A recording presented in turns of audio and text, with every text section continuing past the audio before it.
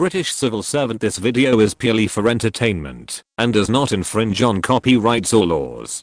The rights to the novel and image belong to the original author. We do not claim ownership.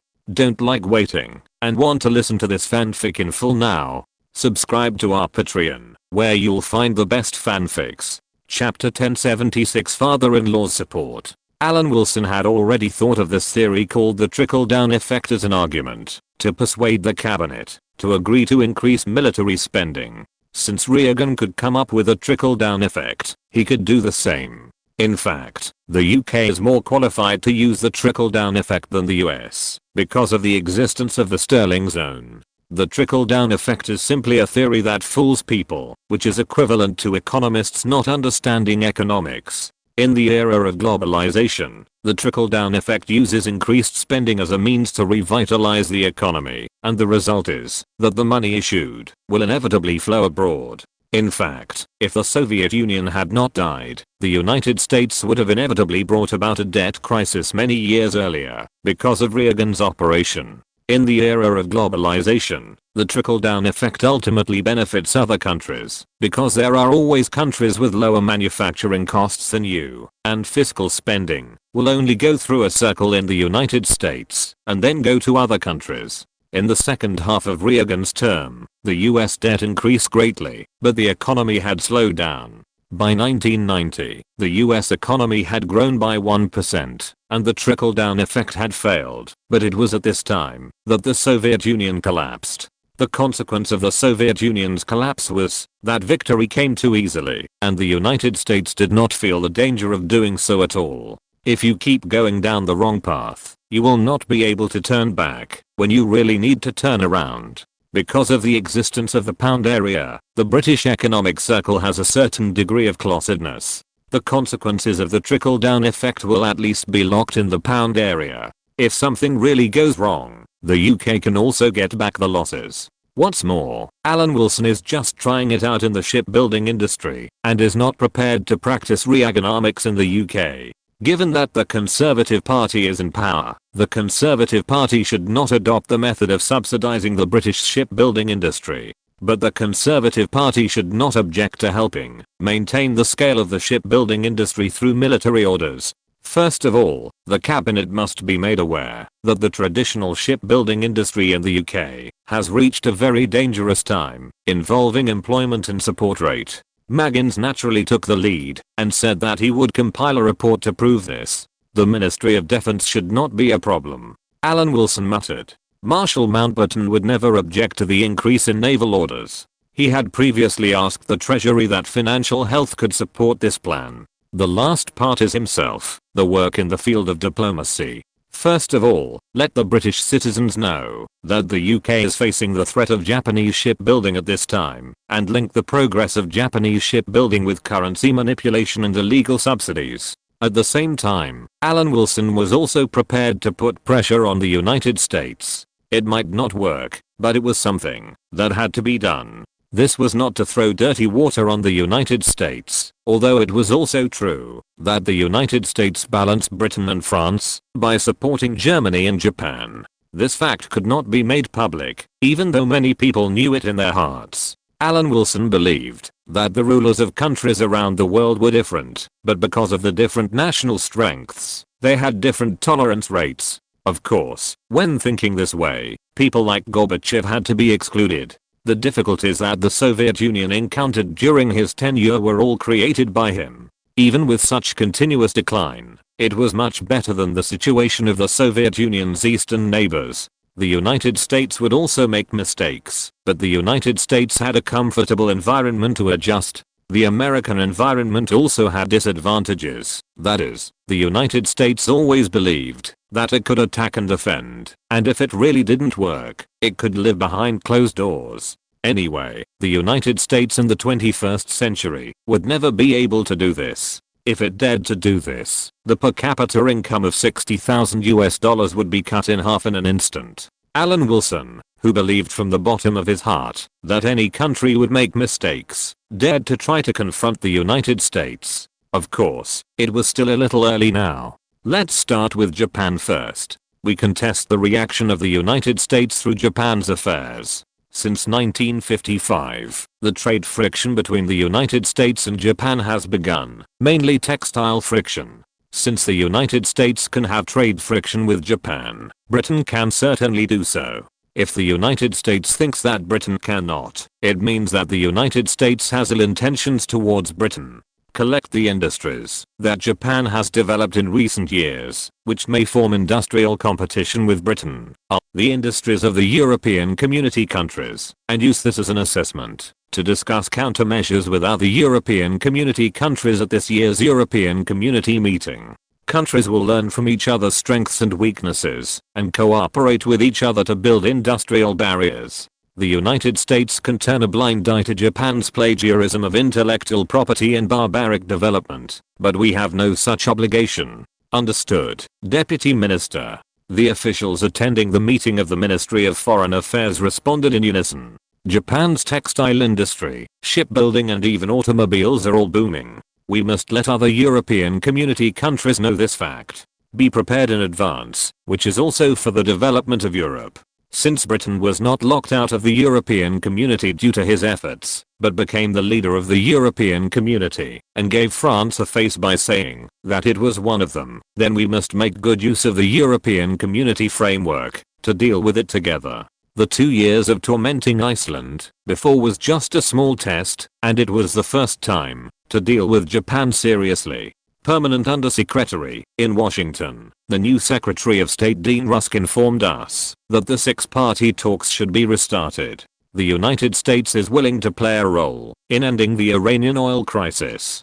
Dixie waited until Alan Wilson had arranged everything before notifying Washington of the request. It was a request, but Alan Wilson did not hear a trace of respect from this retelling. He sneered in his heart, but on the surface he was friendly. We have always hoped that the Iranian oil crisis can have a good result. Let me see Mr. Dean Rusk's resume first, and see who our new friend is. He also has a connection with the UK, which is really troublesome. Alan Wilson looked at the resume of the new US Secretary of State, and it fits the saying that overseas Chinese are the most anti-China. It may not be absolute, but it is almost the same. Rusk was born in a humble family and achieved success through personal struggle. When he was young, he won the famous Rhodes Scholarship at Oxford University in the UK, and then returned home with a master's degree from Oxford University.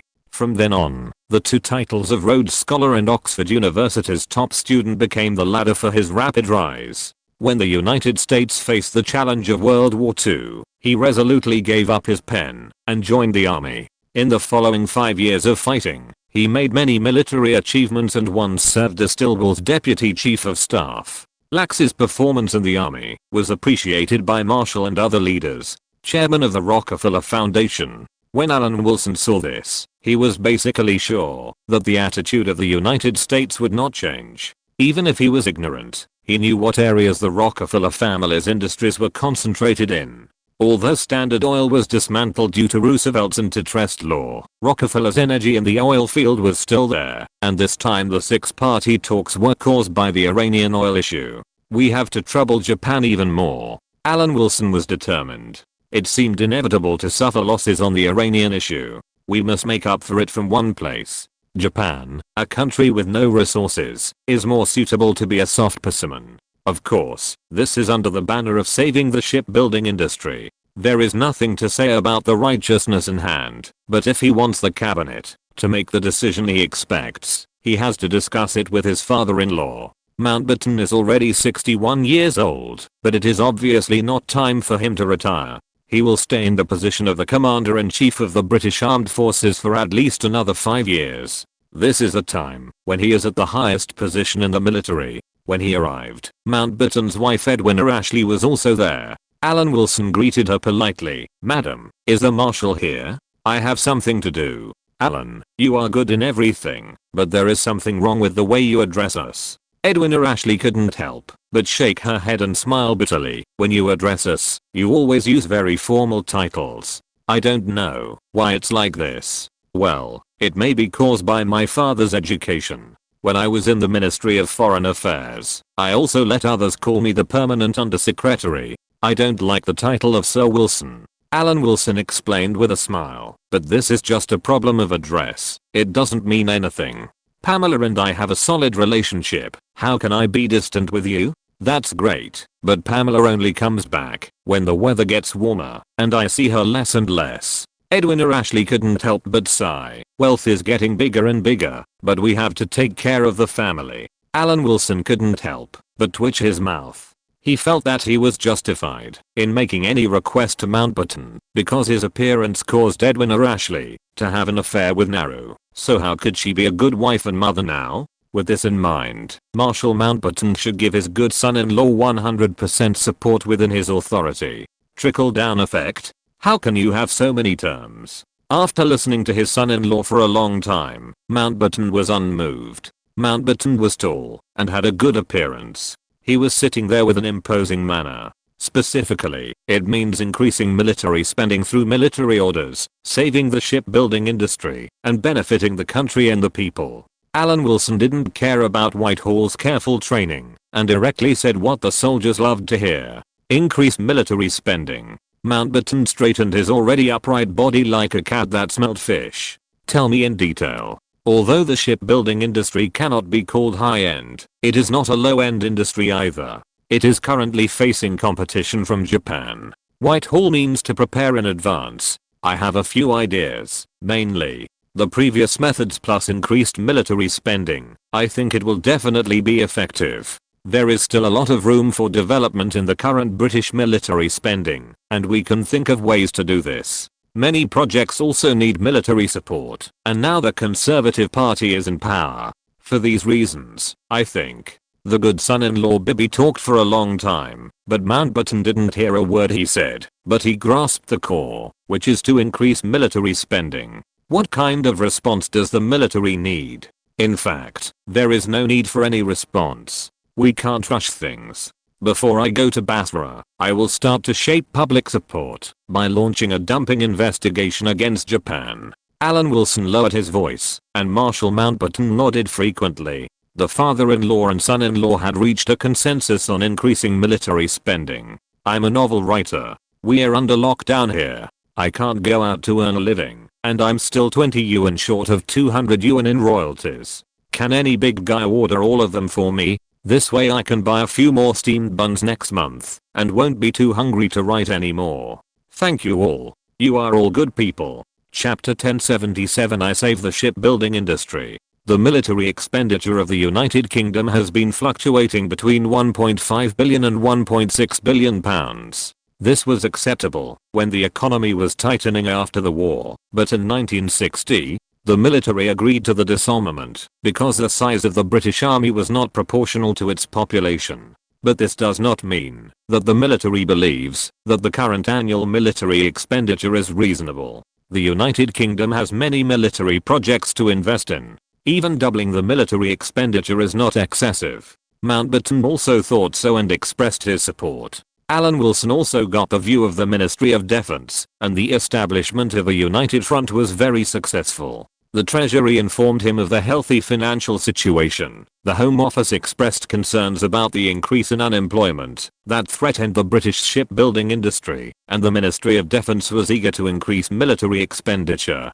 I was in a situation where I had an advantage. Now it's up to him, the Ministry of Foreign Affairs, to create the conditions. First of all, public opinion must be drawn to this matter. It costs money to support a court writer. Obviously, he, a clean-handed permanent deputy minister, does not have the financial strength to do so. He can only ask his wife to solve this problem. I, your husband, will send money. London has improved after years of governance after the smog incident, but Alan Wilson still maintains the good habit of wearing a mask and knocks on the door of Hepburn's apartment. After a long time, Hepburn opened the door with a sullen look on her face, and then turned around and showed the uninvited guest a back view. Audrey, don't do this. Alan Wilson accompanied carefully, following behind the ballflower like a dog.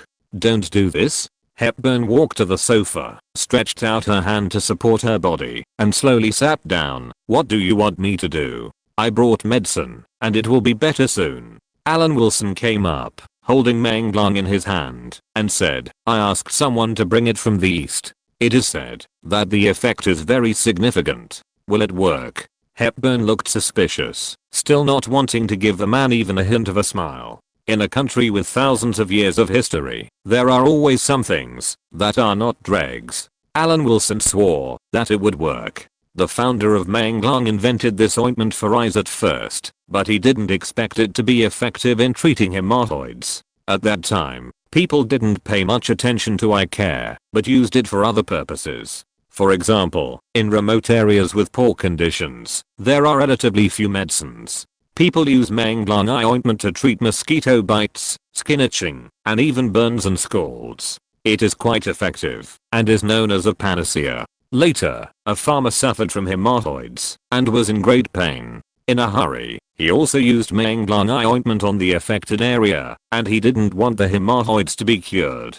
It's like Viagra itself is to make a special medicine for heart disease, but it turned out to be a good medicine for the majority of men. It's good to have ideals, but at a certain time, you can often discover the truth of the world. Without saying anything, Alan Wilson picked up Hepburn to make up for his mistakes in the sequelae of Blood Drought. Before going to Basra, he had better sincerely make the bull happy, otherwise he would be the one who suffers in the end. For Hepburn, the whole process was very embarrassing. She felt very ashamed, but she could only let it go. "You are so shameless." Hepburn, who was pressed down, whispered and scolded. She knew it was definitely not that simple. Alan Wilson turned a deaf ear to him. He was a loyal man. When he was with Hepburn, there was absolutely no trace of other women in his mind. He was educated to tell him that only hard work can succeed. Alas, Hepburn, sighing in her heart, could only let it go and follow her body instincts. Only the sound of joy was left in the room. Good things must be promoted without hesitation. Alan Wilson also considered the welfare of British citizens. He was dedicated to the country without any emotions, and served the society better. He was considering sending someone to a certain big country to talk about large-scale production. If it didn't work, it would be okay to establish an exclusive sales channel. It shouldn't be a problem to be a patent agent. I really should look for some countries with history to see if there are any useful things that they don't realize themselves. Alan Wilson seems to have a new goal in life. Of course, there are experimental products, such as a powerful country. This is not shameless. When people mention stealing, they usually think of South Korea. In fact, it was just known in the era of advanced information. The experts in this field still recommend Japan. When the market was just opened, Europe and the United States did not get out immediately, but Japan responded quickly and entered the market that had been lost for decades. At the same time, it was looking for this somewhat unfamiliar market to develop any unique skills in the past few decades. No matter what industry it was full of Japanese who came in under the name of investment. Some countries with the same system, starting from the Soviet Union, had never heard of the so-called patents, and naturally would not have any ideas in this regard. Since the Japanese said that they would communicate, it would be normal for you to teach me, and I to teach you. They took out their best things to show the Japanese. Zuan paper is the best paper, and has huge economic value. Japan has long coveted the manufacturing process of Zuan paper. At the beginning of the opening up, the Japanese took the opportunity to warmly welcome foreign guests, and had no business confidentiality, to visit the place of origin. The factory manager and technicians accompanied them to visit, and explained each production process in detail, so that the Japanese easily obtained the entire process of rice paper manufacturing. Now Sino-British relations cannot be said to be bad, at least. Alan Wilson only wants exclusive agency rights, and because China has no patent concept, he is the agent of foreign patent rights, in order to protect the smooth development of Sino-British relations. This should not be excessive. For me, this world is really easy to make money. It is better to think about benefiting society. The permanent deputy minister of the Ministry of Foreign Affairs who took Audrey Hepburn to the rocket side. This round of anti-Japanese wave suddenly started, and suddenly appeared in the vision of British citizens.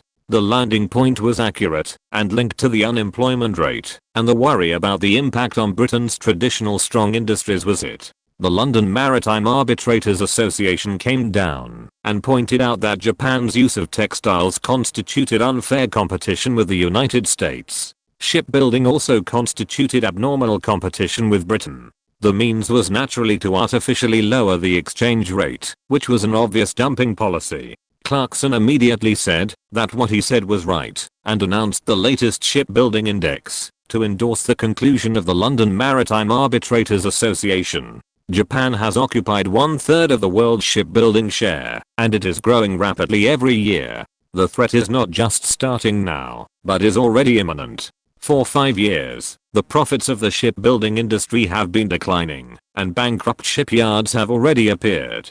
The government must think of a way to save the shipbuilding industry. All major newspapers are unanimous, worrying about the decline of the British shipbuilding industry. The situation has reached the most dangerous time. After all, the shipbuilding industry can bring a large number of jobs, and has been a major part of British employment for 100 years. There are indeed many families affected by British shipbuilding. Once it is linked to the employment rate, the Labour Party will have something to say. Party leader Gates and Shadow Minister Harold Wilson are indignant and accuse the government of inaction. The Conservative Party dare not take this blame. The Labour Party is in a strong opposition state. The successful change of power is not worth celebrating for the Conservative Party. In the House of Commons, Conservative ministers swore one by one to protect the British shipbuilding industry. Some countries are abusing the loopholes of free trade and not abiding by the rules. Aden solemnly stated that he would use all means to curb unfair competition against Britain and even the European community and the Commonwealth.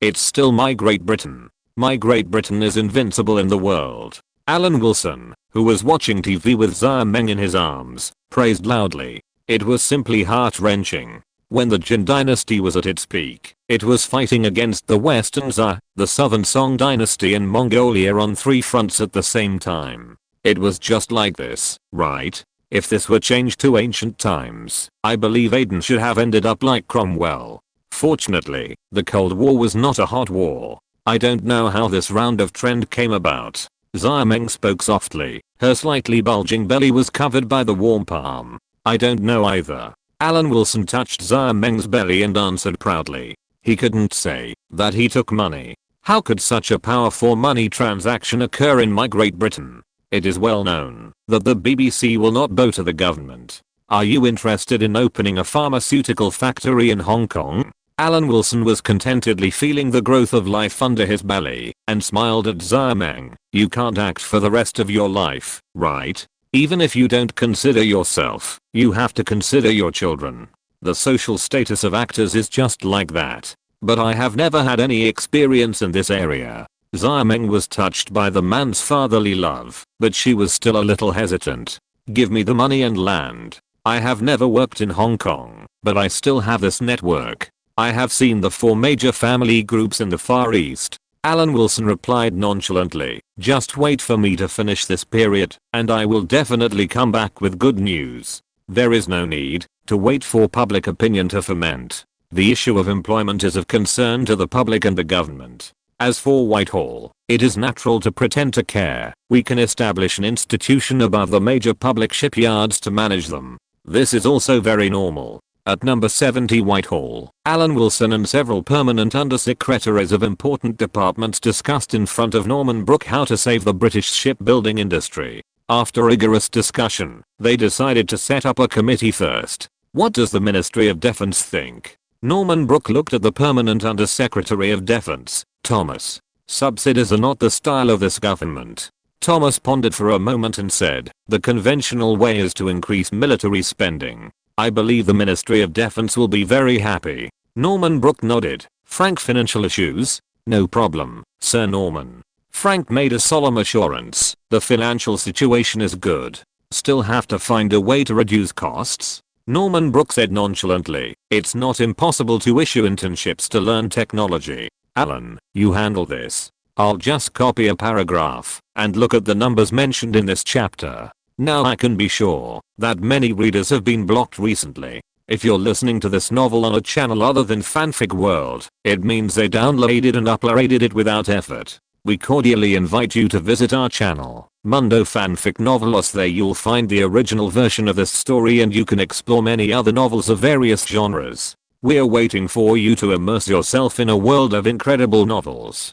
Chapter 1078. To defeat foreign aggression, we must first stable internal affairs. Of course we are well prepared. These students who have already acquired worker skills in vocational schools are paid twice as much as those in Malaya. We attract them by teaching them skills and set a working period of 2 to 3 years. This will not be a problem. It will not delay their precious lives and can solve our problems. Alan Wilson said, taking out the prepared plan and emphasizing, more than a decade ago, I used a similar method when developing Newfoundland. At that time, the conditions were limited. Now, both in terms of skills and age, they are much better than before, and rotation is also easier. But I want to emphasize that student workers who enter some private shipyards must be guaranteed food and accommodation. Once a scandal breaks out, it will make Britain lose face. I hope that the bosses of civilian shipyards can realize that they should not save costs on trivial matters. It is a great thing to have these student workers who only earn 1/3 of the salary in the UK. The issues of various departments have been discussed. The remaining more important, or even the most important issue, is naturally the establishment of the Shipbuilding and Transportation Committee. After all, it is a department that can increase the importance of civil servants, and everyone discussed it much more enthusiastically. Others mainly discussed how many civil servant positions should be arranged, whether they should be formal departments or public institutions. Alan Wilson talked about specific competitive countermeasures, brought out the focus of Japanese shipbuilding, and said, Japanese shipbuilding has a very strong planning aspect. It seems that many countries have learned the Soviet Union's set. So the accusation of the London Maritime Arbitration Association is not wrong.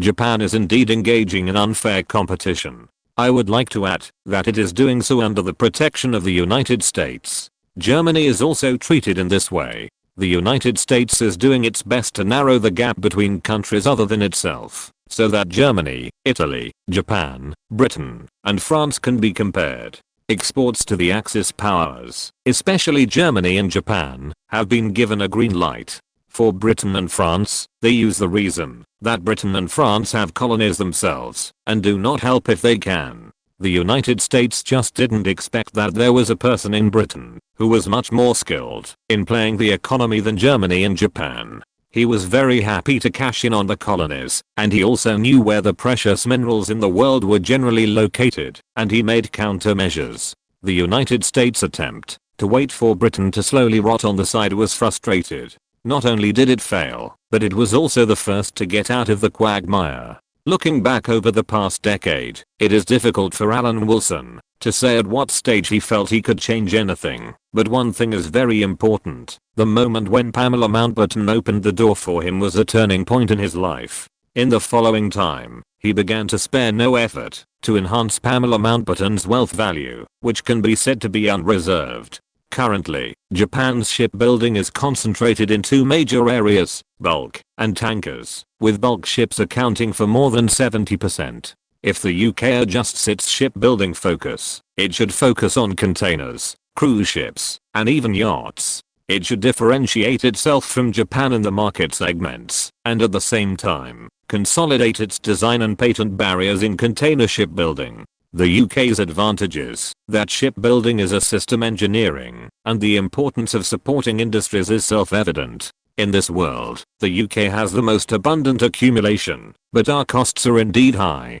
Japan's shipbuilding is not worth mentioning. Even the United States only produced huge output during the war. After the war, US shipbuilding went into decline. The manufacturing cost of British warships is lower than that of the United States, which is also related to the fact that the United States is increasingly unable to spread costs. Therefore, protecting the shipbuilding industry is to protect Britain's national defense. Fortunately, domestic citizens have now expressed their support. While coming up with a general strategy, the discussion on the Shipbuilding and Transportation Committee also yielded results. Many towns around shipyards rely on the income from these shipyards for their livelihoods, which drives local employment. Naturally, this committee cannot ignore the interests of these locals. These shipyards must send officials to take charge, and together with the locally elected mayors, they must work hard to support the shipbuilding industry. The elected mayor may not have much in common with Whitehall, but the civil servants under him must listen to Whitehall, so this kind of organization can do it.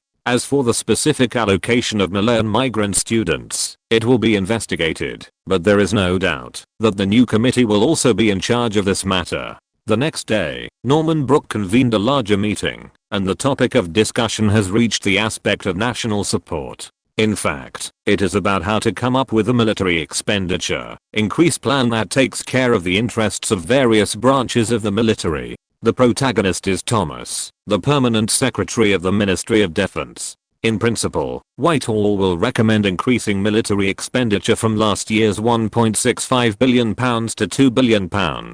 Even if it cannot be done, the military expenditure of the Army, Navy, and Air Force must be increased by 100 million. In order to balance the interests of various branches of the military, it is inevitable to discuss the allocation of military expenditure. The Royal Navy has something to say, adding to Queen Victoria-class aircraft carriers, increasing the total number of ships to be built to 5. There are also projects for strategic nuclear submarines and attack nuclear submarines. The Army has a plan to build Chieftain tanks, and the Air Force has projects for TSR to attack aircraft and Belfast strategic transport aircraft. Each branch of the military is staring at any funding like a wolf, and each plan looks ambitious. From this point of view, the increase in military spending discussed in Whitehall may not be enough.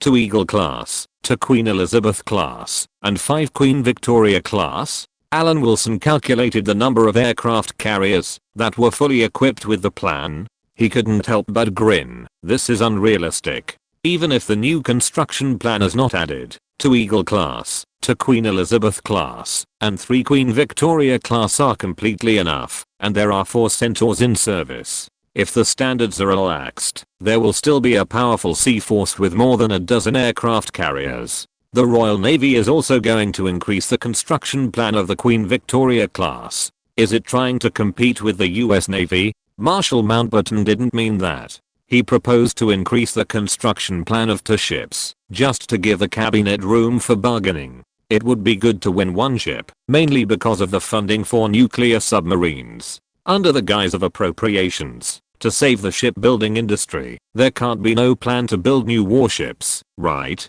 This doesn't make sense. Belfast Strategic Transport Aircraft Project? Norman Brook suddenly spoke up and looked at Alan Wilson. I remember it has been integrated into Pamela's industry? Yes, I know about this. Alan Wilson sat upright, waiting for the next words. It is very important to save costs as much as possible. Norman Brook nodded. The costs of naval and air force projects are too high, and it is not easy to pass the cabinet. Financial issues are still taken seriously by this government, even when making plans to increase military spending. Britain is not the United States. The United States has an economic output of more than $500 billion US, which is 3 times the size of the United Kingdom, and military spending is more than 10 times that of the United Kingdom.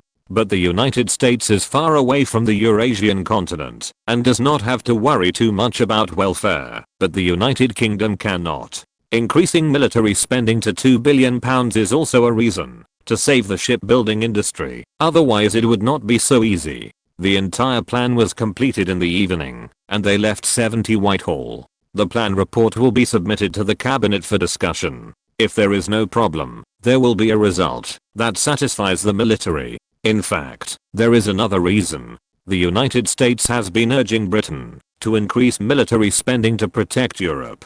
Britain can use this to show its sincerity. Alan Wilson, wearing a mask, arrived at Hepburn's apartment and started today's maintenance trip. I think it's okay. Alan Wilson bent over and felt that he had completely recovered. I don't know why Hepburn still felt uncomfortable. Look closer, it's not healed at all. Hepburn urged the man with her back to him, as if she felt that the man was perfunctory and had no sincerity at all. Did you see it clearly? It's okay. Alan Wilson could only take the ointment and get closer. He is a permanent deputy minister of the Ministry of Foreign Affairs.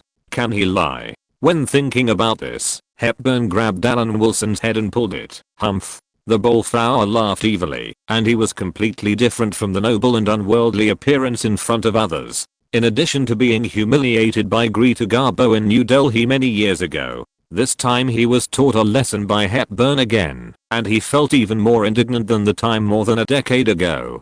This has formed an impact on the three views of the permanent deputy minister. Hepburn is such a person. Even when he went to work at the Ministry of Foreign Affairs the next day, he exuded an aura of keep away from strangers, clearly telling the people in the Ministry of Foreign Affairs that his boss was in a bad mood today, and they should not come up to him to cause trouble. Secretary General, the High Commissioner of Malaya sent a telegram, and is processing the student workers to come to study in the mainland. When Wick stood in front of his boss to report, he felt uncomfortable all over, and his voice became smaller and smaller. Well, good. Alan Wilson picked up the water cup, licked his lips, and said with a long face, "Tell the High Commissioner of Malaya about this, as soon as possible, and tell him the benefits honestly, that's it." Wick was a little surprised. What medicine did Alan Wilson take today? Normally, he should have given instructions in detail, especially when it comes to the Malayan issue.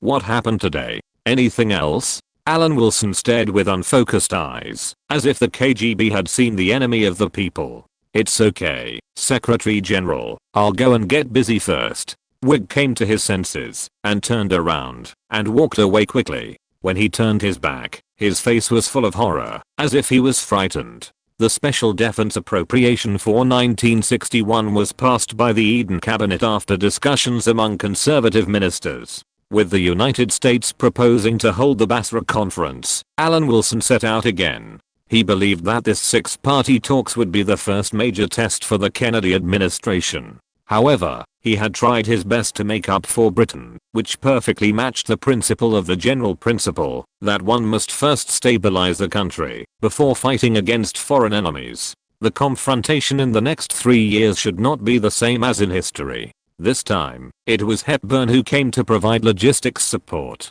After recovery, the roles of the two were reversed. Chapter 1079 Aden Scandal. Finally, I came to the place where civilization started again. After arriving in Basra, Alan Wilson was full of emotion. His eyes seemed to have traveled through thousands of years, and could see the magnificent Sumerian civilization. This man seemed to be literary all of a sudden. Hepburn wore a mask and big sunglasses, and her eyes behind the lenses were full of curiosity. A permanent deputy minister of the Ministry of Foreign Affairs became relaxed after leaving the UK. The two did not delay for too long at the airport, and Hepburn left by car. An hour later, the two lived together at the Windsor Castle Hotel. The familiar Arab robe covered the whole body, and Arab Wilson appeared again. During this period of time, Alan Wilson also communicated with the Indians. Hepburn was not very interested in this kind of thing, but since he came, he still asked about the situation. "Indians? Ha." Alan Wilson smiled contemptuously. "Always think how important you are, but in fact, in the eyes of the British, they are not as good as Egypt. Pulling India here is just to make up the head. The things discussed have nothing to do with India, and India can't expect to get any benefits. That is also an ancient country." Hepburn's life experience is not very down to earth, but she also maintains a lot of kindness. That's right, so India is still qualified to participate in the six-party talks. If Egypt is allowed to participate, the Iraqis will be dissatisfied. Alan Wilson shook his head, expressing the difficulty of balancing work. These descendants of ancient civilizations have too heavy historical burdens. If one is supported, and the other is not, the other will definitely feel uncomfortable. Egypt and Iraq have this kind of relationship. In terms of history, the ancient Egyptian and Sumerian civilizations complement each other. Don't think that the two countries don't care about ancient civilizations, just because the two places are now dominated by Arabs. In Alan Wilson's memory, the national anthem of Iraq during Saddam's period had lyrics praising Sumer, Babylon and Assyria. Iraqis are also proud of the civilization of the Mesopotamian region. As for ancient Egypt, it is also regarded as a national pride by Egyptians, even though most people speak Arabic. I thought these countries would have a sense of mutual respect. Hepburn was as simple as a blank sheet of paper in this regard. Her first reaction after hearing the man's words was disbelief. If you meet Egyptians in the future, never mention India in front of them. Alan Wilson reminded the players, Egyptians don't have a good impression of India. There are Indian scholars in Egypt who question the ancient Egyptian civilization. Indians say that the ancient Egyptian civilization is fake, especially the scholars represented by Singh, a famous scholar during the British Indian period. As for why the Egyptians knew that Alan Wilson, the permanent undersecretary, was just a job. Alan Wilson is a keyboard master, so he naturally knows what is wrong with men who are keyboard masters. Historical topics have always occupied a large part of the conversations between keyboard masters. This principle is universal. Because of this, it is right to provoke countries in historical issues. For Britain, it can be effective without paying any cost, so why not do it? Iraq has no civilization. Sumer and Babylon were all created by the British. Egypt's shitty pyramids were created by Napoleon. There is no other choice. Similarly, there is no ancient civilization in India. Do you know whether the archaeological discoveries made by Britain when it established British India are true or false? The whole set of questioning theories must be carried out with ancient Egypt as a core. The reason is very simple. Egypt's discoveries in the field of archaeology are too hard. If Egypt can be defeated in history, all civilizations in the world can be defeated. The Hoover Pyramid in people's impression is actually just one of the more than 100 existing pyramids in Egypt. There are also pyramids that only have a rough outline.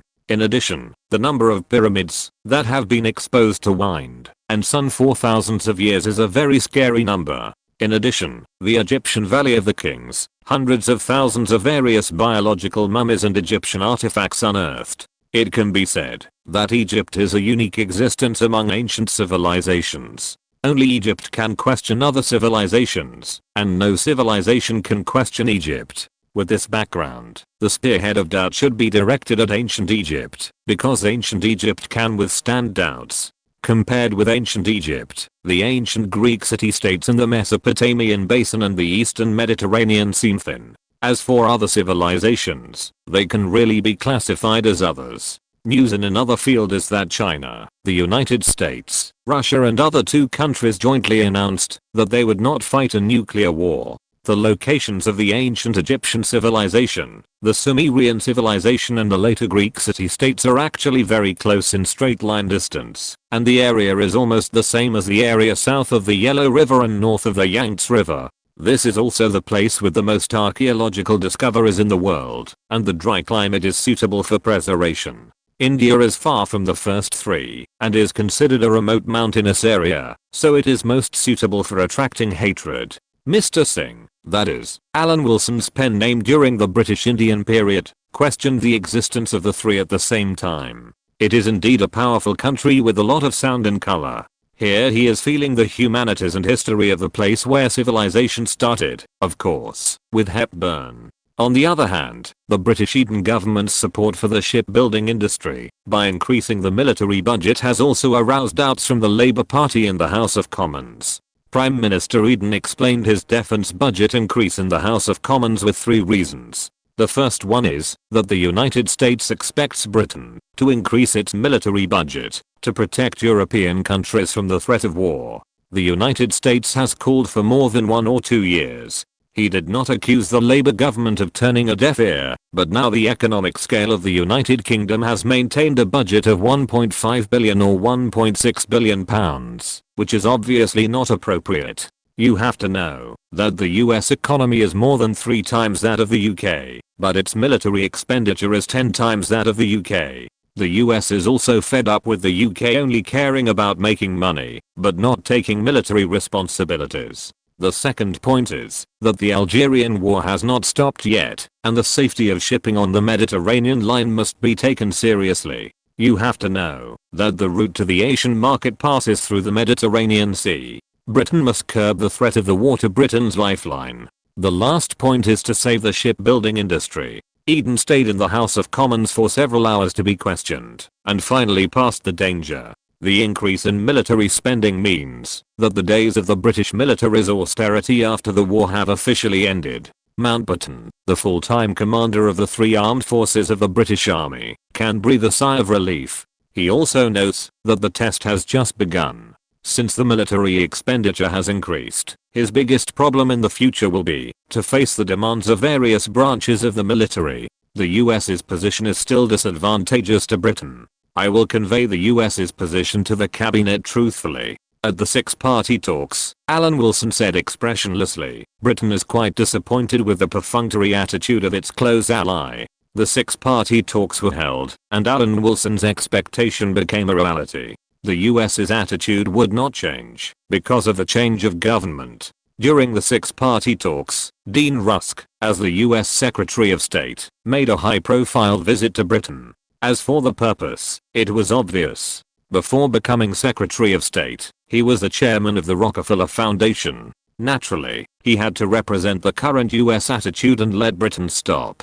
The United States was dissatisfied with the framework of the six-party talks, and so was the Kennedy administration. Eden was very welcoming to Dean Rusk, but after the meeting, he knew that the attitude of the United States had not changed, and his reaction was cold. This is unfair to Britain. The most important issue for the United States now is to respond to the Soviet Union's aggressive and tough response, and the most important thing is to respond to the Soviet Union's space technology threat. I think President Kennedy should understand who is the country that can really challenge the status of the United States.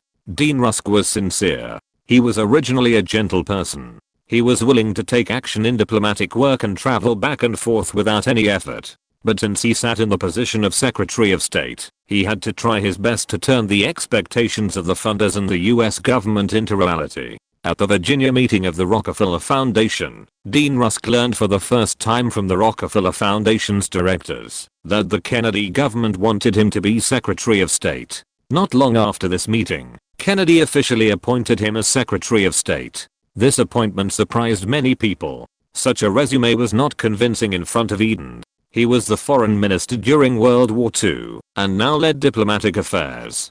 Dean Rusk's trip to London this time was naturally unsuccessful. Also in Basra, Alan Wilson, who bid farewell to his old friend Smith, and welcomed his new friend, was still killing time in a humble and unyielding manner. It was true that the attitude of the United States had not changed, and the attitude of Britain had not changed either. The atmosphere of the entire conference hall was dull and drowsy. Before the meeting, it was known that the meeting would not produce any results, so the representatives of various countries naturally waited for the meeting to adjourn. For him, being able to delay for one day was a victory, and it naturally did not matter whether there was any breakthrough progress. In Washington, Dean Rusk returned from his visit and reported the attitude of Britain to the Kennedy administration. There is no progress. Eden is like Churchill, unreasonable, as if living in the last era. Well, Kennedy made a long nasal sound and then said, Dean, you have worked hard too.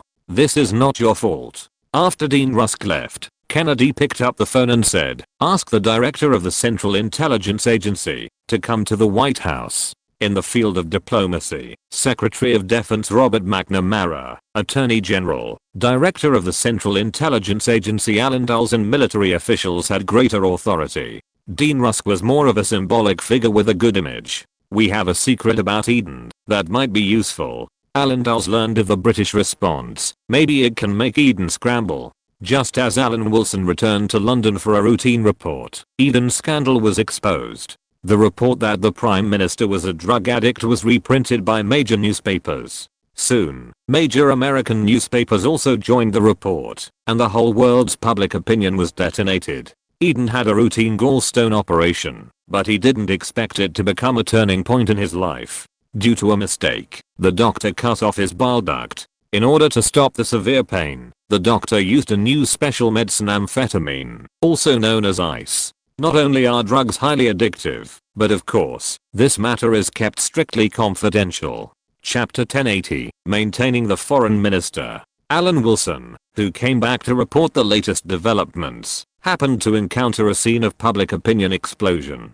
It was a historical fact that Eden met a quack doctor and became addicted to drugs. Alan Wilson knew it, but he didn't know whether his presence would affect Eden's condition. Obviously, it didn't affect Eden, and Eden met the quack doctor again. This is impossible for ordinary people to know, and this time is too coincidental. Alan Wilson asked Hepburn to take away the antiques given to him by Iraq. After getting off the plane, Alan Wilson went straight to Whitehall. At this time, Whitehall was in a mess because of the scandal that broke out in the current government, thinking about how to get away with it. Before he showed up, Norman Brooke had launched a leak investigation to find out who leaked the Prime Minister's personal privacy. This was also Aiden's first reaction. What the citizens of the country are concerned about now is the truth of this matter. Alan Wilson came in a dusty way. He had already made a judgment in the taxi when he arrived at Whitehall. Considering that Macmillan was the second in command of the Conservative Party, the Prime Minister still needed to be saved. If it is well founded and there is nothing shameful, there will be no problem in telling the truth. If you cover it up with lies, the opposition will also seize on it, and now the citizens know it. There is no point in lying. In 70 Whitehall, in front of a group of colleagues, Alan Wilson pointed out the essence of this crisis. How to get through the crisis safely. The chance of covering it up with lies is very small. It is best to be honest. Of course, this requires Eden to make his own judgment. I want to talk to the Prime Minister. Norman Brooke picked up the microphone. Take the phone to 10 Downing Street. Is the Prime Minister here?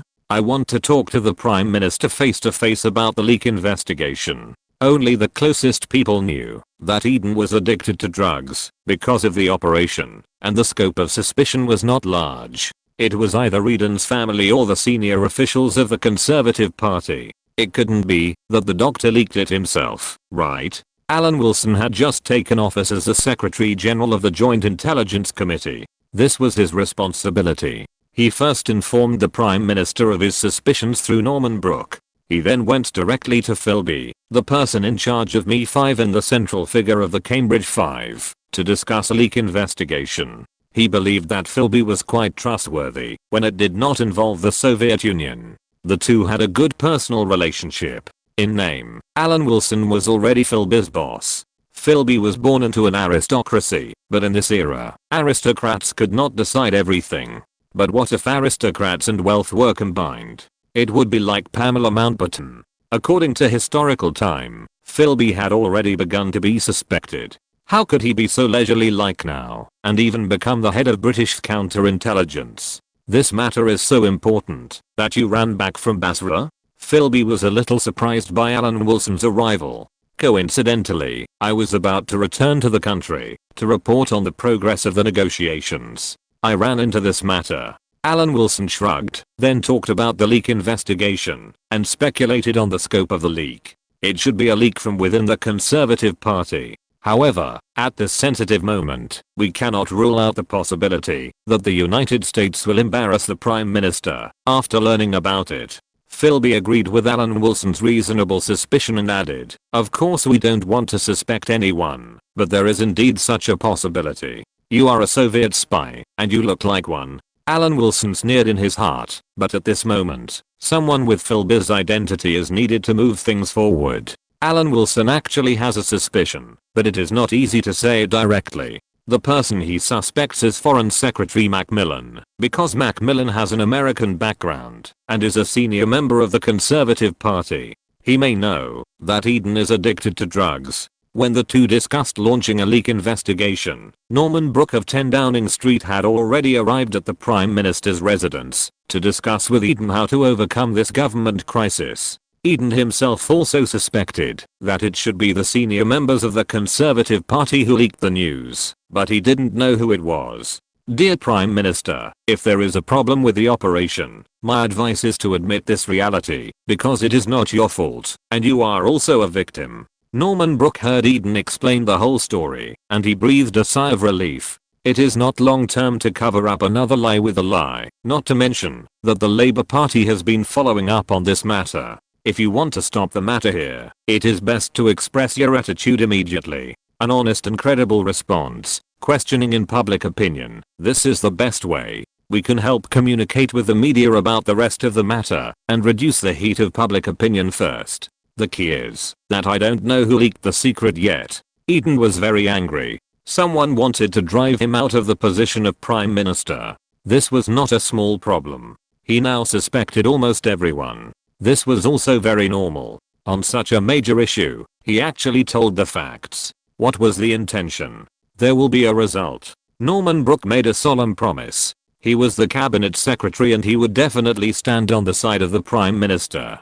he would stand on the side of whoever was the prime minister. It cannot be limited to the country. There are Americans involved. It was not too long ago, and he could recall that he had just rejected the Americans' advice. We can't rule out this possibility. As for Kennedy, we naturally have a way to engage in a war of words. Norman Brooke pondered for a moment and pointed out that there were a lot of gossips about Kennedy, so it was very easy to find materials. Of course, this requires the cooperation of the media. Britain is not afraid of counterattacking the United States and the media. Having said that, except for the option of going to war and not wanting to fall out over economic issues, Britain seems to be not afraid of the rest of the fields. The reason for not wanting to fall out in the economic field is mainly that they don't want the British economy to be affected, which may cause a backlash from voters. The most important thing now is that Eden should appease the voters' doubts first. Drug dependence? It's not a big deal. There is no word for drug addiction in English. Instead, there is a neutral word for drug dependence. Although most people know that drug dependence is not a good thing, it can still be turned around. In fact, in the languages of various countries, Britain has taken the lead in drug dependence, and similar words are similar, except for China. Another name for the International Day Against Drug Abuse and Illicit Trafficking is the International Day Against Drug Abuse and Illicit Trafficking. The term drug addiction was first coined in China, appearing around the Opium War. King officials regarded opium as a poison, which appeared in the memorials to Emperor Daoguang, and later influenced the name of opium in China. With this background, although Eden did have a drug addiction, in the environment of most countries, it was not unforgivable. After all, he encountered a quack doctor and became addicted to drugs during the treatment process, which was excusable. After 2 days of heated public opinion, after repeated consideration, Eden decided to follow the advice of Whitehall and face this matter with an honest attitude. After all, Eden still has a high support rate among conservative voters. Facing the problem and explaining it directly, it is not a problem to pass. In 2 days, Mi5 had found the doctor who had performed the surgery on Eden. At the same time, they were waiting for the results of the questioning in the House of Commons. Eden admitted the authenticity of the report in the House of Commons. I do have drug addiction. During an operation 8 years ago, due to a medical accident, the doctor used an excessive amount of anesthetics to relieve my pain.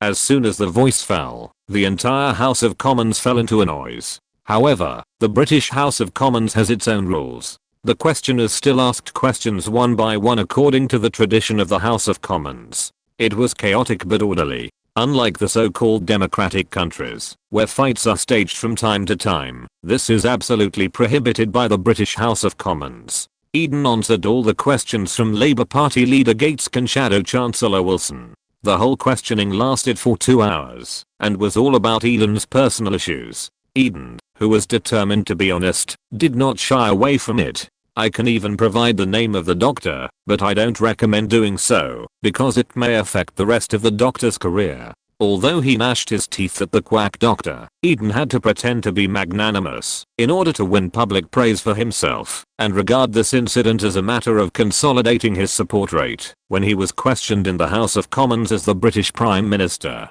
Finally, the questioning ended, and Eden left the House of Commons, as if he had been pardoned. He was ready to return to the Prime Minister's residence and turn on the TV. As long as he saw the clips on TV, he would know whether public opinion supported him. The reports on Kennedy focused on relationships between men and women, such as his chaotic relationship with that woman. I heard that Kennedy was a quick shooter, and it is a duty to dig out the truth. Alan Wilson, who presided over the meeting of the Ministry of Foreign Affairs, was arranging the counterattack task without any personal prejudice. Wouldn't it be a bit mean?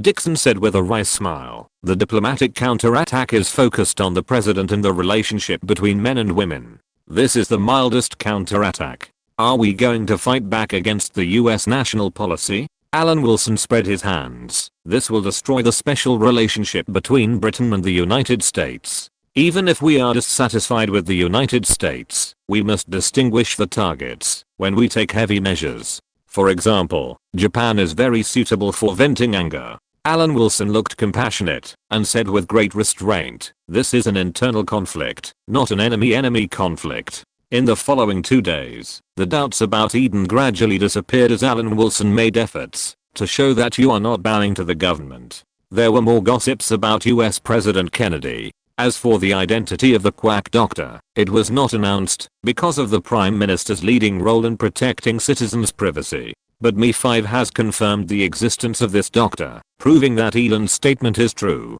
This is just the surface. The most critical issue, which is also the most concerned issue for the Prime Minister, is who leaked the secrets. Mi5 began to check the suspicious candidates one by one. It absolutely cannot be Macmillan. He is the Foreign Secretary and the second in command of the Conservative Party. Moreover, he is my minister. If anything happens, it will affect the work of the Ministry of Foreign Affairs. Alan Wilson righteously supported his minister and sternly warned Mi5 that the leak investigation should not be traced to the Foreign Secretary, but other ministers could be investigated. Chapter 1081, allied with the Soviet Union to resist the United States. The noise and commotion were hidden under the seemingly stable political situation. After a brief period of doubt, Eden's approval rating steadily recovered. Drug dependence is not an unforgivable crime for the UK, let alone excusable circumstances. It's not China. We in the free world have coexisted with drugs for a long time. When necessary, we can even declare drugs legal and solve this problem completely. Of course, this is the unique treatment of the United States, the beacon of mankind. Britain, a mere outdated overlord, should not think of being the first bird in such a matter. However, there is still a way to fight back in another field. Kennedy's romantic affairs and the public opinion that Kennedy is a quick shooter in the news spread at an alarming speed in the UK. For the British public opinion ability, the national border is not an obstacle. Soon, the public opinion focused on Kennedy rushed out of the UK and went to the world. The counterattack on North America is just around the corner. Alan Wilson looked like he had the advantage. After reading a few newspapers, he found that the old imperialism was invincible. The key is that it is not only the British who are interested in the things of the lower three roads. Otherwise, why is the Sun so popular? Americans are also interested, not to mention that different newspapers in the United States have their own supporting parties just like the British. There is no risk in attacking the president's private life, so why not do it? Americans are more concerned about digging into their president's love history than the British, and have made great progress so far. The night soil collectors carefully combed through all the women who might be related to the president. Kennedy's lovers included a number of popular female artists and young female assistants in the White House. Among them, at least 8 are named, such as Angie Dickinson, a beautiful actress who was always shy when talking about her affair with Kennedy, Judith Campbell-Exner, who was between the gang boss and the president, and was under close surveillance by the FBI, and Vanilla Post, a Swedish lover who received 11 handwritten letters and 3 telegrams from Kennedy to confide his heart. Mimi Alford, a slim and very beautiful intern at the White House press office. Marilyn Monroe, who dreamed of becoming the First Lady. Pamela Turner, the First Lady's press secretary, and 2 White House secretaries who were nicknamed Chatty and Nonsense. In addition, there were a group of Hollywood actresses and call girls that Kennedy met on various occasions. This era was a time of transition between the old and the new, and even in the United States, a large number of people were dissatisfied with a man having so many ladies of the same status as his wife. But Kennedy was indeed a very charming person, so supporters supported him more, and opponents opposed him more. If the Vietnam War had broken out, Kennedy would not have been so troubled. The Vietnam War destroyed the American view of such things, and shaped the American version of the Beat Generation. Alan Wilson made a judgment on the appearance of Kennedy's Swedish mistress, Nella Post, that she was not as good as Greta Garbo. Alan Wilson went to 10 Downing Street. It was Prime Minister Eden who asked him to go. It is undeniable that he was relieved for the beloved Prime Minister, which made Eden very satisfied. Eden was also concerned about who might be the leaker, and attached great importance to it. If we make comments on the internal affairs of the Conservative Party, it may undermine the neutral image of Whitehall. Alan Wilson pondered for a moment and said, but there is no problem with the doctor. This can be ruled out first. Could it be that the Prime Minister's family accidentally leaked it? Alan Wilson first ruled out the doctor's problem, and then took the opposite attitude to provide the possibility that the Prime Minister's relatives leaked the information. In fact, there is only one function, which is to lock the scope of suspicion on the top leaders of the Conservative Party. My family can't leak the drug addiction. Eden flatly rejected this suspicion, and followed the two possibilities ruled out by Alan Wilson, and began to doubt the Conservative Party. Investigating a minister is not an easy thing after all. Alan Wilson was a little embarrassed. Even if it is the Prime Minister's intention, it is quite difficult for us as officials who implement the cabinet's instructions. To be honest, it may cause trouble for us in the future. Today's MPs and ministers may be tomorrow's Prime Ministers. If the person under investigation, even if it is a secret investigation, becomes the Prime Minister in the future, then Alan Wilson, the direct leader of the investigation and the Secretary General of the Joint Intelligence Committee, will not be at risk of being counterattacked. Eden is also very clear about this. It cannot be ruled out that someone is spying on the artifact, and someone in the Conservative Party wants to replace him as Prime Minister. Your suspicion is justified. Aiden nodded solemnly and whispered, so it should be done in secret. We certainly don't doubt any talent who is motivated to benefit the country, but to some extent, it is also to safeguard national interests. At this sensitive moment, someone is undermining Britain's determination to safeguard national interests, which is unforgivable. I understand, Prime Minister. Feeling the Prime Minister's determination to safeguard national interests, Alan Wilson also went a step further in his thinking, and then asked, I heard that the Prime Minister wants to invite Soviet astronauts to visit Britain, and the Ministry of Foreign Affairs is confused about this.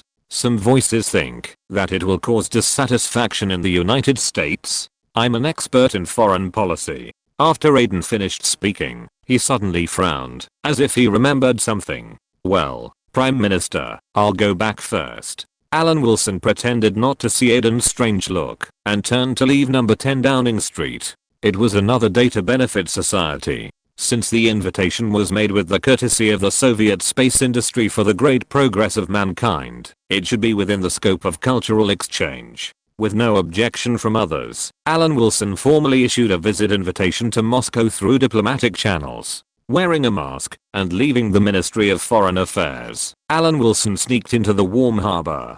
Hepburn also noticed the recent gossip. It seems that many people in the United States support Kennedy. So we hate him. We are British. Alan Wilson answered without thinking. Although there is no direct evidence, the timing is too coincidental. The cabinet has launched a leak investigation. You don't look very happy. Hepburn judged from the subtle expression on Alan Wilson's face. You can't check everything, right? What if you find something?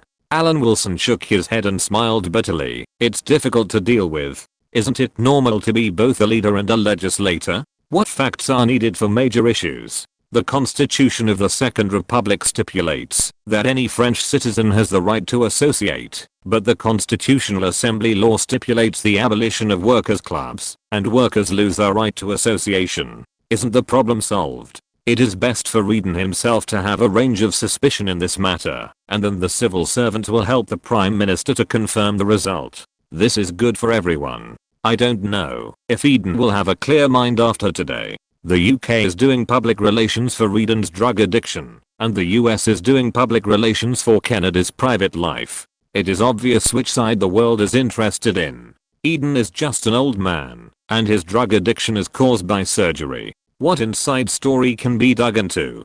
Kennedy is different. He has a strong background, is young and rich, and the scandal is about a man-woman relationship, which is something that the public likes to hear and hear. It is very difficult to suppress the heat. Soon, the news about Eden has cooled down in the UK, while the reports about Kennedy have intensified. Although Kennedy is favored by the press and the public, there are more and more negative news about his private life. There are so many that they must respond. This time in the competition in the field of public opinion, your father is still your father. In the public opinion of the English-speaking world, Britain and the United States are equally matched and have a broad foundation. Starting from the bottom three to fight back, it quickly affected the entire English-speaking world.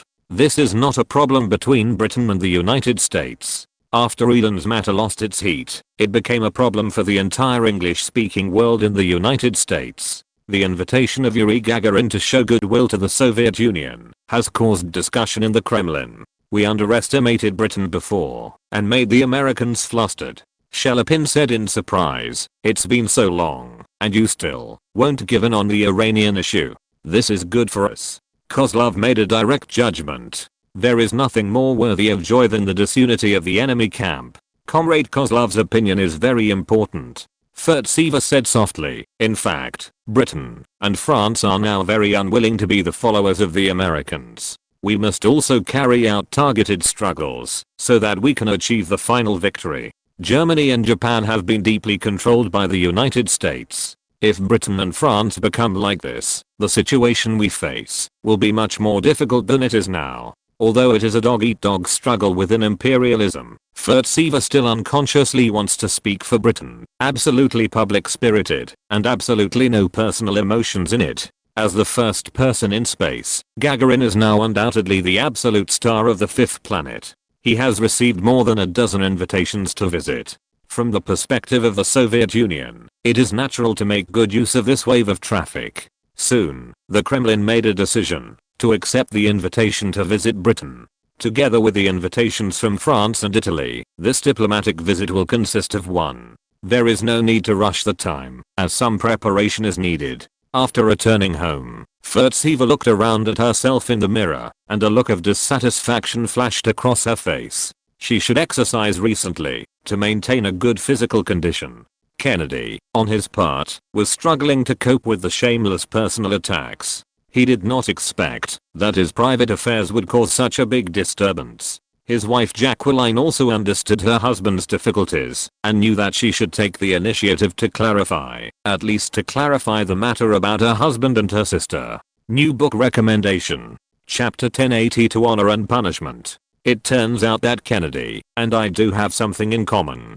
Jacqueline's rumor busting about her brother-in-law and sister-in-law quickly spread to Britain and this era of globalization. Alan Wilson couldn't help but sigh that both of them were talented people and should have been good friends, but they had to serve their own masters. Of course, this was the only thing they had in common. He believed that with his own caution, he would not run into a mentally ill person. Alan Wilson still believed that the Kennedy problem would eventually be solved by the Americans themselves. To be able to end the curtain in that way, it was not as simple as offending 1 or 2 people, or 1 or 2 forces, but arousing public indignation, to be executed in public. In the United States, a country with many parties and many interest groups under the rule of law, who has such a great power to attack the Kennedy brothers? When the president and presidential candidate were assassinated twice in a row, the truth could be concealed from the public. The answer is only the US government, that is, the US government composed of many senior politicians and interest groups. No one person, or a collective of arms dealers, has such a great ability to kill the president and presidential candidates. Don't worry, just wait patiently. Alan Wilson has to fill the report of the leak investigation with useless content. Even if he takes time to eat melons, he can't always care about things outside the UK. Now the crisis public relations about Eden has ended. Voters have chosen to forgive the Prime Minister for his drug addiction. Of course, Eden himself has publicly stated that he will quit drug addiction to prevent drug addiction from affecting his judgment of government affairs. This is of course false. Alan Wilson learned from Norman Brooke that Eden is now suspicious of the Conservative Party, but he didn't make a big move because the Labour Party was eyeing him. He also has to accept questioning from the House of Commons. The current shadow foreign secretary is Harold Wilson. The Labour Party has always been very concerned about whether Britain's position on the Iranian oil crisis has been shaken. Busy accepting questioning and launching a leak investigation is the work that Alan Wilson is facing recently. You can't check everything, right? But you still have to pretend to do your best. I don't know the health of the Prime Minister. In fact, I haven't met the Prime Minister many times. Mrs. Thatcher, a backbencher, looked at the old acquaintance in front of her and pretended to be calm to cooperate with the other party's questioning. Margaret. Alan Wilson was interrupted by Mrs. Thatcher as soon as he opened his mouth. It's better to call Mrs. Thatcher, Sir Alan. Work is work. It's better to be formal. Okay, Mrs. Thatcher. Alan Wilson showed a bitter smile, as if he was sad because of the estrangement between the two. Then, respected MP, I don't have any special questions. But please keep today's inquiry confidential and don't disclose it to others. And the same goes for your husband. Alan Wilson, who finally had a chance to communicate with Mrs. Thatcher again, tried his best to resolve the awkward atmosphere between the two. If possible, he hoped that the two could live in peace in the future. The conversation was very dull. Compared with many years ago, it seemed that the past could not be recalled, which made people feel a lot. Finally, the questioning ended, and Alan Wilson stretched out his hand as a farewell. Mrs. Thatcher hesitated and shook the hand she stretched out. Then she watched the man's back disappear from her sight, and she retracted her gaze after a long time. At 10 Downing Street, the Prime Minister's official residence, Norman Brooke was also discussing some job adjustments with Prime Minister Eden. As for diplomatic affairs, Norman Brooke praised him highly. Colleagues believe that the current diplomatic team is the strongest since the war. In addition to your personal concern, Foreign Secretary Macmillan also deserves credit. Alan said that the Foreign Secretary's work attitude is admirable, and he has nothing to help with. You can't say that, right? Eden frowned. He was not happy about the praise from the Cabinet Secretary. How could it be? If it weren't for the Foreign Secretary's visit to New Delhi, how could we make India listen to Britain? You know, Nehru is now wholeheartedly trying to make India a powerful country. In fact, he is a very difficult person to deal with. He is not only the Prime Minister, but also the Foreign Minister and controls the whole of India. Norman Brooke was full of admiration. Including India in the six-party talks can definitely be called a masterpiece. This is recognized by everyone. In fact, I think Macmillan can be concerned about more things. The country still has a lot of things to care about now. Eden spoke his thoughts word by word. Norman, a country cannot have only diplomacy. Of course, this is just an immature idea of mine. What if the Ministry of Foreign Affairs is widely loved by Macmillan? The Ministry of Foreign Affairs and Whitehall love every government. Norman Brooke responded seriously, and then changed the subject. Our responsibility is to ensure the stable operation of the government. What if Macmillan leaves suddenly? Will the government's decision be misunderstood? I think we can try another way. What way? Eden asked as soon as he heard it, waiting for Norman Brooke's answer. There are not many options for changing departments. After all, the Ministry of Foreign Affairs is an important department. I think, in exchange, can Macmillan have a part-time job first? I think he can be arranged to be the president of Oxford University first, so as to dispel doubts.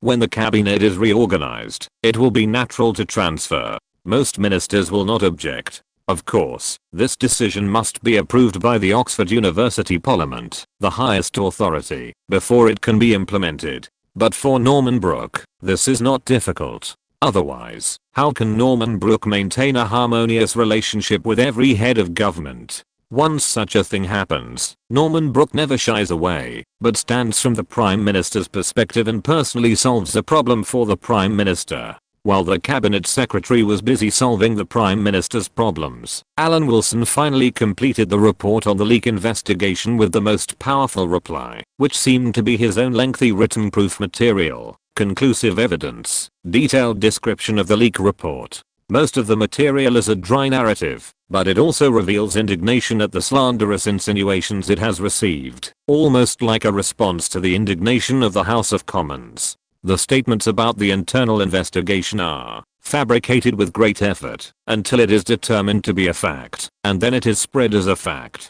The whole process is that it is impossible and will not be allowed to object. The rumors are not without prejudice to the Prime Minister, but when asked whether they are true, the answer is no. If these facts were told by people who have no interests, it would help to enhance the Prime Minister's credibility. On the contrary, they are subjective conjectures, based on empty shadows without any opinions of their own, and the media are all yes men. The noble questioning is completely useless. I will have to deal with this useless nonsense for the rest of my life, let alone handing it to the Prime Minister. Alan Wilson would lose his saliva when reading it himself. He seems to have said everything and said nothing. If this report is lost now, he himself is not sure to come up with a second one. He doesn't know how many brain cells he will have to damage before he can prove this bullshit again. The only useful thing in the report is the self-statement of the people under investigation. Of course, none of these people are related to Macmillan. It's very simple. Whether it is explicit or implicit, Alan Wilson has not received any order to investigate Macmillan. After a brief hesitation, Alan Wilson decided to make a copy of the report. This may be the pinnacle of his bureaucratic career. He must keep a copy. Maybe he can use it when he writes his memoirs in the future. Then he sent this leak investigation report to Whitehall and handed it to Prime Minister Eden through Norman Brooke. This report was seen by Prime Minister Eden, and then it was put aside. Nothing was said, and everything was said. From any angle, as one of the 2 universities in the UK, the president of Oxford University is a huge honour. Generally speaking, it is rarely awarded to ministers in office. It is an honorary part-time job for the Prime Minister or the outgoing Prime Minister himself. Such a great honour naturally cannot be conveyed by ordinary people. The current Cabinet Secretary Norman Brooke came forward in person to express the Prime Minister's praise for Macmillan's work with a warm attitude. "Harold, this is a great honour. I envy it. Norman, why did the Prime Minister grant me the position of President of Oxford University?" Macmillan was puzzled and even a little unsure. Why did it suddenly fall on him? Maybe it is to commend the minister for his outstanding contribution in the field of diplomacy. The minister has been busy for more than a year, and the Prime Minister, has seen it all. Norman Brooke laughed. There is no doubt that the honour of the President of Oxford University is absolutely extraordinary. Being able to serve at this time is the same treatment as many Prime Ministers. Norman Brooke certainly could not say that this was an appropriate punishment for Macmillan, disobeying authority, impolite words and deeds, and inconsistent with ministerial behavior. Although this was indeed a punishment, but also an honor. Punishment and honor are not contradictory at some times, they are just reflected in different stages of the same thing. As for Macmillan's uneasiness, Norman Brooke persuaded Macmillan to give up this idea. In the end, Macmillan naturally accepted this honor. At some point in the future, this may become one of Macmillan's despicable evidences, but whether it will be a crime in the end, depends on what Prime Minister Eden thinks at that time. In this way, Macmillan served as the president of Oxford University, while serving as Foreign Secretary. At the same time, Eden was wondering when the time would come for a cabinet reshuffle, so that he could make adjustments to the ministers. Chapter 1083 Bay of Pigs Incident. Bang. Norman Brooke took a sip and put down his glass. He himself was not good at drinking, so a light sip would be enough. Do you know why the Prime Minister finally accepted my suggestion? I don't understand, sir. Alan Wilson also put down his glass, with a guessing look. Is he doubting the Foreign Secretary's disloyalty? Suspecting that he was the one who leaked the information? This is just one aspect. Reliability is naturally very important, but there are other reasons. Norman Brooke chuckled and said, in this Iranian oil crisis, our opponent is extraordinary after all.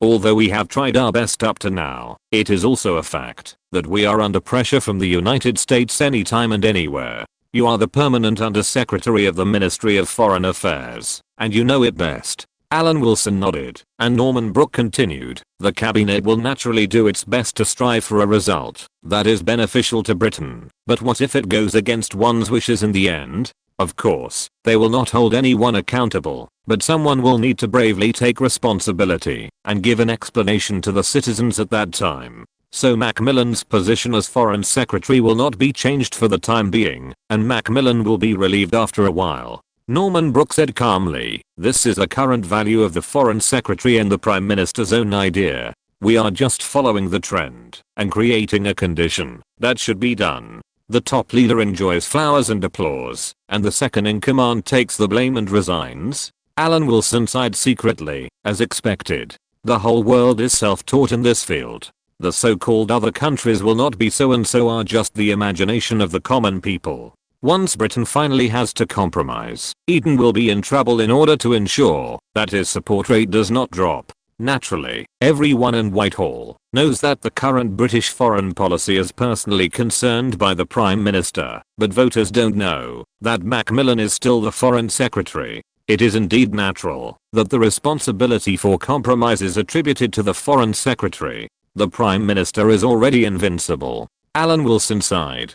After all, Eden has many years of experience as a foreign secretary and has avoided the minefield of the Suez Canal War. Normally, he should not be underestimated.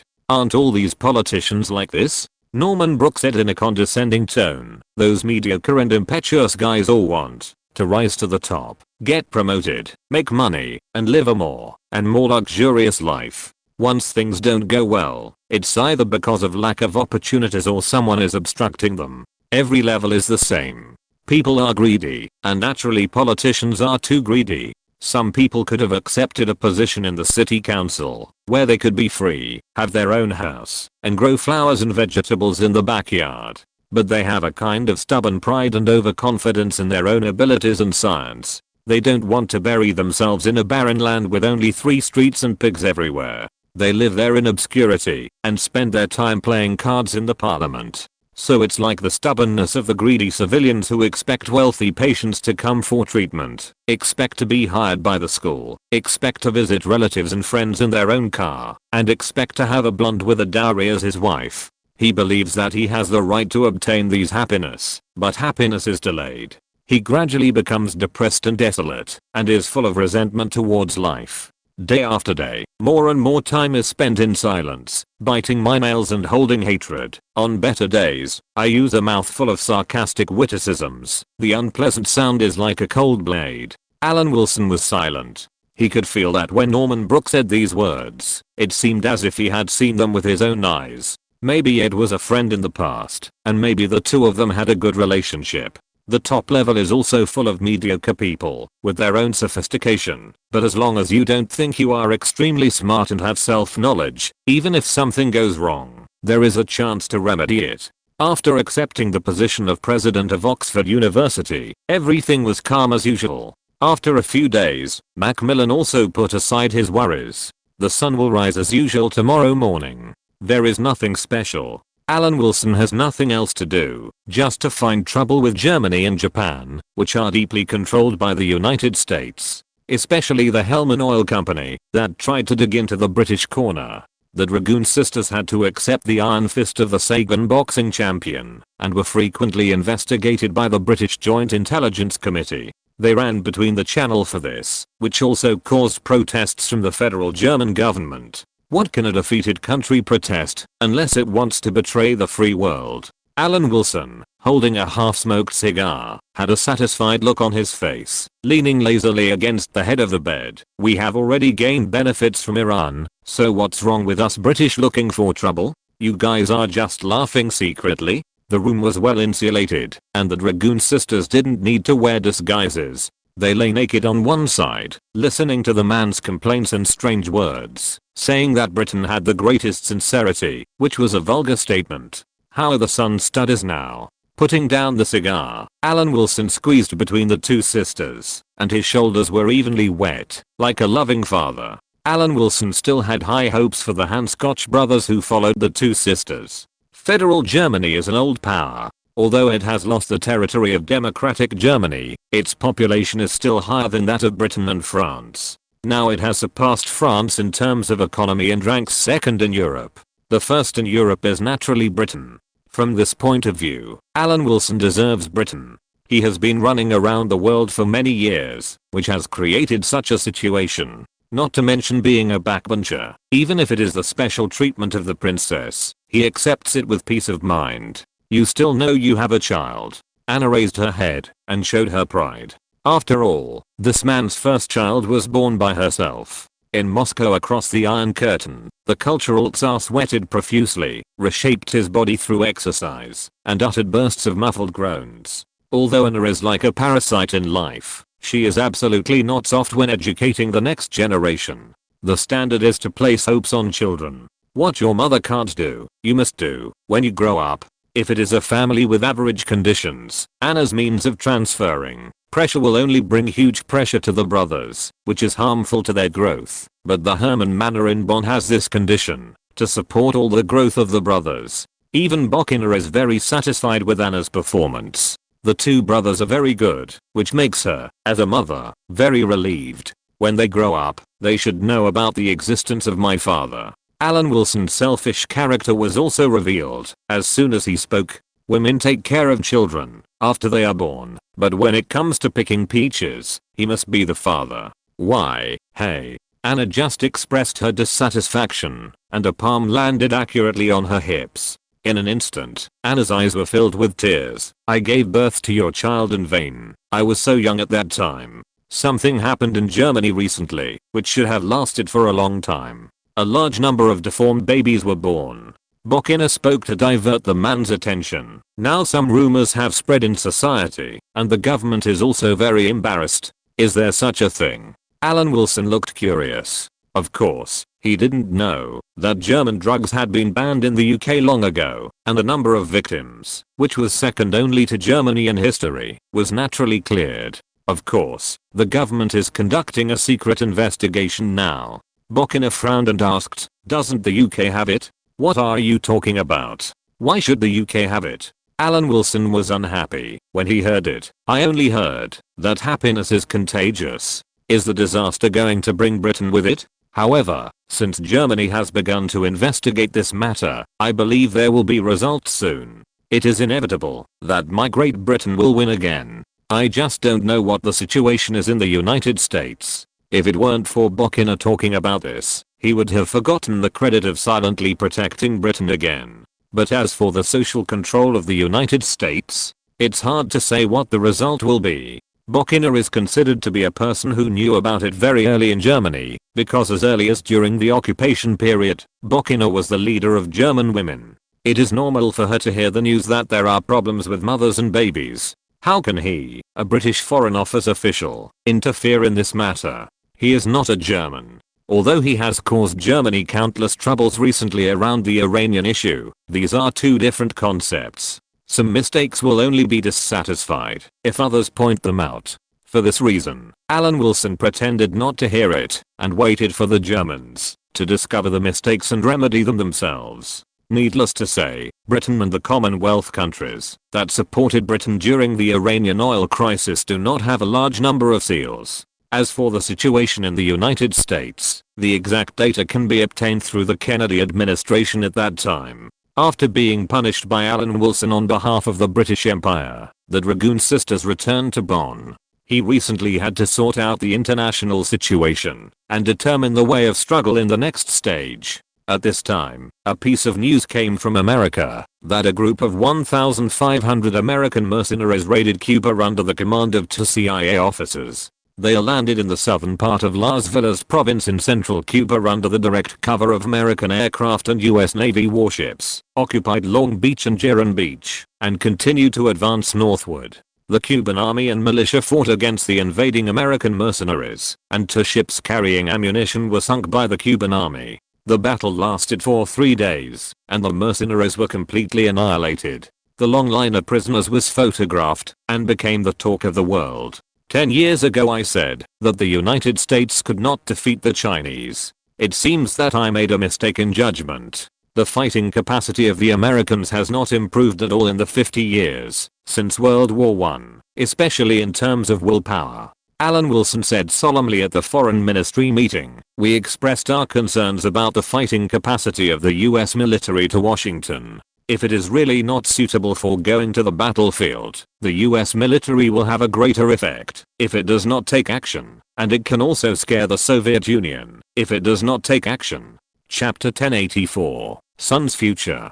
Haha, a burst of laughter broke out in the conference room. The current complicated relationship between Britain and the United States has led British diplomats to ridicule the United States, especially when encountering such things. The British have never lacked the courage to laugh at others, and the United States is also in this range. The Italians on our side. The jokes on the North African battlefield appeared again in the mouths of British diplomats. It's strange, how could the United States fail to interfere in such a small country?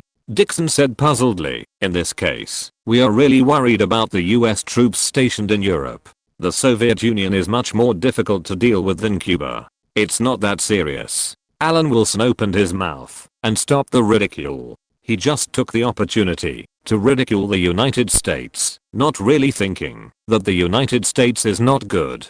It may not be as deterrent as the Soviet Union in terms of military, but if it is considered that the United States is a paper tiger, it is not an objective understanding. If the United States is a paper tiger, then the Soviet Union, which coexists with it, will not be much stronger. Is it possible that the real hidden rulers of this era are Britain and France? This is probably not even believed by the citizens of Britain and France themselves. It's just that Cuba happens to be outside the comfort zone of the US military, but the UK is not. The UK is in the comfort zone of the United States in all aspects.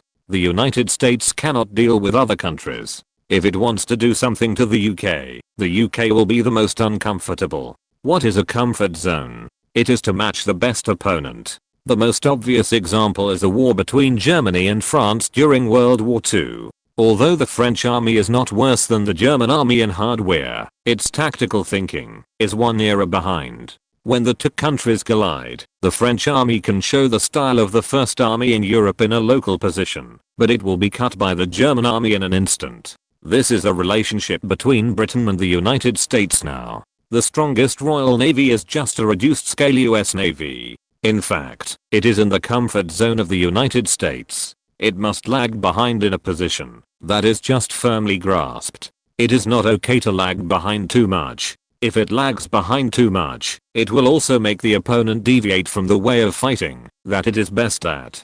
This is why some seemingly weak places can cause trouble to powerful countries. The King Army in the Opium War and the British Army in the subcontinent of India were in the comfort zone of the British Army 100 years ago. These armies were not simply cold weapon armies. On the contrary, they were also well organized armies in the local area. However, the skill points of these armies were the same as those of the British Army. They had 50 points and the British had 100 points. As a result, the British Army was not unfamiliar with the enemy's tactics and could easily defeat them. However, places that were too backward and had no skill points would cause great trouble to Britain.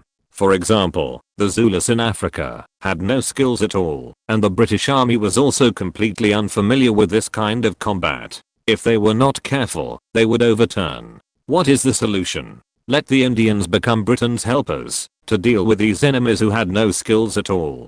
If Alan Wilson had the status he has today 60 or 70 years ago, he would definitely formulate a policy to hire the King Army to go to Africa to deal with the African natives when dividing Africa. These enemies who were not modernized at all happened to be at the next level of the King Army, that is, in the comfort zone of the King Army. The original intention was to state the true level of the African natives and ask the King Army to clear the area. It was not like they had not done it before in Junga.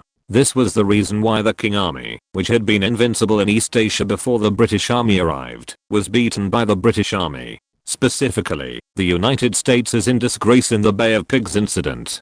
Britain may laugh at it, but don't really think that the United States is strong on the outside, but weak on the inside. It may be true for the third world, but it is not the case for European countries. But it is harmless to laugh at it. Alan Wilson really expressed Britain's concerns about the failure of the Bay of Pigs incident through the ambassador to the United States. Although he did not say it explicitly, he did mention the Korean War in passing, saying that the US military should not always get involved in such actions that reveal their true colors, otherwise they would not be able to scare the Soviet Union. In fact, his speaking out at this time was somewhat inconsistent with the position of the special relationship between Britain and the United States, because after completing the visit to Italy and France, the Soviet delegation will arrive in London tomorrow for a 5-day visit. After completing the European trip, this visit to Europe will end, and Britain is the last stop. While the Kremlin was still criticizing the US invasion of Cuba, the Soviet delegation arrived in London. Furtseva appeared in London wearing carefully selected clothes, which were put on her recently trained body, and with delicate makeup. She still attaches great importance to me. Alan Wilson saw the careful preparation of the cultural czar at a glance. He already had sufficient experience in dealing with women of this age group. You can tell from her face whether a woman exercises regularly. Women who exercise regularly will have hard lines on their faces, but compared with aging, not being very feminine can only be regarded as a small flaw. They shook hands with each other in a serious manner. The main welcome ceremony focused on Gagarin, the first person to go to space.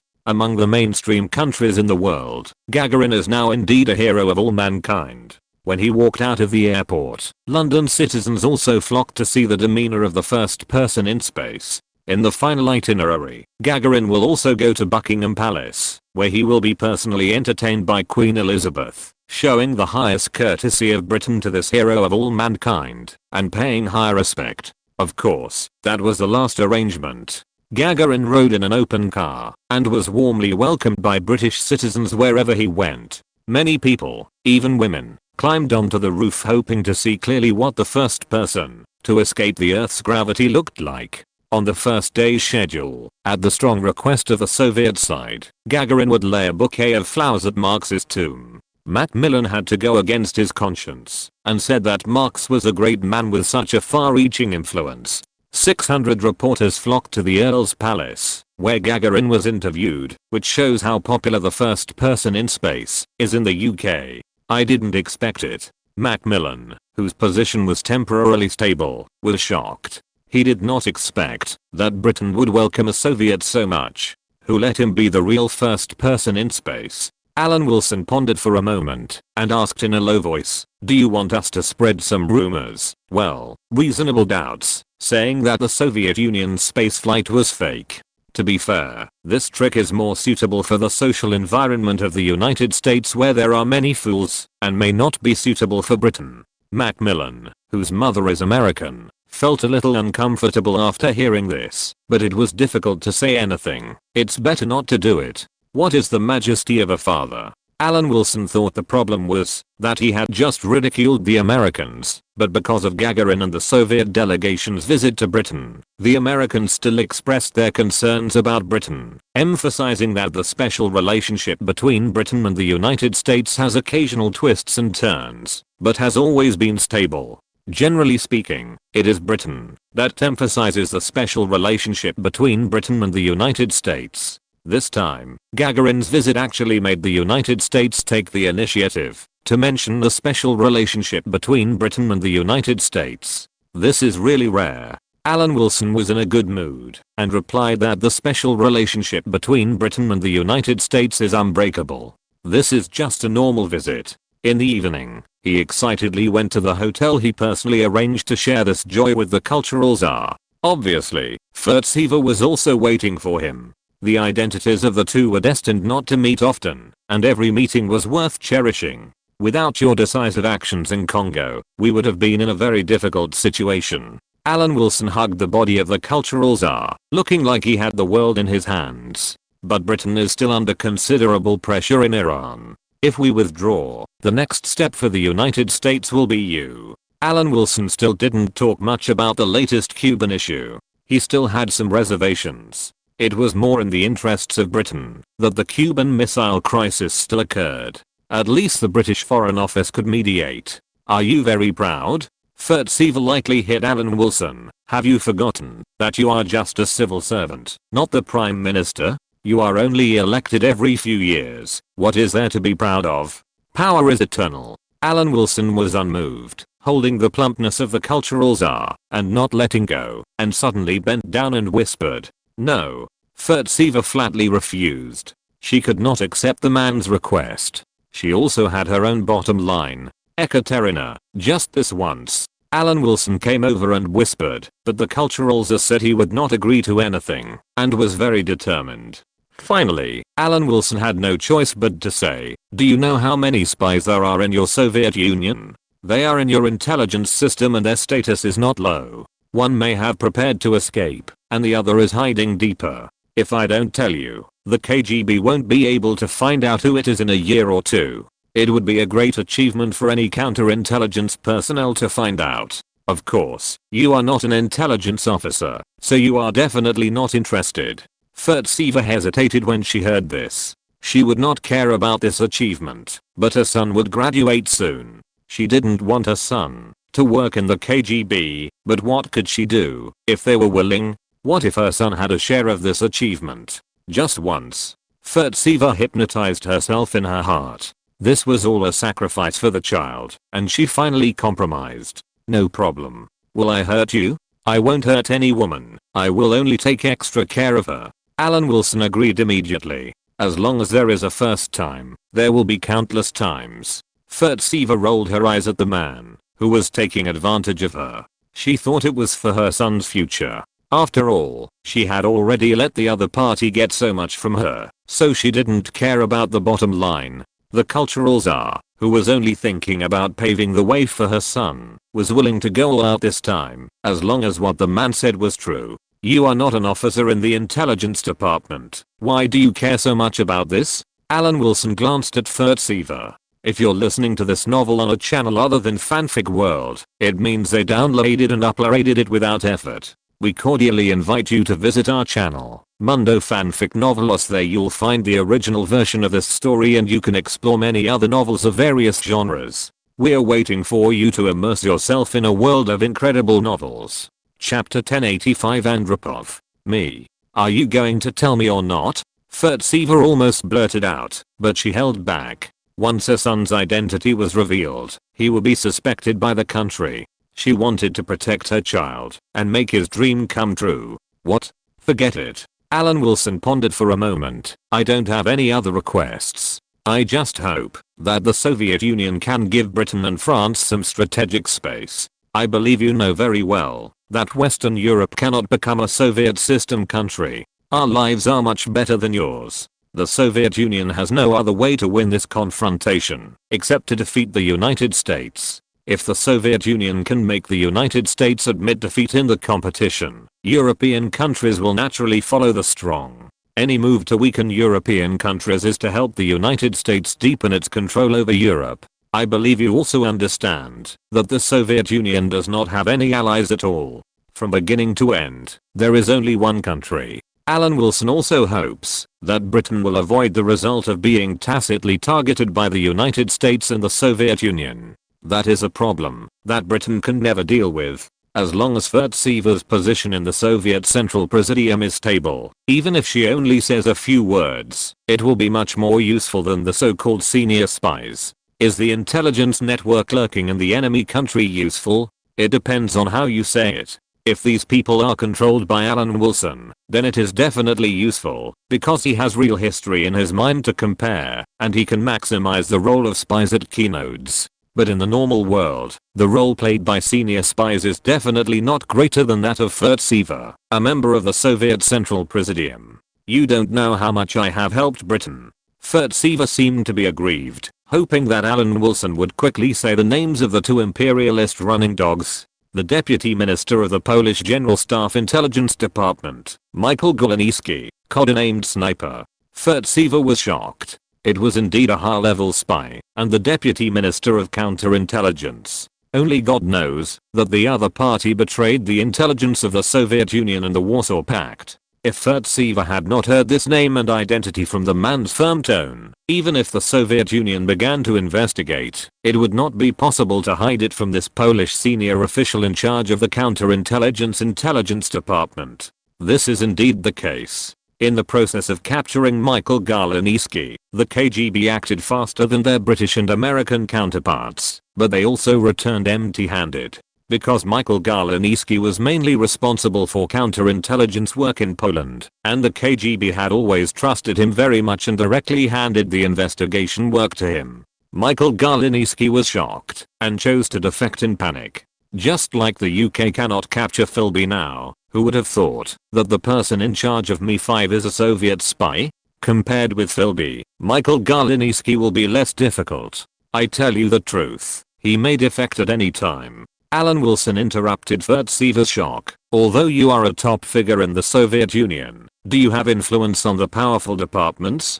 Defect at any time. Fertsiva was a little disappointed. Her son would graduate in the second half of the year, and might not be able to take the credit.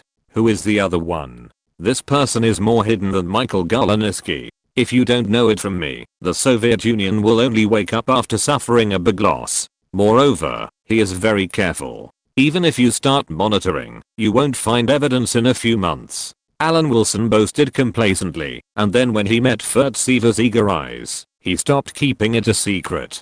Colonel Pinkovsky of the Red Army General Intelligence Bureau, you may not know, but it is reported that he has a wife with a good background, which makes his way smoothly. He should have been promoted when General Sherov was the chairman of the KGB. Penkovsky took a 2-year advanced course at the Frunze Military Academy, mastered English, and began to work in the General Intelligence Bureau. Later, he was sent to Turkey to work in the Soviet military attache's office. Later, it was learned that he reported his boss to the Turkish spy agency. As a result, he had to be recalled from Turkey, and later he was simply removed from the General Intelligence Bureau. However, he mobilized his powerful friends to return to the Reconnaissance Bureau. Penkovsky was not without historical stains. Alan Wilson believed that Furtsever could easily find this person. The British Permanent Undersecretary had expressed his sincerity, and the Soviet Cultural Tsar was no longer shy. After all, he was a man of equal status to her husband. If the man liked it, the Cultural Tsar could also be sacrificed. After Alan Wilson left, Furtsever lay in the quilt that still retained the man's scent, thinking about how to pave the way for her son. It might be too late for the Michael Galeniansky case. The man said that Michael Galeniansky might defect at any time. Fortunately, there was another one, and Penkovsky's head should be able to help his son. We have to find a trustworthy expert to help. Although Furtsever had this status, she didn't know anyone in the KGB. She recalled all the candidates in her mind and simulated a logical deduction.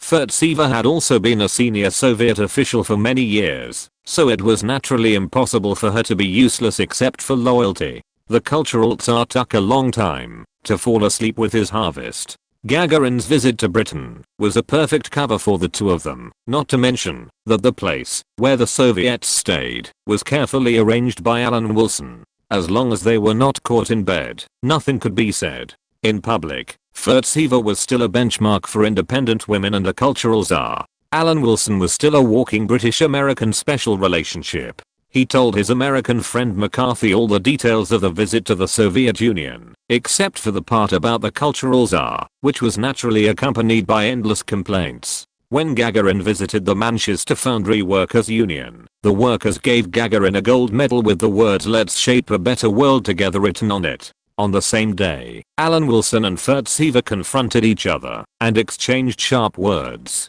On the last day, Queen Elizabeth held a grand banquet in her palace. Prime Minister Eden also attended to express their respect for Gagarin. Gagarin looked at the pile of complex and noble silver tableaux in front of him, turned to the Queen and said, "Your Majesty, I don't understand how to use these tableaux." The Queen whispered to him, "I'll tell you a secret secretly. In fact, I don't know how to use them either." During the banquet, the Queen invited Gagarin to drink tea. After he finished drinking, he also ate the lemon slices in it. Seeing this, the Queen also put the lemon slices in her mouth and ate them. The other British nobles present also ate the lemons one by one. This banquet shows that both parties are very educated people. Gagarin was neither humble nor arrogant, and he frankly admitted his ignorance. The Queen of England handled it properly without embarrassing the other party at all. Isn't this a news material for increasing support for the Queen? What a good hot report. Gagarin's visit to the UK this time ended. According to public opinion polls, Britain's positive perception of the Soviet Union has improved. Alan Wilson, with a pale face, watched the Soviets leave the UK. Seeing this, Dixon couldn't help but be cautious. "Secretary General, are you feeling unwell? I'm angry with these Soviets. It's a disgusting job to receive them." Alan Wilson looked very angry. He was exhausted in the past few days. Furtsever, who had already boarded the plane, closed her eyes and rested, thinking about how to turn it into a gain. The man was right in one thing. Although Furtsever had a high enough status, she had no connections in the intelligence system. When she got off the plane in Moscow, Furtsever went straight back home. After thinking for a while, she picked up the phone and said, "It's me, Furtsever. Is Comrade Andropov, the Minister of External Liaison, here?" "Nothing. I have some work questions to ask." Andropov was previously the ambassador plenipotentiary of Hungary. Later, Andropov was recalled to Moscow and served as the Minister of Liaison with socialist countries of the Soviet Union, in charge of socialist countries' related affairs. He had accompanied Khrushchev on many visits to Eastern European countries and attended their party congresses. Although he was not a member of the intelligence system, he had a deep bond with the intelligence system at work. In addition, Michael Galiniski was a senior military officer in Poland. Andropov's influence in Eastern European countries was obviously more suitable. Her son Alexei will enter the intelligence department for internship after graduation. Although Furtseva is a member of the Presidium of the Central Committee of the Soviet Union, and one of the few big figures in the entire Soviet Union, she has no connections in the intelligence system. If she takes care of her son, based on her strength and status as a member of the Presidium of the Central Committee, it may cause controversy. After thinking about it, Andropov fell into Furtseva's sight. If she could express her goodwill through this help, her son's work should be smooth sailing in the future. Furtseva didn't know that she found Andropov completely because of the nature of his work. He would be a shocking figure in the Soviet Union in the future. Although Andropov was not optimistic about him now, he also showed his side of being a fish in a pond. At least compared with Furtseva, a member of the Soviet Central Presidium, Andropov was completely mediocre. Although Andropov was puzzled by the cultural czar's request, he still found a time to visit him. All signs show that Kennedy is a weak president, and the political situation in the United States is now controlled by the group around Kennedy, mainly Dulles. Richard White, the person in charge of MI6, combined with the recent intelligence of the Bay of Pigs incident, said to Alan Wilson, "Is that so?" Alan Wilson almost thought he had heard it wrong. Could it be that before the Cuban Missile Crisis, Kennedy and Dulles were the relationship between Emperor Zhuan of Han and Huo Guang? Did it just slip away from the control of the establishment? But MI6 had no reason to lie. Chapter 1086, The Final Settlement. I heard that the equal rights movement in the United States is getting more and more serious. Alan Wilson shook his head slightly and said to Richard White, "The existence of black people in the United States has sounded a wake-up call for us. Now that British Africa has not yet completed its independence, our Ministry of Foreign Affairs must also be careful not to bring colonials equally back to the mainland." Permanent Undersecretary, this is indeed a problem. Richard White also felt the same way. Some of the claims of the equal rights movement did sound very unacceptable. Colonials equally exist in all colonial countries, at least in Alan Wilson's mind. And he just wants to plug this hole, although it feels a bit like disdain for someone's ugliness and crossing the river to burn bridges. But when he looks at the current equal rights movement in the United States, he still feels that burning bridges after crossing the river is not unacceptable. Take the right to education in the current equal rights movement in the United States. The claim of equal rights advocates is that whoever has good grades has the right to go to school first. This is actually unfair to ethnic minorities, especially blacks and Latinos, so these vulnerable groups should be appropriately taken care of. Correct the discrimination between races and groups. Since the founding of the United States, it is necessary to change the standard of speaking based on grades. Blacks are given priority for admission with equal grades, which is naturally unfair to the vast majority of people. The United States of later generations was naturally successful in this regard, turning the already poor public education into a kindergarten.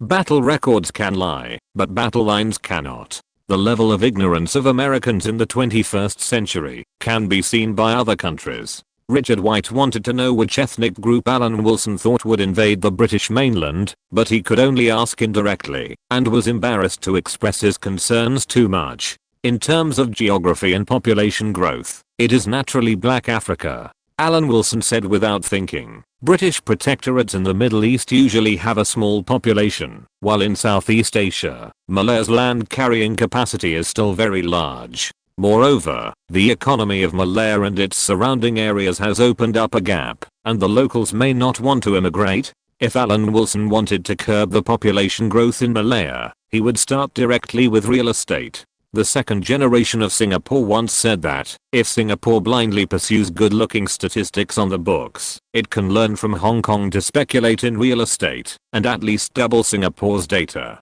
It's just that Singapore has no need to do this at all. Singapore itself has a much higher income than its surrounding areas. There is no need to pursue higher but meaningless numbers. As Malaya's economy continues to move forward, urbanization will soon be completed, and the local population growth will slow down. After reaching a scale of 20 to 30 million, it will enter a slow growth rhythm. At that time, Malaya will have to seek a sense of superiority from Java Island.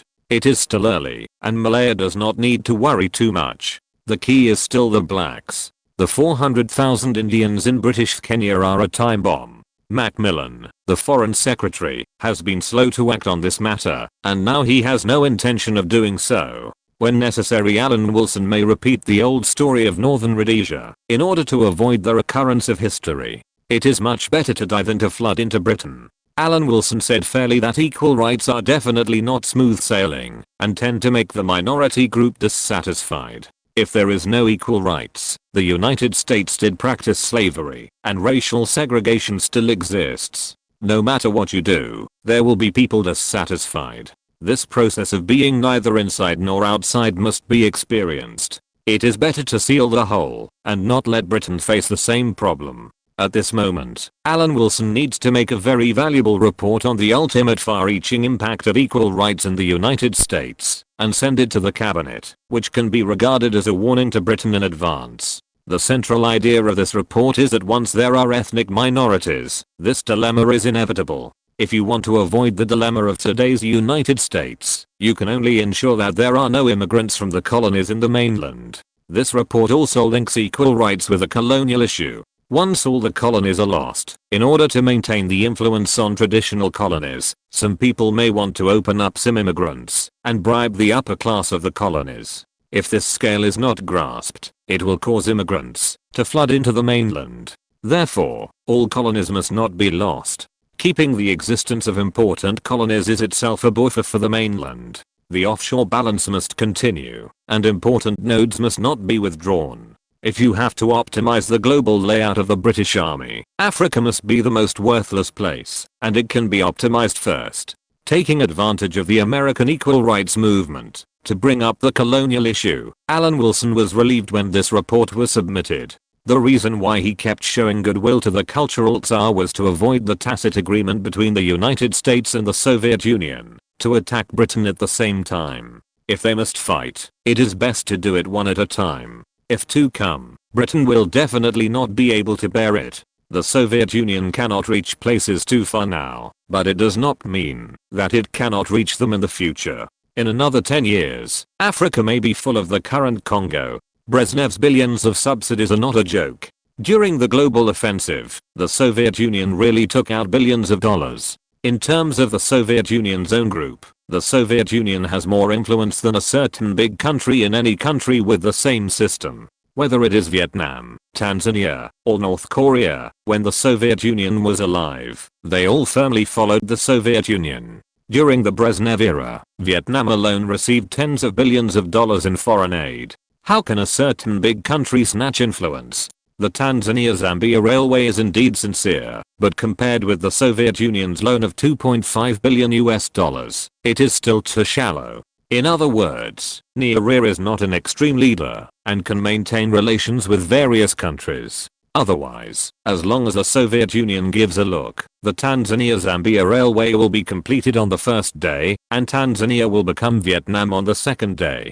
In the 1970s alone, the Soviet Union spent $200 billion in global offensives. Britain could never withstand such an offensive. British Africa must be abandoned by then. Alan Wilson's goal is to concentrate British troops in the Middle East and the Far East, keep key nodes, and wait for changes in the world.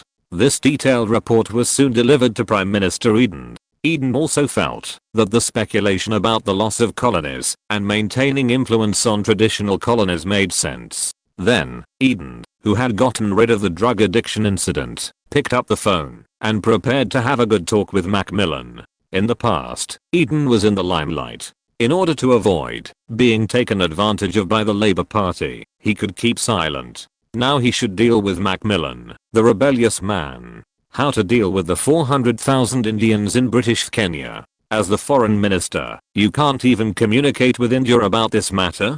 It's been so long, and the Ministry of Foreign Affairs has no plan. The current situation in Africa is so delicate. Don't you feel ashamed? Eden looked grim, and was very rude to Macmillan. He was settling accounts after the event, and he was settling accounts openly after the event, letting Macmillan know who the Prime Minister was, and not to have any undue ambitions for the position of Prime Minister in secret. He had finally gotten the position after driving Churchill away, and now he was not ready to give up the position to anyone. The Indians in British Kenya were now an excuse for Eden to launch an attack, forcing Macmillan to come up with a solution quickly. These immigration loopholes must be plugged immediately. You can propose a bill in the House of Commons to amend the immigration law. Macmillan was accused of this, and he was confused. There was no need to do so much. But Eden wanted to do so much now, and said bluntly, think of a diplomatic solution, so that we have an excuse to amend the immigration law. This will show that Britain has tried its best. Macmillan returned to the Ministry of Foreign Affairs with a lot of anger. He felt that Eden was retaliating against him. This feeling was not wrong at all. Alan Wilson did not expect that his expression of his patriotic heart would be used by Eden to suppress Macmillan. However, Eden was not wrong. The Indians in British Kenya had been there for a long time and had not been resolved. Macmillan decided to go abroad to relax and went to New Delhi to talk to Nehru about this matter. Alan Wilson had never wanted to go back since he left the subcontinent. He could only express his blessings to Macmillan. I hope the minister can shine like Alexander's Eastern expedition. Yeah. Macmillan nodded solemnly, but he did not hear any ambiguity. Alexander's Eastern expedition failed just at the Indus River. At this time, the foreign minister was in a bad mood, and Alan Wilson did not want to offend here, so he left Macmillan's office directly. The minister seems to be in a bad mood. Chief Secretary Wick also saw Macmillan's stinky face and felt worried. It's really not easy to be the second in command of the party. Alan Wilson shook his head and sighed. This was like the prince of the Chinese dynasty. The situation was quite uncomfortable. If you show too much ability, the emperor will be afraid. If he performs mediocrely, he will be considered mediocre by the emperor. Being the crown prince for a long time is also dangerous. If he is the second in command for a long time, the court officials will often unite around the crown prince, which will cause the emperor to worry that the crown prince is spying on the artifact. Fortunately, there is a retirement system for civil servants, and Norman Brooke is not willing to extend it for another 5 years. He is already considering retirement, otherwise Whitehall might not be so calm. Civil servants have a retirement system, but politicians do not. There is no upper age limit for elections. Churchill had to return to Downing Street in his 70s, so Macmillan's situation is almost unsolvable. What can he do when he is targeted by the number one figure in the political arena? Although he is the nominal number two figure of the Conservative Party, there are actually several Conservative ministers with similar qualifications as him. Macmillan's number two figure is really nominal.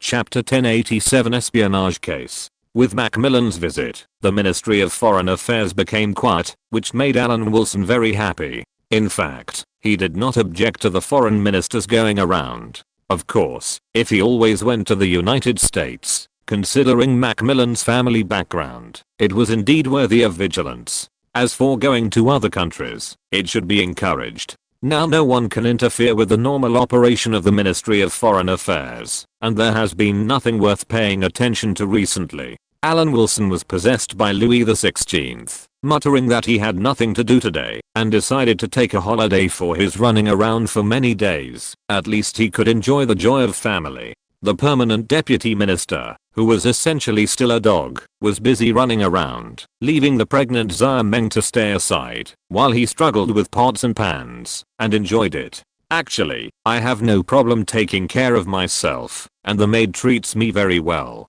Zia Meng's long hair was draped over her shoulders. Under Alan Wilson's firm resistance, she finally got rid of the perm that made her look 20 years older. Today, because she knew that the man was coming, Zia Meng gave the maid a holiday and waited eagerly for the man to visit. We are all adults. I don't doubt that you can take care of yourself. But isn't it inconvenient now? Alan Wilson turned his back to Zia Meng, took out chopsticks to pick up the food in the pot and tasted it, nodded with satisfaction, and then finished cooking this time.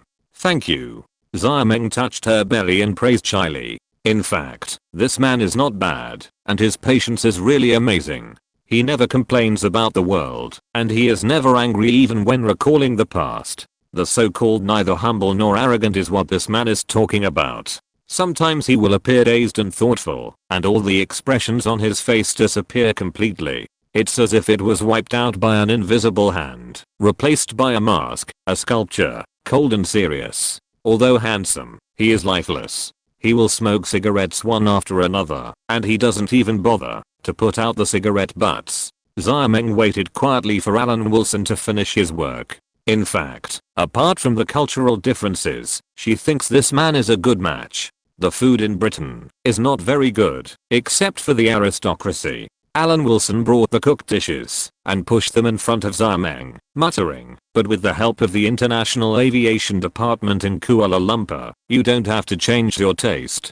The most important thing is to be in a good mood, and don't be nervous because of pregnancy. I believe everything will go well. Actually, it's okay. I've gained weight recently." Xia Meng smiled happily, puffing her cheeks to make a balloon shape. "Actually, with the company of servants, you can go around. For example, watch the game or something." Alan Wilson ate heartily and did not be polite because a lady of the same status as his wife was next to him. That was impossible. This also stimulated Xia Meng's appetite. Even for the baby in her belly, she had to eat more to ensure the nutrition of the child. Alan Wilson still hoped that Xia Meng could walk more and do some entertainment activities. Football in Britain is very developed. Of course, this development does not refer to the results, but the popularity of football. There are 11 levels of leagues below the top league. The first 6 levels are professional, and the latter are amateur leagues. At least in England, football teams exist in almost any place where there are people. If it doesn't work, you can try boxing.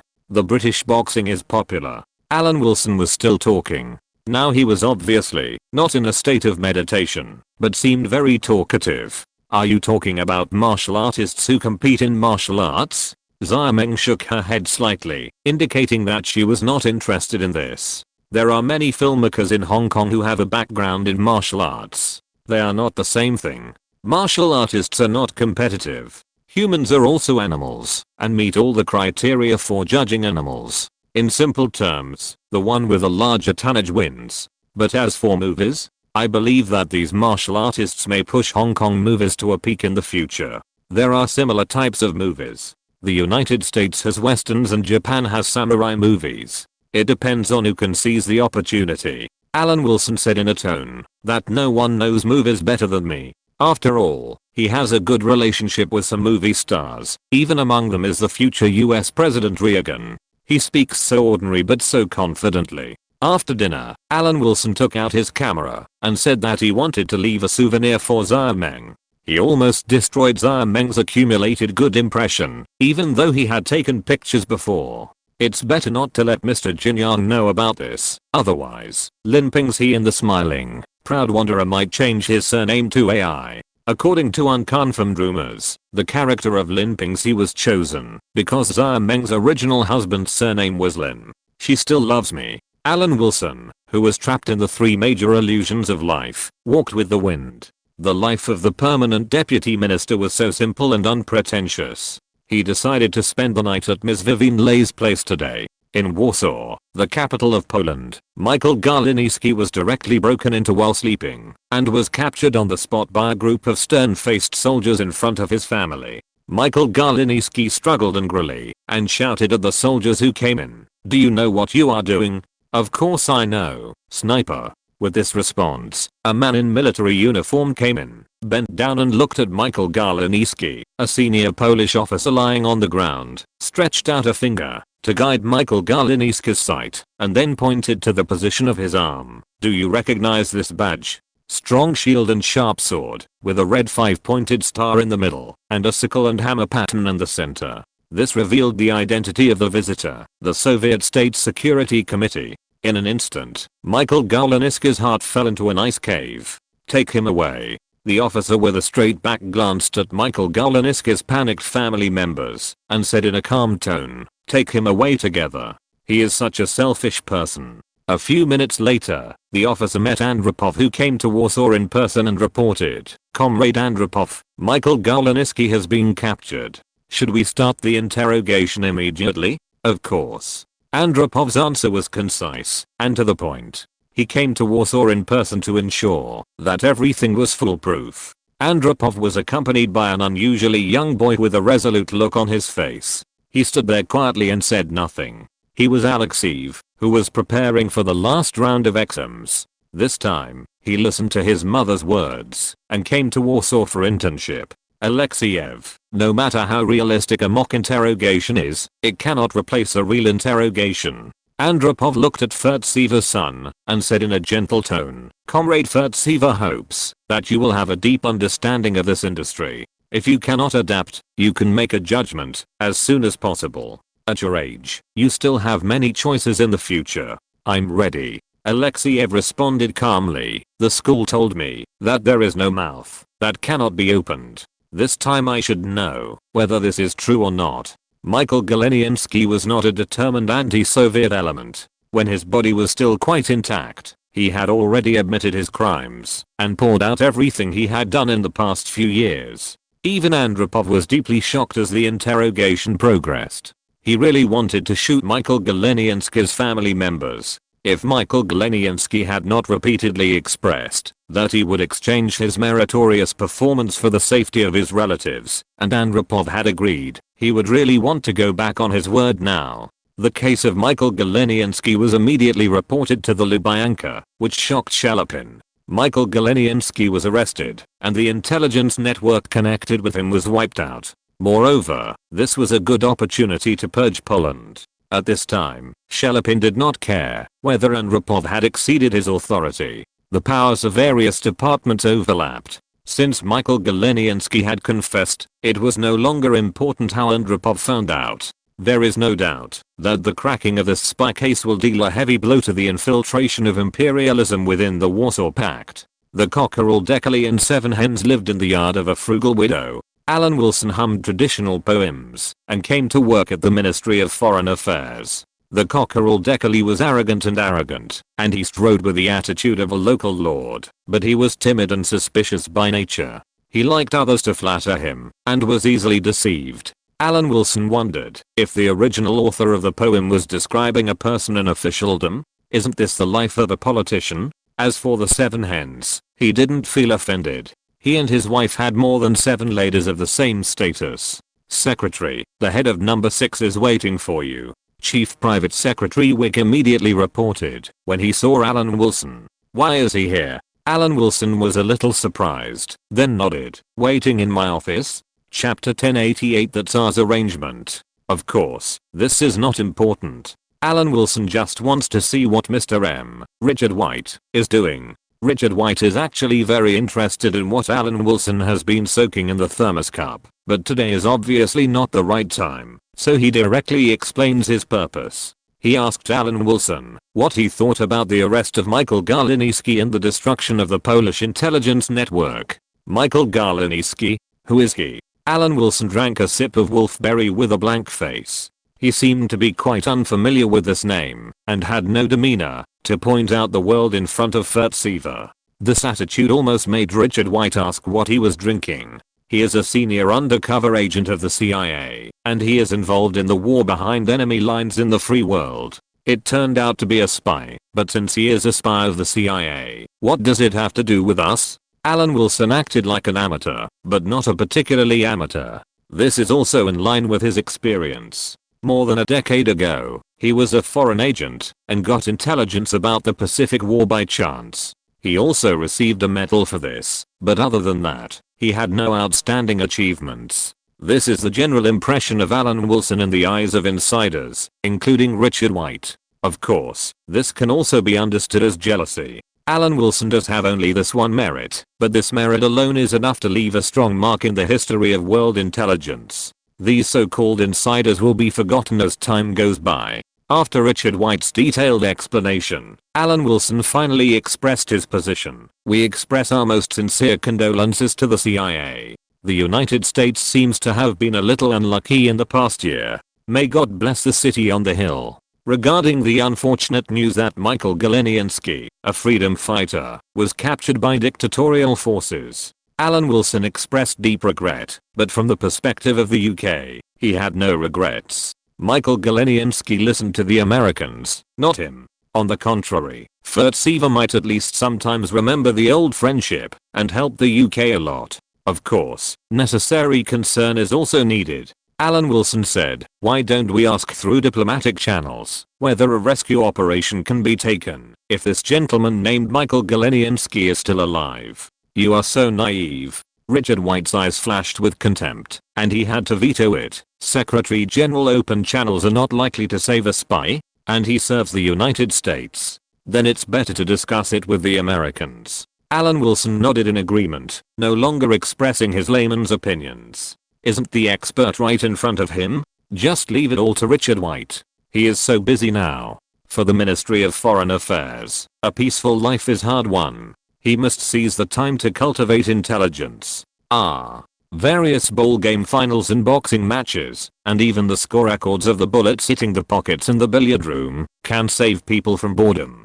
The finals of the elementary school sports meeting, dog racing, and those strange small competitions in remote counties, etc. Yesterday he also talked with Vivienne Leigh about applying for the Women's Rugby League in Australia, to show the beauty of women. The conversation was very good, and even talked about how to attract gentlemen with specific team uniforms. Sports are something that can't be underestimated. Vivienne Leigh is a star, and she knows best what fame can bring. If it weren't for the fact that my Great Britain couldn't leave AI's Tang for a day, he wouldn't have been interested in coming to work today. He called directly to ask if he had nothing to do today. Then he asked for leave.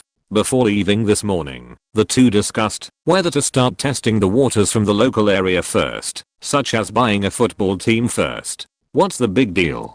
At most, Vivienne Leigh will be a shareholder of Manchester United, and the Mountbatten Group will invest in Liverpool. The Red Devils will face the Red Army. Both sides will have a bright future. Alan Wilson was embarrassed to ask Richard White if MI6 had anything to do. Why haven't you left yet? He had to say, dear Richard, is there anything else? We received news that France seems to have unusual movements. Richard White hesitated, but it has not been confirmed yet. Since it has not been confirmed, it can be regarded as false news. It turns out that we are also monitoring the French. Alan Wilson laughed. Aren't the French talking about the division of North and South with Algeria? The Algerians would be crazy to accept that kind of proposal. Anyway, there are only two results. Either continue to talk or continue to fight. What's the big deal? Strictly speaking, the situation in France is even better than that in Britain, although France does not have as many colonies as Britain.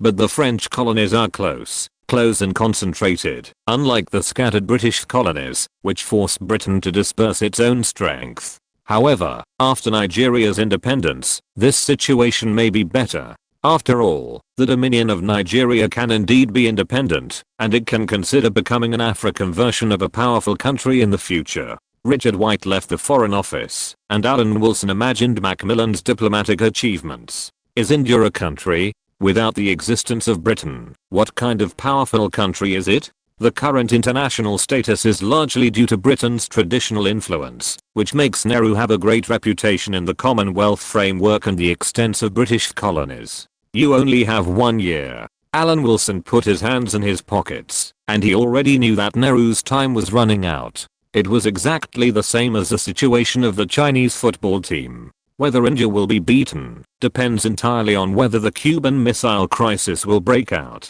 Considering that the United States has deployed nuclear missiles in Turkey and Italy, the Soviet Union is likely to take action in Cuba. Since the failure of the Bay of Pigs incident, Kennedy had to pay for the reckless behavior of the CIA, publicly declaring that he did not want to overthrow the Cuban regime. This conciliatory attitude was one of the reasons why MI6 believed that Kennedy was a weak president. After the Cuban Revolution, Castro visited the United States and was warmly welcomed by Americans. At that time, Castro had no interest in the Soviet Union, but was interested in the United States. The Bay of Pigs incident was the dividing line from pro-American to pro-Soviet. Alan Wilson asked Richard White to pay more attention to Cuba's movements and hoped that the United States should do something serious, such as defending Europe. In the absence of the minister, Alan Wilson was the person in charge of the Ministry of Foreign Affairs and expressed goodwill to Cuba through the High Commissioner of the Virgin Islands. And he was willing to contribute to the relationship between Cuba and the United States. At least that's what he said. In fact, since World War II, the Monroe Doctrine has been worthy of its name. How can Britain now have the ability to matchmake for the United States and Cuba? Even British Guiana has become independent. In America, except for Newfoundland, Britain only has a few islands left. At the Labor Day celebration rally, Castro delivered a speech. In this speech, Castro clearly stated the goal of building a socialist country. Only then did he truly clarify the direction of Cuba's construction. The United States continued to increase its blockade of Cuba, and Cuba's economy was about to collapse under the heavy pressure of the United States. Faced with the dissatisfaction of the domestic people, Castro asked the Soviet Union for assistance, thus opening the prelude to Cuba's reliance on the Soviet Union. The Soviet Union certainly wanted to have a friend like Cuba, because the Soviet Union's friendship with Cuba was equivalent to driving an L in the backyard of the United States. It was a rare opportunity, but now it came to the door. Speaking of the Soviet Union, another protagonist of the Cuban Missile Crisis, the celebration of May Day International Labor Day had just ended. The Soviet Union, which was known for its coldness, was also full of spring at this time. Some girls picked a few finger flowers and grey-white campion from the wet striped fence. When Furtseva returned home, she immediately knew that her son who went to Warsaw for internship had returned. Alexiev, you're back. Mother, I'm here. Alexiev walked out of the bathroom with a toothbrush in his mouth. He was still wearing the uniform of the Dzerzhinsky High School. He looked at Furtseva with a smile, then signaled Furtseva to wait with his eyes, and then returned to the bathroom. After a while, he came out and talked about his experience in Warsaw. Furtseva was full of relief. Her son, who was born in 1946, had grown up. Although he was born prematurely, he had the breath of a man and could stand up to the world. I can say hello to the personnel bureau and let you stay in Moscow. Son, do you really want to work in the Lubyanka? Furtseva still didn't want her son to join the intelligence department. Many people were quite afraid of the Lubyanka. In Furtseva's eyes, the KGB was a limited department, and it was better to do administrative work than to join that department. The KGB's Personnel Management Bureau manages cadres in the State Security Committee and has corresponding personnel departments at all levels. Selecting staff, accepting them to work, and placing them in jobs, promoting them, solving many problems related to material security, handling vacation rewards, selecting cadres for training and further studies, etc. But these are far from all the work done by the personnel departments of state security agencies. The most difficult stage of personnel work is the selection and research of candidates for work in state security agencies, because if mistakes are made at this time, it may cost a lot at any stage of this person's activities. Furtseva has no connections in the intelligence department, but she is a member of the Soviet Central Presidium after all. The boss of the KGB is one level lower than her. If she wants to take care of her son in arranging work, there is still a way. I won't graduate until after this year, mother. Alexiev smiled. It's better for me to do intelligence work. Good boy. If you do intelligence work, mother can help you. Furtseva touched her son's cheek. She gave Michael Galeniansky to Andropov as a favor and left a Pinkovsky for her son. Good things should be left for her son to make merit. In September, Alexiev will complete his defense and formal internship. Furtseva has already arranged for him to make merit during the internship. Chapter 1089 New Immigration Law. I still need a few months to complete my final studies. Alexiev was quite frank in front of Furtseva, but of course he had to keep the details to his mother. For example, as an ace spy, the instructor arranged several partners for him to prevent him from being seduced by beauty when he went abroad to perform missions. Alexiev didn't want Furtseva to know about this, especially because there was an age gap between him and his partners. Once Furtseva knew about it, she might be angry. This underestimated the cultural czar. Furtseva would at most say that such things were all rooted. Alexiev didn't know what kind of emotional problems his mother and father had. He almost never asked about this, because both parents kept silent about it. Alexiev did hear some rumors that Filiabin and Furtseva got married and were promoted to Deputy Minister of Foreign Affairs. After marriage, they settled in Moscow, and their passionate relationship cooled down. Later, news came from time to time that there were other women in Filiabin's life. For career considerations, they could not divorce, but they slept in the same bed, but had different dreams. Sometimes Alex Eve also wanted to mend the relationship between the two, but he didn't know where to start, so he had to give up. Alan Wilson, who was sitting in a daze in the office of the Ministry of Foreign Affairs building, didn't know why he always felt that he was haunted by the power of cause and effect. Could it be that Macmillan was coming back and really brought some diplomatic achievements? Permanent Undersecretary, the statistics sent by the Malayan High Commissioner, and the outline of the Ikeda Cabinet's 10-year development plan for Japan sent by the Tokyo Embassy. Chief Private Secretary Wick knocked on the door and came in, delivering 2 documents from the Far East to his immediate superior. High Commissioner Richard also said that the first batch of shipbuilding interns have set off. The colonial government has summoned 3,500 students from vocational schools to come to the British shipbuilding industry for internships. After putting down the documents, Wick mentioned the arrangements for the shipbuilding industry. Good news. Help me make an appointment with my colleagues in the Ministry of the Interior to talk about this matter. Alan Wilson smiled and nodded, then opened the latest developments on the objects of support and the support of imaginary enemies. Then Alan Wilson first opened the 10-year development outline for Japan, muttering words like rich country, poor people, low human rights advantage. Of course, this is normal, and this is the case for late developing countries. Japan has been prosperous for 10 years since the war. On the one hand, the national economy has grown rapidly, and the government's fiscal revenue has continued to flow in. On the other hand, there is overcapacity, generally low residence income level, huge income gap, high unemployment rate, and the reality of excessive dependence on foreign trade and unbalanced industrial structure. A manufacturing power is not a manufacturing powerhouse. 20 years later, it can be applied to South Korea, and 50 years later, it can be applied to a certain big country.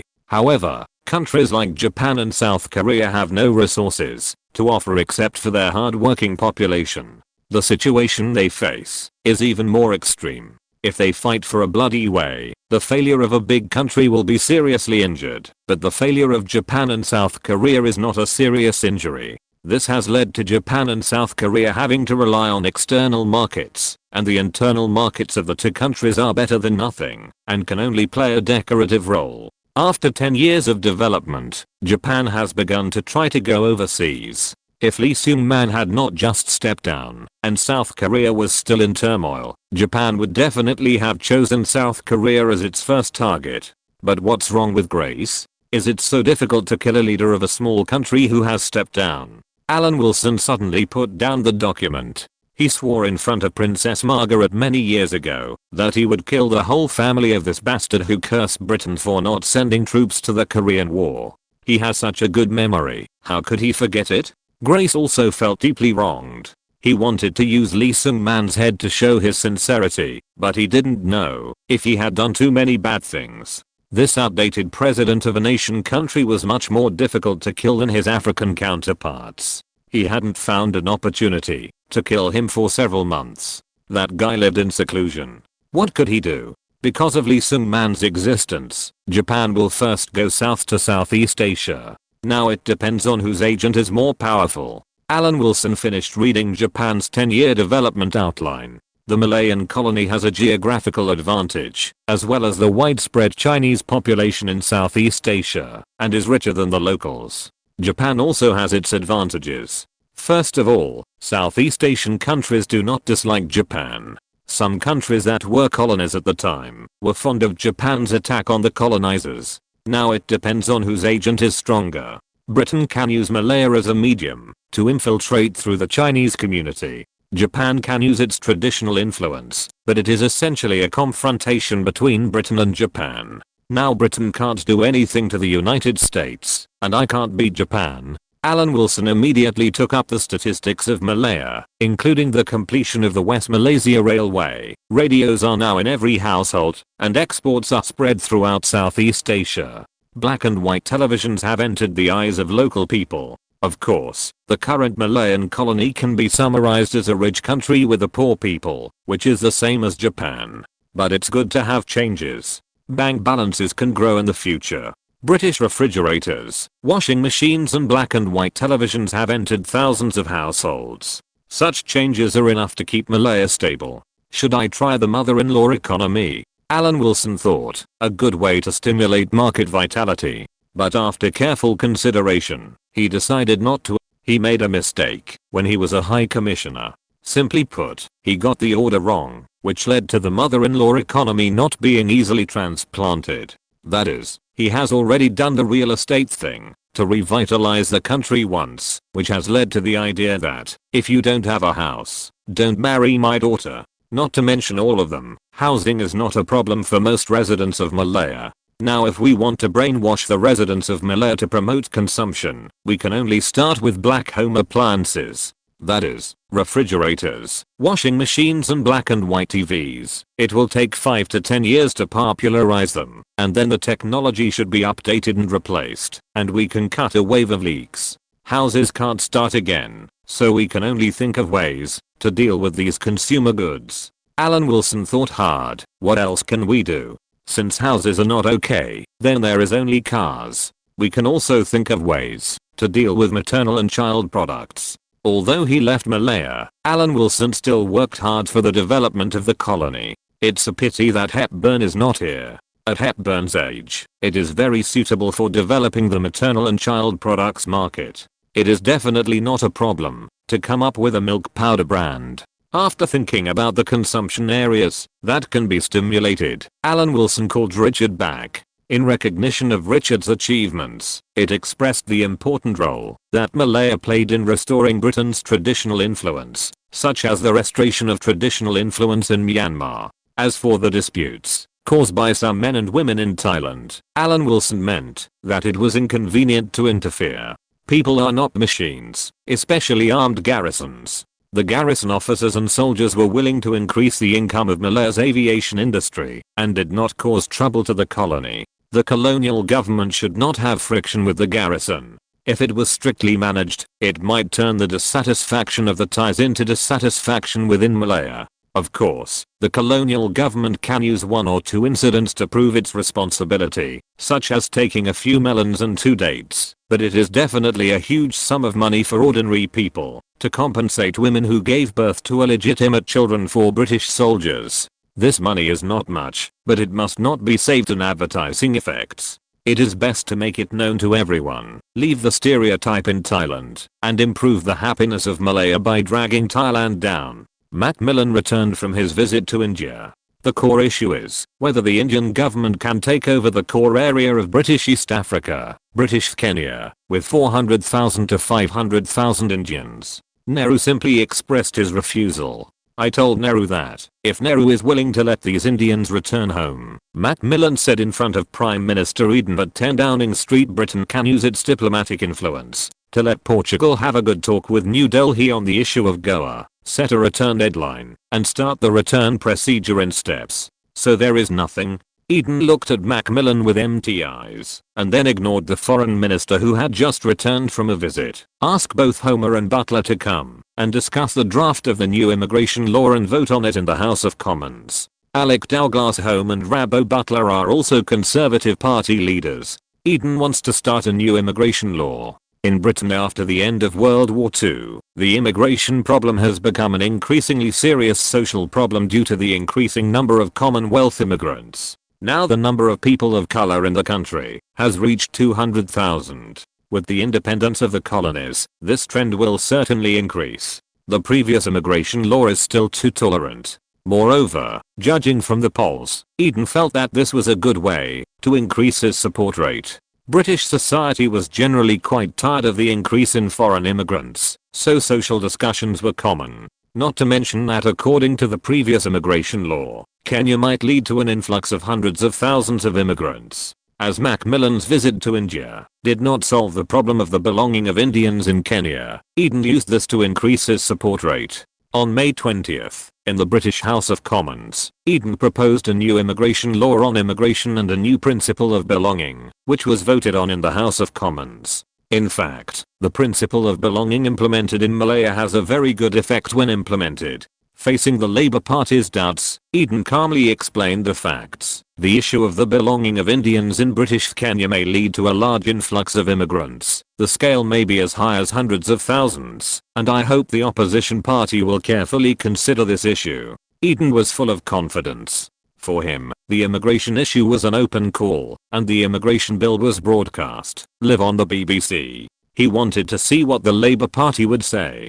Prime Minister Eden, the Conservative Party has finally done some real work. Harold Wilson and Gates whispered to each other and then joked, there has been no good news for a long time, since the Conservative Party came to power. This time may be the only exception. Chapter 1090 Consensus Political Solution to Immigration. It's not easy to be praised by the opposition party. Eden flashed across the face of the second in command of the Labour Party and explained calmly, the Conservative Party can turn a blind eye to this situation and treat it as if the problem does not exist, but I cannot remain indifferent to the responsibility I shoulder for the country. Gates wanted to cover his face. These Conservative bigwigs are thick-skinned and absolutely unmatched. And Eden is the best among them, so he started to blow a long tirade. However, Gates also admitted that what Eden said was true. The influx of immigrants has caused social public services and resources to be overwhelmed, and difficult social problems have followed. When immigrants first arrived in the UK, the first problem was not work but housing. Therefore, many cities and industrial areas soon experienced housing shortages, and the situation became increasingly severe. In some places, the housing gap has reached 50%, and the lack of a stable place to live has brought serious social problems.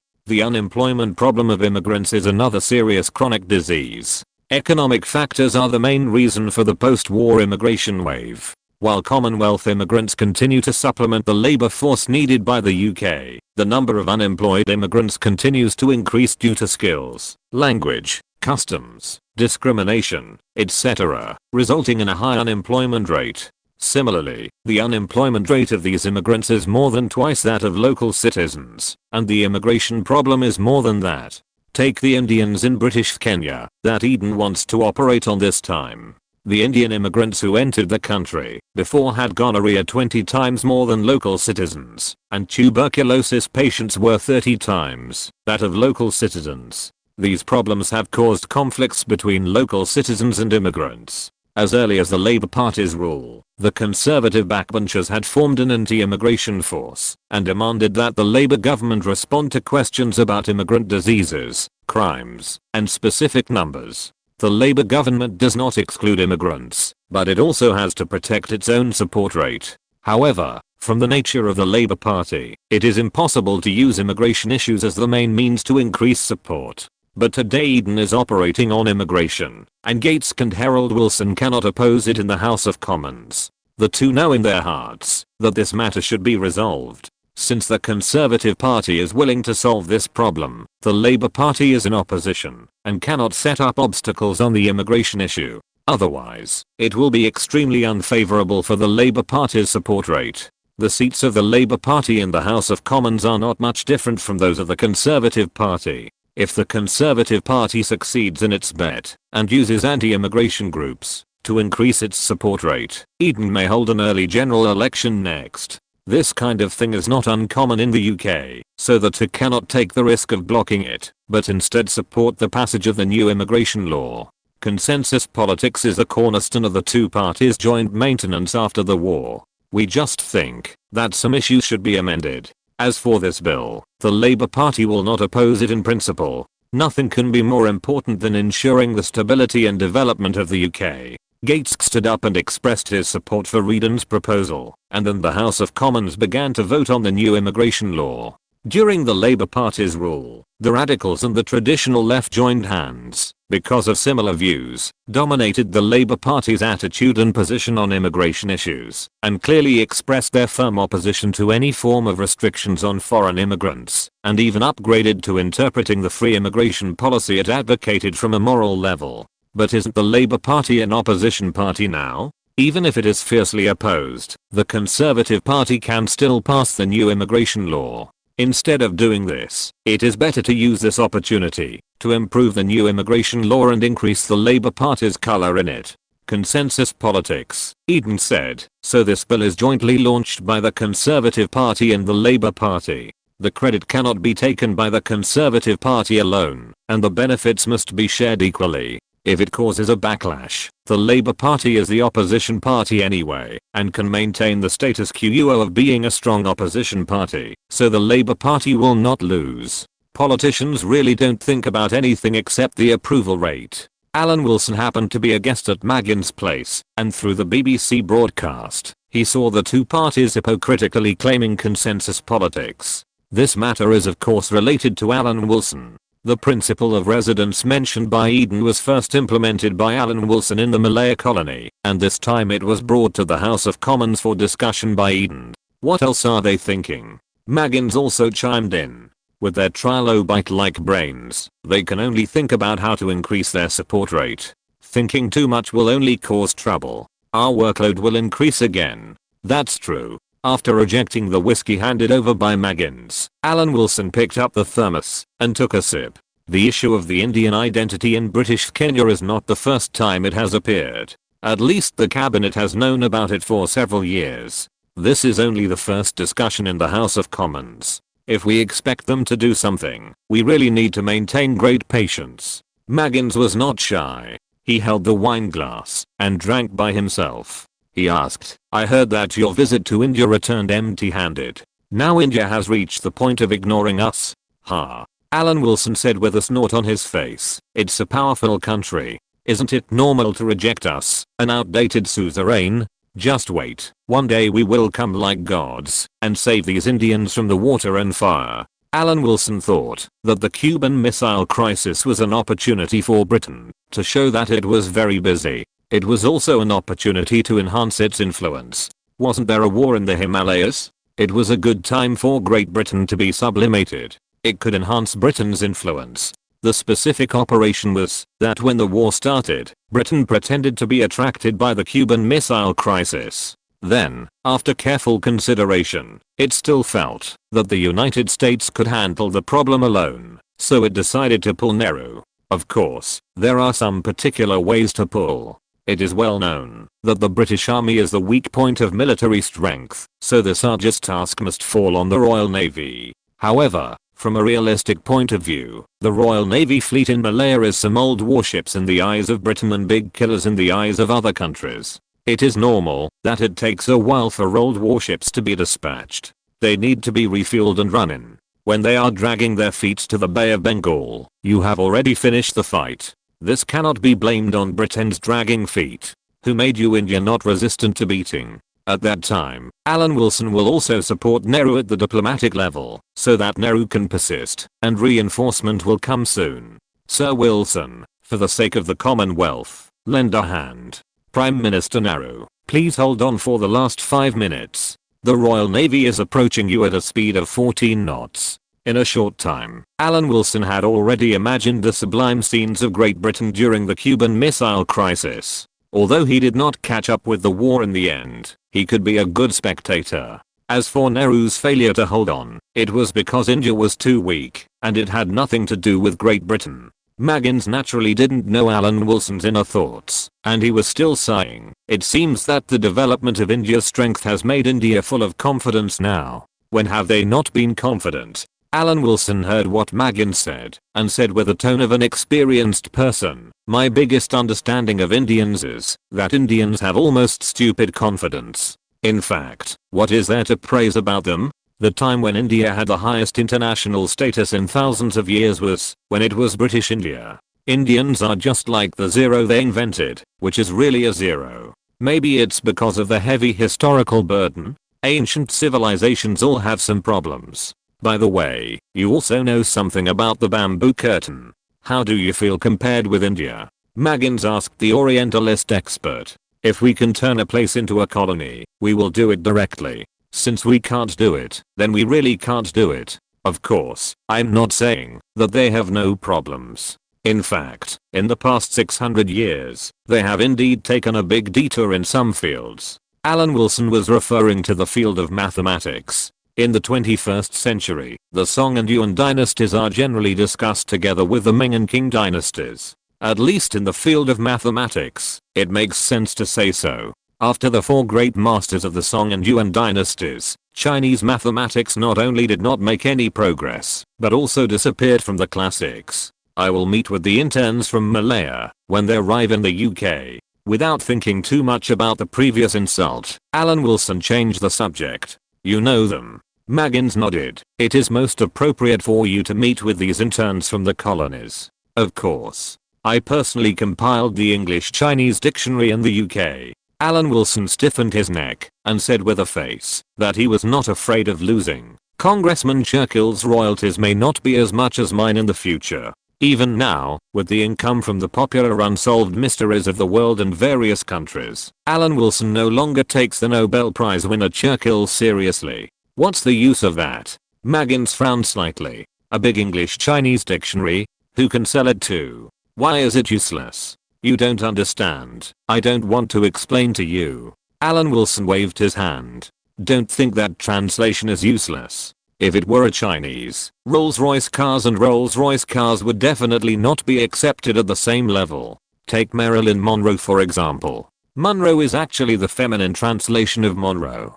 Translating it into Marilyn Monroe would add some alienation out of thin air. Therefore, a good English-Chinese dictionary can help the UK save huge hidden costs. Although they are both cars, Land Rover sounds very domineering, while Rover sounds nothing special. Besides, writing books is something to be proud of, and it can also increase one's academic color. Maybe you can get an extra salary when you retire. The new immigration law of the House of Commons was passed with a high vote. The years-long concern about the belonging of Indians in British Kenya has now disappeared with the tightening of immigration laws. Alan Wilson was in a good mood. He strolled into the Ministry of Foreign Affairs building and ran into the Chief Private Secretary Wick, who came out to greet him. Wick, are you looking for me? Yes, Permanent Under Secretary. Wick nodded immediately, holding a telegram. News from Paris. The Charles de Gaulle government announced a national mobilization to completely resolve the Algerian issue. Anyone who refuses to serve in the military will be regarded as a traitor. Chapter 1091. Only one chance. What is this? An executive order or a referendum? Alan Wilson paused slightly and asked in a deep voice. It is an executive order. All the major French newspapers are saying it. Wick followed his boss and explained. The key is what AFP said. Alan Wilson said as he walked. That is, the policy has not been officially released yet. What does the minister say? What about the left-wing parties in France? No objection? In fact, Alan Wilson also knew that opposition could not change the overall situation. It has been made clear that boycotting the conscription order is used for treason. If the French Communist Party dares to make trouble at this time, it will probably be dealt with legally and reasonably. However, this is also a good opportunity for mediation. Of course, this is for Macmillan, not for him. This kind of major event is no longer something that he, the permanent undersecretary, can solve. Macmillan or even Prime Minister Eden must come forward. Alan Wilson can solve some unimportant things, but he cannot really replace the foreign minister in major international affairs. Obviously, the French incident this time is a major international affair. Who dares to say that a country's general mobilization is not a big deal? Based on Alan Wilson's understanding of the current government, and even the previous government, no matter whether it is useful or not, they will try to prevent France from launching the French general mobilization law. After all, if France starts a national general mobilization, it will also solve a colonial issue, which will make the universal values of the free world not so shining. However, Alan Wilson hopes that Britain's dissuasion will not succeed. For Britain, a stubborn France can help itself share a lot of pressure, and it is France's voluntary. What reason does Britain have to dissuade it? It is destined to fail to dissuade it. France under the leadership of Charles de Gaulle is definitely not a country that will listen to Britain's mediation. They pursue independence and autonomy, especially not to be under Britain. The Prime Minister still hopes that France can calm down and not take actions with far-reaching consequences. Macmillan has been in a low mood recently, but he still forced himself to implement the diplomatic strategy. It is indeed implemented. The current British diplomatic strategy is formulated by the Prime Minister himself. We will do our best. Although he felt that there was a high probability that there would be no results, Alan Wilson still expressed his willingness to accept it, especially in front of Macmillan. Alan Wilson has a characteristic that he always likes to stand aside and watch, but vitality and initiative are the main aspects of his personality. Just now, when he was thinking about the impact of France's actions, he did not carefully consider how he would deal with it in case of any accidents. And this is not boldness, nor is it calmness, nor is it overconfidence in his ability to make decisions when things happen. If you look at it from the worst perspective, it is a kind of inertia, unwilling to let his only benefit as a bystander slip away when things happen. Since Macmillan has shown his willingness to visit France, he is naturally willing to accompany him, and he is not going to endure. Deep down, he is naturally a little surprised. France's move will really have a far-reaching impact, especially at this point in time. Of course, he soon thought of another thing. If France is openly going to make a big move, can Britain take advantage of France's willingness to stand in the front and do something for its own interests? Without further ado, even if it is regarded as a preview of Britain's diplomatic mediation in the Cuban Missile Crisis, Alan Wilson followed Macmillan to Paris, just in time to take care of both public and private matters. He missed him very much after not seeing him for a long time. Paris at this time was very calm and agitated, or perhaps there was agitation hidden under the calm. This was not contradictory, and it was very consistent with the historical tradition of France, either the royalists or the revolutionaries. Macmillan arrived in Paris and immediately expanded his network, while preparing to talk to Charles de Gaulle. Alan Wilson, who had determined that this diplomacy had failed in advance, naturally encouraged the ministers, and then got busy with his own business. The wine exuded a pleasant aroma and tasted good, not inferior to the best wines, and among the fruits were mangoes, which were ripe. After such a long journey, it was really a pleasure to eat this fruit. Alan Wilson ate and drank with relish. The mangoes were certainly worth tasting carefully, but he was more interested in the mountain above the valley. This was a dazzling and inspiring mountain. Staring at the mountain, he couldn't help but be fascinated. His heart was already climbing the mountain, following the mountain, and pass in meditation, to choose a path to climb up. The gradually unbridled expression finally made Ingrid Bergman unable to ignore it. She buttoned up her clothes, and hid her majestic chest. "You always look so unserious. Ingrid, you misunderstood."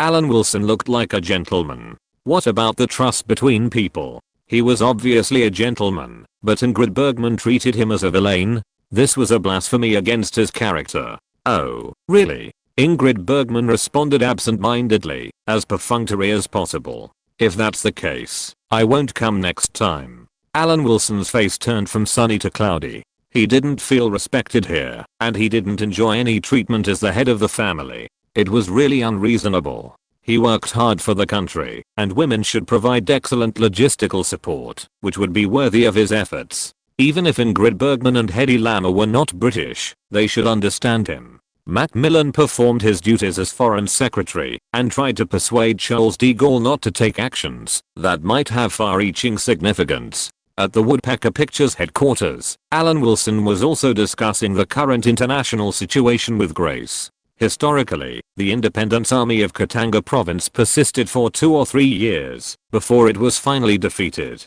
But now it is obviously unable to persist for so long, and the military advisors of the Soviet Union and Yugoslavia have been transferred to the battalion level. Although neither country has experience in fighting in the rainforest, it may be better to send Vietnamese people here, but it is not comparable to the resistance of the local warlords in Chomp. Now they still insist on it. It is nothing more than the free world still providing military assistance, and the area of Congo is indeed large, and the Soviets are not adapted to jungle warfare. In the Angolan War more than a decade later, the South African army, who lived in tropical Cuba, was annoyed. This treatment has not yet come to the Congo War.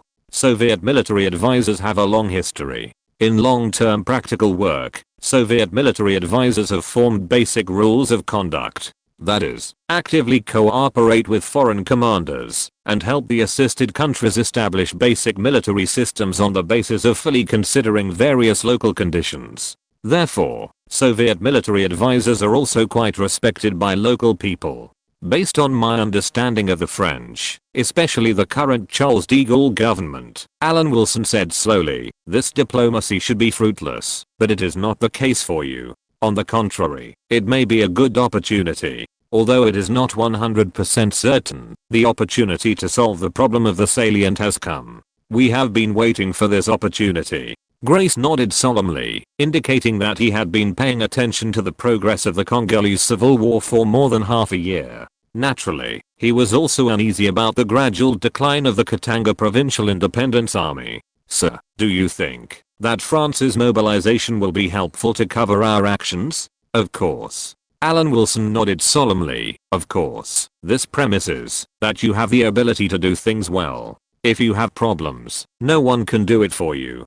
Destiny is in your own hands. I don't want to say more about restraining greed. I hope everything goes well. Britain is not France. It cannot openly split an independent country in the current international environment. France has disintegrated French Africa and is betting everything on Algeria. Britain still has many colonies that have not yet become independent. If he personally took action, British Africa might fall into turmoil, which was not a good deal for the calculating Britain. So Grace could only count on the strength of Northern Rhodesia itself. Britain could provide some military support, but would never send troops openly. Grace thought about it and nodded in agreement. With France taking action in Northern Africa, the affairs of Northern Rhodesia were indeed not noticeable. That's true. It seems to be a good opportunity. Of course, would I lie to you? I always do my best for my friends who I recognize. Alan Wilson's face was solemn, and then he changed the subject. You can't even get rid of an outdated president?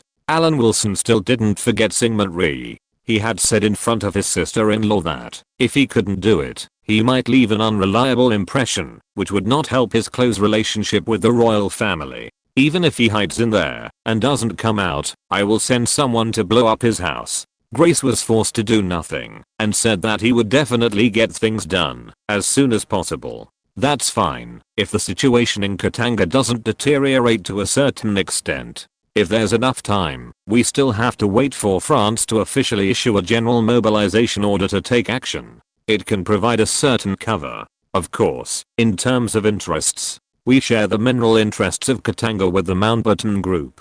Grace understood immediately and made a promise immediately. That's fine. Alan Wilson was very happy and suggested finding a place to have a drink and asked Grace if she was interested in relaxing. Paris is a romantic city with no shortage of heartwarming encounters. When he met Macmillan again, the foreign secretary frowned, and it was obvious that this wave of communication was not smooth. The communication on Alan Wilson's side was quite smooth. Now he just had to wait for the French to take action, and Northern Rhodesia would naturally follow suit. There is only one chance, and it is worth cherishing. If you're listening to this novel on a channel other than Fanfic World, it means they downloaded and uploaded it without effort. We cordially invite you to visit our channel, Mundo Fanfic Novelos. There you'll find the original version of this story and you can explore many other novels of various genres. We're waiting for you to immerse yourself in a world of incredible novels. Chapter 1092, Lightly Equipped. Alan Wilson believes that it is extremely difficult for modern society to change the general trend of history. In fact, he has not brought many changes. France's big move this time can be said to be a landmark event. Not only Foreign Secretary Macmillan is working hard for it, but US Secretary of State Dean Rusk also implicitly criticized France, believing that France's tough move to maintain Algeria's rule has discredited the free world. Of course, Alan Wilson disagrees with this statement, because Britain's colonies are not independent and clean, and every time Americans express their views on colonial issues, they are suspected of making indirect accusations. Change it. Alan Wilson is here to make the best of it. This is like another problem. Everyone knows that money is a good thing and everyone wants it, but some people have it and some don't. He watched Macmillan's efforts in Paris with a relaxed attitude and took the opportunity to visit his two daughters' school. The two daughters are very cute and very popular. The reason for the popularity is naturally inherited from Ingrid Bergman's strong genes. After watching the two daughters from a distance for a while, Alan Wilson turned and left because Macmillan's mediation had failed and the two would return to London to discuss the next countermeasures. How about we threaten de Gaulle with a nuclear bomb? Seeing that the foreign minister was frowning and obviously in a bad mood, Alan Wilson joked. He could understand Macmillan's distress. There was a prime minister above him, Eden, who was not interested in domestic affairs and specialized in formulating foreign policies. No foreign minister would feel good, especially since many diplomatic work was not going well. He took the responsibility and Eden took the credit. It would be strange if he could feel good. Alan, this joke is not funny. Macmillan was not in the mood to listen to jokes. If the world's powers were only Britain and France, Britain could certainly force France to surrender. But Britain and France decided the direction of the world, which was a thing of the last era. France really didn't listen to advice, and Britain really didn't have many ways. If the French were really annoyed, they would surrender to the Communist Party, and the whole of Europe would become a vassal of the Soviet Union. Otherwise, Macmillan would be worried about nothing. Couldn't Britain surrender? It's just a stubborn mind. After returning to London, Macmillan went to 10 Downing Street. The only thing on Alan Wilson's list recently was waiting for the first batch of interns to arrive in the UK, and the immediate priorities, such as welcome the President of the Mountbatten Group and His Royal Highness the Princess to Loyal London. At the exit of London International Airport, Alan Wilson bowed and saluted the lady who was surrounded and walked out. Then he took a few steps forward and hugged his wife's body in his arms, sighing, "It feels like a long time since we last met. I really miss you. You only know how to say nice things." Pamela Mountbatten rolled her eyes at her husband and lowered her voice. "You didn't do anything bad, did you? What are you talking about? The most important thing in marriage is loyalty." Alan Wilson denied it flatly. "I have remained loyal, but I don't know if you have done it."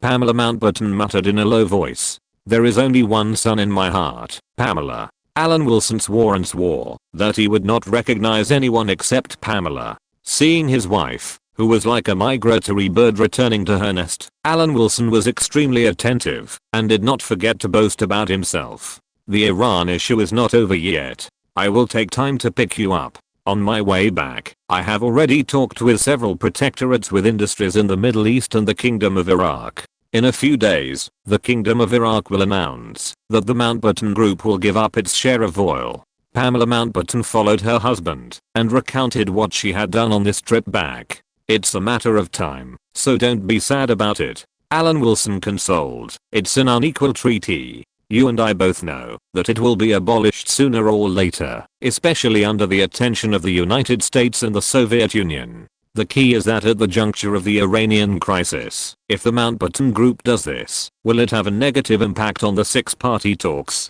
I'm mainly worried about this." Pamela Mountbatten didn't know why her husband kept urging him to give up his share of the oil, especially at this time. "The issue now is no longer about money, but about national dignity. We use this to show that it is not that oil shares cannot be discussed, but whether the British Empire is still respected." Alan Wilson said calmly, "This is good, and we can put more pressure on Pahlavi by going light." Even if Alan Wilson did not do this, the United States would do so immediately, abolishing the allocation of Aramco oil and letting Saudi Arabia control it all. If the United States really did this, it would be like putting Britain in it. So it is better to let his wife do this first, and this can be said to be a personal act of Mountbatten Oil Company. Pamela Mountbatten did this, but did not ask other British oil companies to follow suit. Whether other oil companies will follow suit can be communicated slowly at that time. The Iranian oil crisis has now become no longer a simple issue of oil distribution.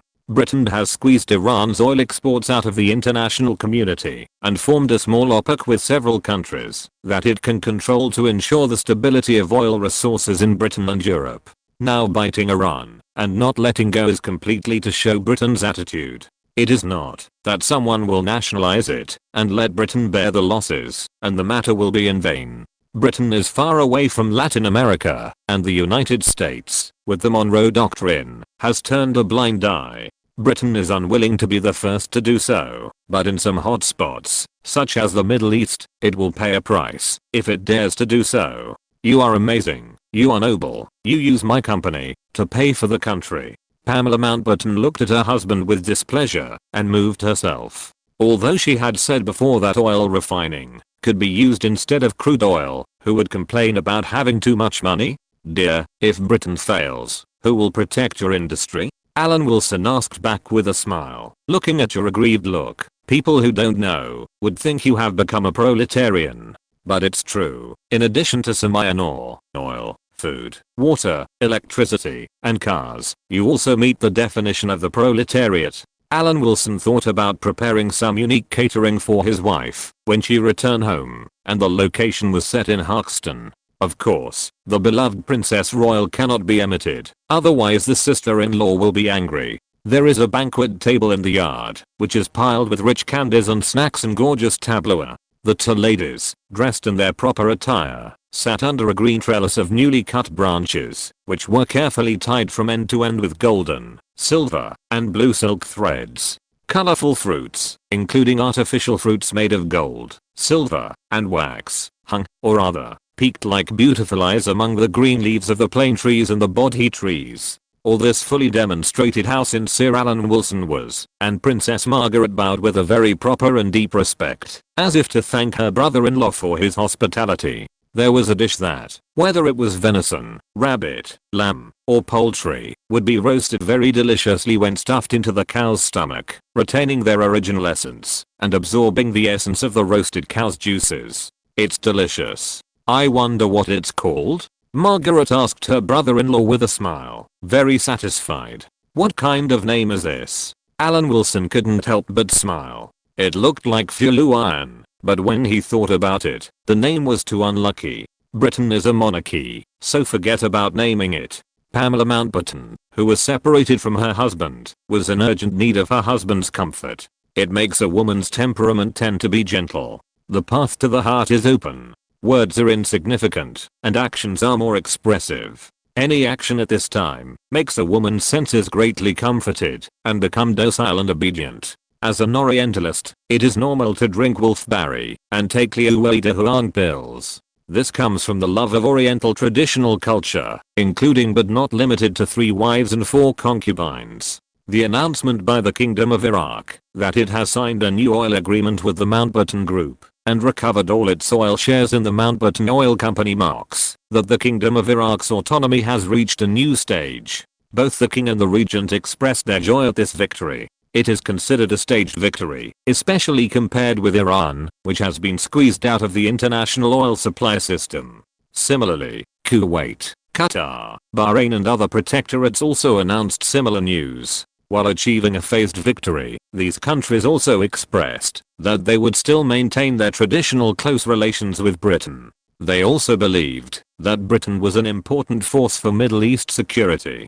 Permanent Undersecretary, this is the arms sales contract transferred by the Ministry of Defense. Wick brought more than a dozen documents, all of which were weapons that the Ministry of Defense hoped to put on the counter, covering the Army, Navy, and Air Force. Of course, what Mountbatten hoped to sell most successfully was the weapons of the Navy. But it might not be so smooth.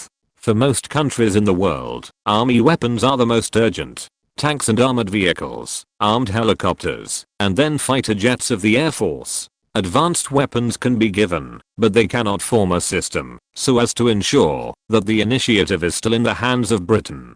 Giving these countries a share is itself an exchange of arms sales contracts, which is what I thought before. Ministry of Foreign Affairs. Wick answered the phone. Okay, I will convey it to the Lord. What's the matter? Alan Wilson was flipping through the contents of the arms sales contract when he saw Wick coming back. A ship has arrived at the port. It's trainees from Malaya. Wick reported quickly. How should we respond? I'll go there. Alan Wilson stood up directly, put away the documents from the Ministry of Defense first. I'll take a look when I come back. Chapter 1093 New Blood in the Shipbuilding Industry. The maritime industry represented by the shipbuilding industry is an important part of the British economy. The British maritime-related industries contribute an economic share of £13 billion, of which the shipbuilding and repair industries contribute nearly £2 billion, with 90,000 direct employees. The demand for the shipbuilding industry mainly comes from international shipping, which is closely related to the world economic growth and maritime trade. As an island country, once the shipbuilding industry declines, it means that the UK is dispensable in the world economy. It is natural for the UK and Alan Wilson himself to want to save the shipbuilding industry. The Shipping and Transport Committee currently has another important task, which is to build patent barriers to deal with the threat of the Japanese shipbuilding industry by relying on the accumulation of the British shipbuilding industry. At the meeting on saving the shipbuilding industry, Alan Wilson attributed the threat of Japan to the indulgence of the United States. The Americans' own shipbuilding industry is not good enough, and they have nothing to lose. They borrowed Japan, which has even lower human rights, to disintegrate the strong position of the UK in shipbuilding. The top priority is to adjust the weak areas of the Japanese shipbuilding industry, container ships and oil tankers. At the same time, we should find ways to reduce costs, and also let France and Germany stand on the side of Britain within the framework of the European community. The East End of London is close to the North Sea. Although it is not as good as several major shipyards, there are also some civilian shipyards. The first batch of trainees from Malaya will be placed there. The key is several old shipyards. Even if Alan Wilson interferes, these shipyards may not listen to Alan Wilson. On the contrary, some small shipyards are easier to adjust, and they will not rely on their qualifications and connections to pretend to obey Whitehall's guidance. Whitehall is an expert in pretending to obey and pretending to disobey. It has done this to the cabinet many times. Since Whitehall can do this, there is no reason why the interests below will not do this to Whitehall. Excluding the option of revolution, gradual improvements all start from small aspects. It is unwise to move a few large shipyards right away. Moreover, small shipyards are indeed in a more difficult situation than large shipyards, and they are also the first to be saved. The machinery should be updated, and the efficiency should be improved. According to our survey, the Japanese shipbuilding industry is now twice as efficient as the British shipbuilding industry. This is of course related to the advantage of low human rights, but shouldn't we work harder? We can solve the problem of aging machinery through loans and equipment updates. The Japanese are hardworking, and we are rich in management and accumulated experience. British shipyards are recognized worldwide as one of the shipyards that can provide the most comprehensive and cutting-edge services. Complete maintenance and service facilities are suitable for almost all types of sailing ships and offshore installations. British companies are also good at providing ultra-fast response solutions to maintenance problems in countries around the world. This configuration is here, and there is no reason not to fight the Japanese. Isn't there someone to reduce costs now? Alan Wilson, who arrived at the shipyard, met the owner of this medium-sized shipyard directly and asked about the food and accommodation issues of the interns. Once we get good results here, several shipyards on the south coast and Glasgow in Scotland will benefit from it. I hope we won't be disappointed. The distribution of the shipbuilding industry in the UK is very interesting. In terms of proportion, Southampton and several cities can be said to occupy the largest share in England. But from the perspective of a single city, Glasgow in Scotland is the real shipbuilding centre of the UK. There are dozens of shipyards along both sides of the River Clyde. The main industrial sectors include shipbuilding, machinery manufacturing, electrical equipment, precision instruments, etc. Among them, the shipbuilding industry ranks first in the country, with dozens of shipyards. As for saving the British shipbuilding industry, the port cities in the English Channel are not a big problem. If Glasgow, which really relies on the shipbuilding industry, has problems, it will be a big trouble. Saving shipbuilding will also help balance between England and Scotland. In the same country, it is better for the two sides to have different economic divisions. Long-term neglect of Scotland's interests may also be harmful to the UK itself. Glasgow's manufacturing industry is the city's central industry, and the shipbuilding industry on the banks of the River Clyde is the top priority. At present, the Labour Party is in power in Glasgow, and of course the Greater East End of London is also in power. This is generally the case for places that rely on manufacturing. Alan Wilson did not show any neglect, just because the shipyard he visited was small. Instead, he was very friendly and talked about the help the country could provide in the shipbuilding industry and clarified what rights and interests these interns assigned here should have. Are all the officials in the Ministry of Foreign Affairs so versatile now? Granville couldn't help but sigh. He couldn't understand why the shipbuilding industry could attract the attention of the permanent Undersecretary of the Ministry of Foreign Affairs. I'm the Secretary General of the newly established Shipping and Transport Committee. As for the interns, who come here for internship, I was the High Commissioner of Malaya before. In essence, they were once residents under my management, so I don't want to see anything like racial conflicts. I have had very harmonious cooperation with the Chinese before, and I know the nature of Chinese workers very well. They are hardworking and will not cause trouble. Once there is a racial situation, I will investigate it myself. By the way, I'm also the Secretary General of the Joint Intelligence Committee. It is easy for me to initiate an investigation into something. Alan Wilson's tone was calm, and he was not threatening anything. There was no possibility of favoring the Chinese. If something really happened, he would naturally deal with the conflict impartially, and whoever caused the trouble would pay the price. This shipyard is named after Granville's surname. It is obviously a family business. As soon as you enter the factory, you can see that the current operating status is not good.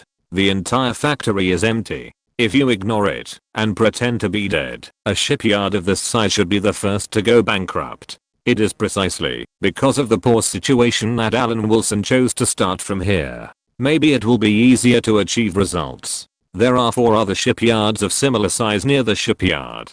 This is the entire shipbuilding industry in the East End of London. These shipyards will divide the 700 interns, including several bosses of Granville, who are now by Alan Wilson's side. Change to slogans with 2 problems in English and Chinese, such as safe production. Don't understand? It doesn't matter. I compiled the English-Chinese dictionary and I will translate it for you. Alan Wilson wandered around and was still paying attention to some details. After a while, Alan Wilson sat down with several shipyard bosses, waiting for the arrival of the first batch of interns. The knocks have been knocked, and the support policies have been explained. Now you can imagine how to get closer to the migrant workers. Granville and his men were quite curious about Alan Wilson's work experience, and asked about the local customs and practices in Malaya. Alan Wilson told them the truth, that it was not certain whether saving the shipbuilding industry would work now. Even if it was effective, it would probably only delay the decline of the shipbuilding industry. Maybe one day, at least part of the shipbuilding industry would have to move to Malaya. He was also happy to introduce the local situation in Malaya in front of these shipyard owners. Take the current industrial layout as an example. The automobile production line is placed in Malacca City, and Singapore is still an oil refining center. Kuala Lumpur is a special case as a capital. Penang actually lacks an industry to drive development. Except for the somewhat conservative social environment, everything else is pretty good. Alan Wilson told the truth. If we have time, we are willing to go to the local area for an inspection. Granville said with great interest. That's really good news. In fact, as long as we treat each other equally, there is no danger. The local position in the cabinet is extremely important, much more important than the original British India. As Alan Wilson spoke, as buses drove into the factory, he knew that the interns who had received vocational training had arrived. Welcome to London, my friends. Alan Wilson switched to Chinese and greeted the densely packed Asian faces. The team was a little scattered, but generally kept quiet. This was a sense of order.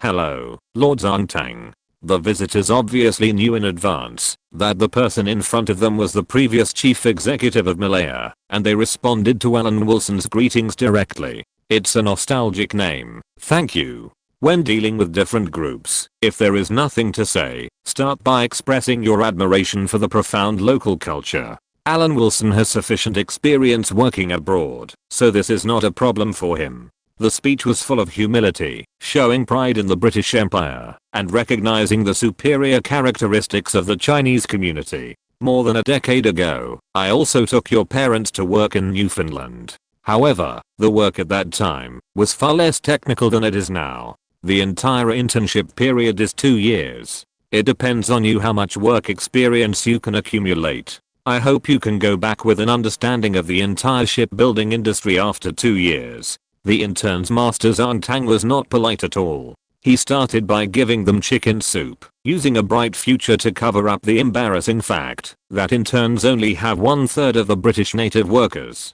Otherwise, why is the internship period 2 years? 2 years is a price that a young person can pay. but it won't work if the time is extended any further. After all, chicken soup is just chicken soup and cannot be used as real money. In other words, these student interns who have just graduated from school still have dreams, and it is not easy to fool them if they have some social work experience. Dear bosses, go and sign the contract. If an industrial accident occurs, I will handle it impartially. After making the bottom line clear to the shipyard owners, Alan Wilson was ready to leave. The Shipping and Transport Committee will send people to supervise your shipyards, protect the human rights of the workers, and evaluate whether the operating environment of the shipyards has improved. Granville and his men made solemn assurances that they would treat the new blood of the shipbuilding industry well. Chapter 1094. The pressure is all in Britain. Subsequent batches of interns will be arranged according to today's process. After giving an order to Chief Private Secretary Wick, Alan Wilson set off on his return journey. The Iranian oil crisis, which had dragged on for so long, was still a matter for the Ministry of Foreign Affairs to follow up. His wife, who had just given up her share of the quota, had a sullen look on her face these days, always feeling that she had lost out. If it were normal, Pamela Mountbatten might have forgotten about it over time, but her husband had been following up on the Iranian issue, resulting in no conditions for the family to forget. At this point, Alan Wilson could only make a calm analysis. Keyboard political experts have always used history as a mirror to explain the relationship between the country and the group of businessmen. The Soviets said that workers have no motherland, and the Americans said that capitalists have no motherland. In fact, both are right. The relationship between businessmen and the country is not that simple, but there is no doubt that your current industry still has a strong British color. The country can't always contribute to you. You also have to give the country some feedback, right? Think about it. More than 100 years ago, Britain had the upper hand in the struggle with France with its huge taxation capacity. This created the glory of the British Empire, and ultimately made Napoleon end in regret. I understand the truth. Pamela Mountbatten muttered softly, but the losses are real. Not letting go when you should will only lead to greater disasters. Alan Wilson's face was serious. Why haven't I heard of similar examples? Pamela Mountbatten tilted her head, waiting for her husband's answer. Why not? Aren't Jews? However, the Mountbatten family does have Jewish ancestry, so this cannot be said. Alan Wilson frowned. There is a counterexample. Excessive exploitation of merchants has led to their treason and surrender to the enemy. In fact, except for the Mongols who can do everything, China will use state power to limit the expansion of merchants. There is nothing wrong with this, because merchants are profit-seeking and should indeed be controlled. But it also depends on how to suppress them. The Ming dynasty was too cruel to merchants, which made it extremely unsuccessful at the national commercial level. Shanxi merchants would rather do business with the later Jin, just like guarding against thieves in the Ming dynasty, because there are many precedents. In other dynasties, merchants were also in a weak position and would be cut by the court from time to time, but generally at the level of suppression. But in the Ming dynasty, once a merchant showed off his wealth, whether he was loyal to the emperor and patriotic, or caused trouble to one side, his whole family would die. During the reign of Emperor Xiaozong of the Ming dynasty, the great jewelers Feng Qian, Wan Tong, Li Ziyang, Wang Zhi, Xiaozana, etc. were forcibly arrested and imprisoned by the court on false charges, and their property was confiscated. During the reign of Emperor Wanli of the Ming dynasty, Yao King, a wealthy businessman who had accumulated a huge fortune, died without an heir. The court took advantage of his nephew's fight for the right to inherit and sealed up all his property. Wu Jinbo, a wealthy businessman during the reign of Emperor Xianqi of the Ming dynasty, lent the court as much as 2 million silver taels. The court not only refused to pay, but also made up excuses to confiscate his property for other reasons. Wu Yangchen, a who's how merchant during the reign of Emperor Xianqi of the Ming dynasty, started his business by selling salt. His ancestors accumulated more than 1 million yuan and had extensive industries in Huangshan and Jiangnan. His family had donated more than 500,000 taels of silver to the court. The court found fault and not only wanted to recover 600,000 taels of stolen silver, but also arrested Wu's father and son and imprisoned them. All his relatives, neighbors and clansmen were implicated. Wu's father and son eventually hanged themselves in prison. The court has always adopted such an attitude towards businessmen, so naturally, there is no hope that any patriotic businessmen will appear in times of trouble. When Britain was forming the anti-French alliance, its commercial power played a huge role, so there was naturally no need to worry about any loyalty issues. But nothing could be overdone, especially since the Soviet Union and the East wanted to liberate the whole world. If Britain held on to its interests, it might really be put on the shelf. There are actually such things in the world. Pamela Mountbatten was furious. No wonder they accepted the Soviet system so easily. It turns out there is a historical tradition. It can't be said to be wrong. Well, there are certain reasons in this regard. Alan Wilson opened his mouth but didn't refute. What was there to refute? He felt that his wife was right. China is China, and Britain is Britain. They are at different angles, so their attitudes are naturally different. What we should consider is that under the fact of the existence of the Soviet Union, we should try our best to establish a broad encirclement. So when we eat meat, we must also ensure that other countries can drink soup. Otherwise, why should they stand on the side of the free world? This is the case with Lumumba's Congo. Although we cannot say publicly that Lumumba wanted to take back Congo's own resources and we disagreed, which led to Congo turning to the Soviet Union. But isn't that the essence? In order to prevent these countries from turning to the Soviet Union, they have to give up part of their interests, which were originally these countries' own resources. Anyway, whatever you say makes sense. Fortunately, the Mountbatten Group is not a listed company. Pamela Mountbatten accepted her husband's argument for the overall situation.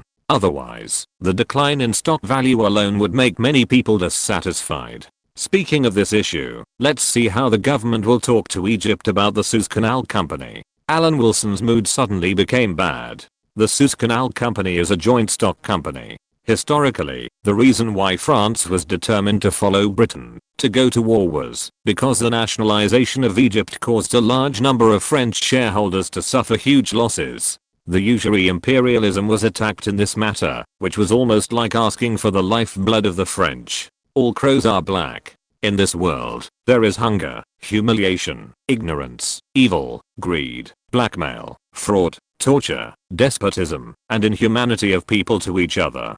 Just because Alan Wilson is British, he will not think that Britain is so noble.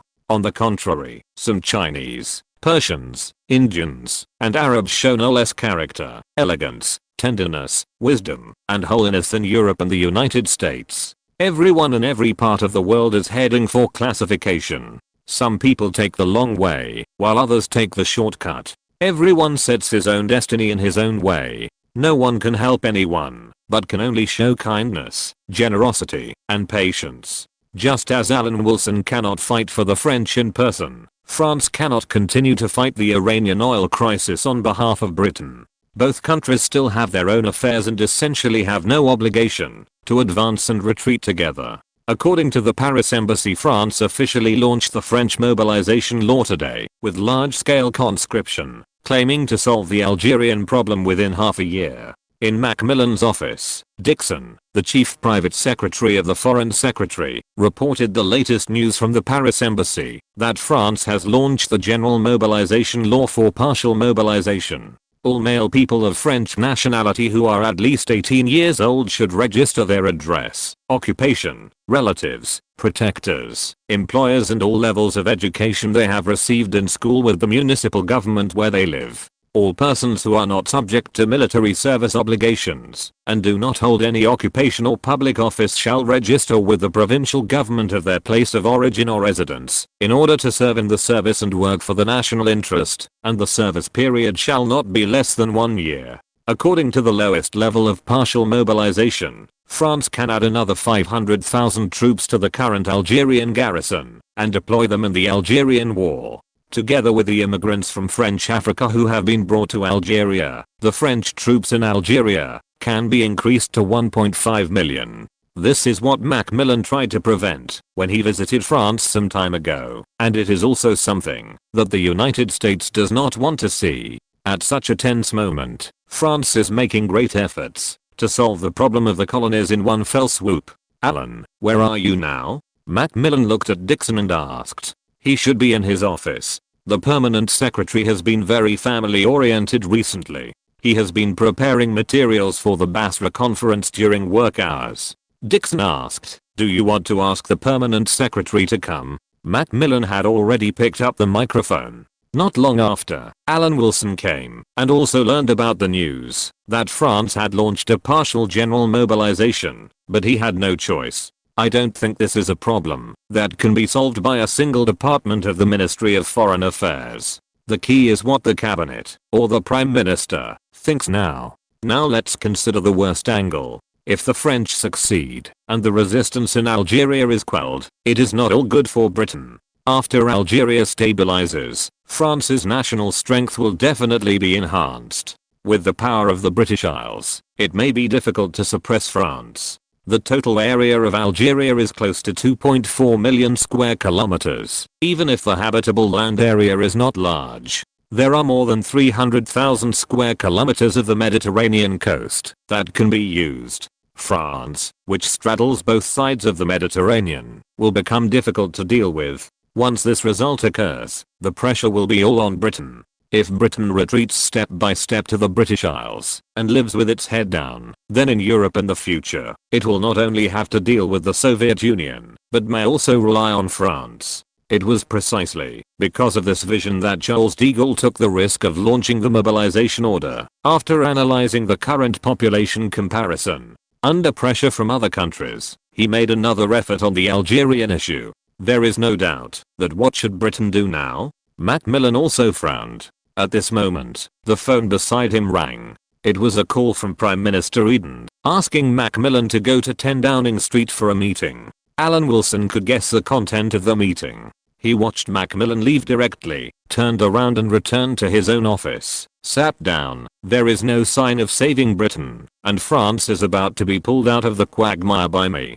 A big plate has its own difficulties, and concentration has its own advantages. The operating pressure brought by the wide distribution of Britain's colonies is much greater than that of France. This is no wonder, and we can't take all the benefits. Let's talk about what the French actions will bring to Britain. Eden got straight to the point and summoned the cabinet ministers to discuss the mobilization order issued by France. Chapter 1095. One wave has not yet subsided, another wave has risen. There is no doubt that France's mobilization order will have a far-reaching impact on Britain, and the two countries cannot have completely consistent interests. But on the issue of colonies, they are generally consistent. We must consider the problem from the worst result. A basic premise is that Britain must retain full control and have a national strength that is higher than that of France. This cannot be limited to the comparison between France and Britain. At the French embassy in London, Ambassador Sevitt expressed his original intention of attaching importance to Britain's views with a smile on his face. On the issue of colonies, France and Britain are facing pressure together and should keep each other warm.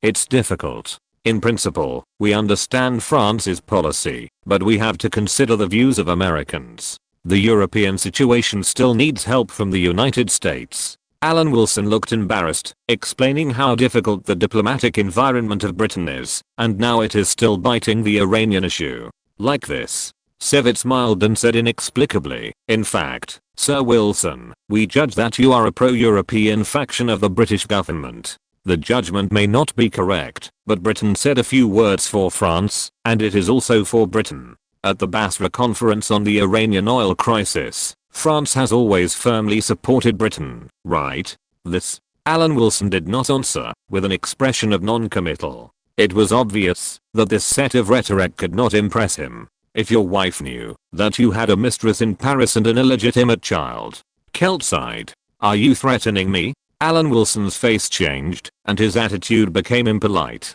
"You even." Celt pointed at Alan Wilson, with a face full of envy and jealousy. "I just made a mistake that all men would make. But if they want to use this to threaten me, the French have made a wrong calculation." Alan Wilson was worried in his heart, but his face was cold as ice, and he was not prepared to compromise at all. Sir Wilson has misunderstood. France is a romantic country. The French are unwilling, and will not disturb her, or more than one true love. I can guarantee that few people know about this. Seeing this, Celt's expression relaxed, and he took out a memorandum. "Sir, you can take it now. I can guarantee that the French intelligence department will have no backup. Even Hedy and Ingrid will be taken care of by the government and supported in policies. Of course our sincerity goes far beyond this. This is Air France's Comet airliner order. French Africa needs to maintain the Paris route. For the sake of the Greater Europe concept, we certainly cannot choose Boeing of the United States, which has a tough stance on colonies. Kelt kept taking out several memoranda, including the Comet airliner order, and sharing France's research progress on smoothbore cannons. The Paris Motor Show is about to open, and British cars are expected to shine. There are countless conditions. Half an hour later, the two walked out of the embassy together. Kelt said with admiration, "We look forward to the good news from the Lord and the vigorous development of the two countries in the economic and trade fields. The deep friendship of the French makes it impossible for me to ignore the difficulties France is facing. As an executor of the Greater Europe concept, I have no choice but to do my part." Alan Wilson said this and paused. About the joint introduction of shipbuilding standards and patent protection by Britain, France, Germany, and Italy at the European Community meeting. "This is what France wants to do." Kelt said righteously, as the Lord said, the United States supports Japan to balance the influence of Britain and France, and to squeeze European industries by taking advantage of Japan's low wages. France will never agree to any move that harms the interests of European countries. Very good. Alan Wilson nodded with satisfaction, holding a dozen memoranda related to economy and trade in his hand, expressing his gratitude for France's firm attitude, and then turned and left. First, he had to send a telegram to Northern Rhodesia. When he arrived at the Ministry of Foreign Affairs, he learned from Wick that due to differences of opinion, the cabinet meeting on the issuance of mobilization order by France ultimately yielded no results. At the port of Toulon, the first French troops rushing to help Algeria boarded the ship singing the Marseillaise under the gaze of the residents of Toulon, and headed for Algeria, which was not too far away. Almost at the same time, the leaders of the countries that had gained independence in the former French Africa publicly stood on the side of France.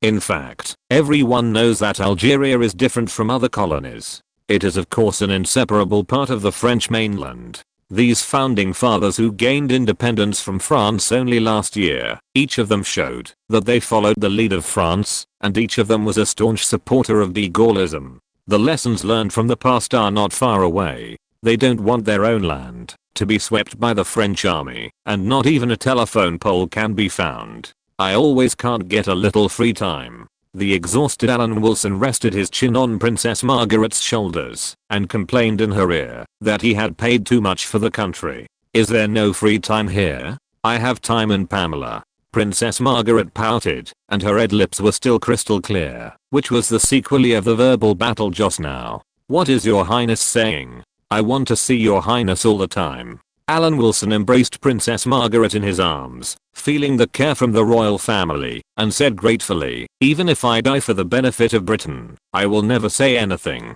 The only regret may be." Listening to the whispers in her ear, Princess Margaret couldn't help blushing, shaking her head and whispering, "I have to consider the reputation of the royal family. It's not that I don't want to, I also want my own children." "Yes." Alan Wilson was very distressed and whispered to comfort, "Take your time, I believe there will be a way. When I climb to the position of cabinet secretary, I will have enough power to protect your highness's privacy." Shameless. Princess Margaret leaned in the man's arms, feeling the warm palm on her lower abdomen, and laughed and scolded.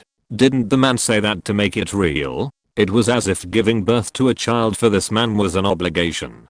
How could Alan Wilson come to see your highness without doing anything? He did have a business operation now, and hoped that Princess Margaret could shoulder the responsibility of the royal family as the convener of this competition. Cape Town rally? Princess Margaret was shocked. "Let me be the convener, your highness. An important member of the British royal family and beloved by the citizens, has used her influence to convene this event and let the world's major car companies bring out their best cars to participate in this event." Alan Wilson said slowly, "Pamela will be the main sponsor of this event, and the convener must be Her Highness. We can't let Her Majesty the Queen pay attention to this event in person. Her Majesty has her own responsibilities. Her Highness is more suitable." The French had threatened him before, which aroused his rebellious psychology and decided to copy the French car rally. The Dakar Rally in later generations is called a game for the brave and the most difficult rally in the world. As the most severe and adventurous racing sport, it is known to the world and has received keen attention from more than 500 million people around the world.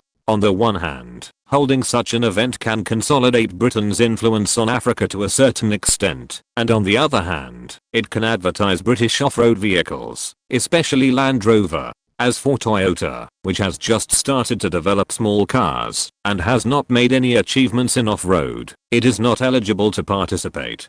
Through this event, off-road vehicles and Land Rover are linked together, and the first impression is established, which is definitely good for the development of Land Rover. Expenses are of course necessary, but this expense is not huge for Pamela Mountbatten. Maintaining Britain's traditional influence on Africa, plus it can bring benefits to its own industry. Why not do it? If Princess Margaret is willing, preparations will begin after this year, and the competition will officially start next year. Half an hour later, the two appeared, talking and laughing, and were still talking about the holding of the car rally. The atmosphere was very harmonious. What do you think of these new agents? Alan Wilson asked Her Royal Highness the Princess as he walked. Much better than the previous batch. Princess Margaret was very satisfied and praised the replaced 5 agents. The most important thing is reliability. Alan Wilson was relieved after hearing this, especially the safety of Her Royal Highness. No matter how careful you are, you can never be too careful. I only feel unsafe because of your meticulous care. Princess Margaret muttered in her heart. The news that France launched the mobilization order was suddenly replaced by this martial arts conference in the automotive industry. At the press conference, Pamela Mountbatten used the most adventurous sport to open the Mountbatten Group's plan for a car rally. Only the bravest knights and the best mounts will become the final winners of this test of spirit and endurance. Lusaka, as the capital of Northern Rhodesia, does not seem to be affected by the war in Katanga. It seems like Elizabeth Square in a European city, but there are unusually many female figures. 10 kilometers to the north, a large number of Slavic men, armed with live ammunition, formed a huge team in Land Rover Defenders, and rushed to the north. Behind them, there were towing artillery and a long team of trucks. It's time to get off work. Alan Wilson stretched himself, and walked out of the office, saying hello to his colleagues. Let's talk tomorrow, if you have anything to say. Today was another idle day. Even if the telegram from Northern Rhodesia was delivered, it would have to be dealt with tomorrow. What important affairs could there be in the colonies? Impossible. Simply impossible. One wave of troubles arose before another wave of troubles came. When France angrily issued a mobilization order because of the Algerian affairs, more than 40,000 armed element from Northern Rhodesia crossed the border and rushed into Katanga province. The chaos in Congo seemed to have expanded. Chapter 1096 Pretending to be ignorant. Even though he got off work early, after returning home, Alan Wilson still received a call from the duty officer of the Ministry of Foreign Affairs, and learned that Grace in Northern Rhodesia had entered the Congo with the assembled Slavic armed forces. Since he knew it, the cabinet could not hide this matter. After hanging up the phone, Alan Wilson thought about how to answer when asked about his opinion, and most importantly, whether he would be implicated. This should not happen, although he personally sent these Slavs to Northern Rhodesia. But in the chaos in the early post-war period, no one would figure out the truth of the matter at that time, and the Americans could not do it. Strictly speaking, those anti-Tito element at that time crossed the US occupied zone, and the Americans were afraid of causing dissatisfaction with the Soviet Union, so they were forced to be digested by these people by Britain, and were arranged in Northern Rhodesia. No matter how you look at it, the Americans are more responsible, and Britain has to accept these unstable factors. Is there an accident in Northern Rhodesia? Pamela Mountbatten also heard her husband's conversation, and asked about the details. Well, the Slavs gathered and intervened in the Congolese civil war. Alan Wilson told his wife the truth. A lot of people will die, right? Pamela Mountbatten was a little worried, and I was uneasy about the tragic prospect of the war. That's not a big deal. Alan Wilson smiled to comfort, but he was smiling. In essence, he lacked sympathy, so he didn't even think about how many people would die. People will die anyway. Because of the death toll caused by war, a certain big country has repeatedly broken world records. As long as you know a little bit, looking at other statistics will become a small scene. There are 15 million people in Congo, and the main gathering area must be near Kinshasa in the lower reaches of the Congo River.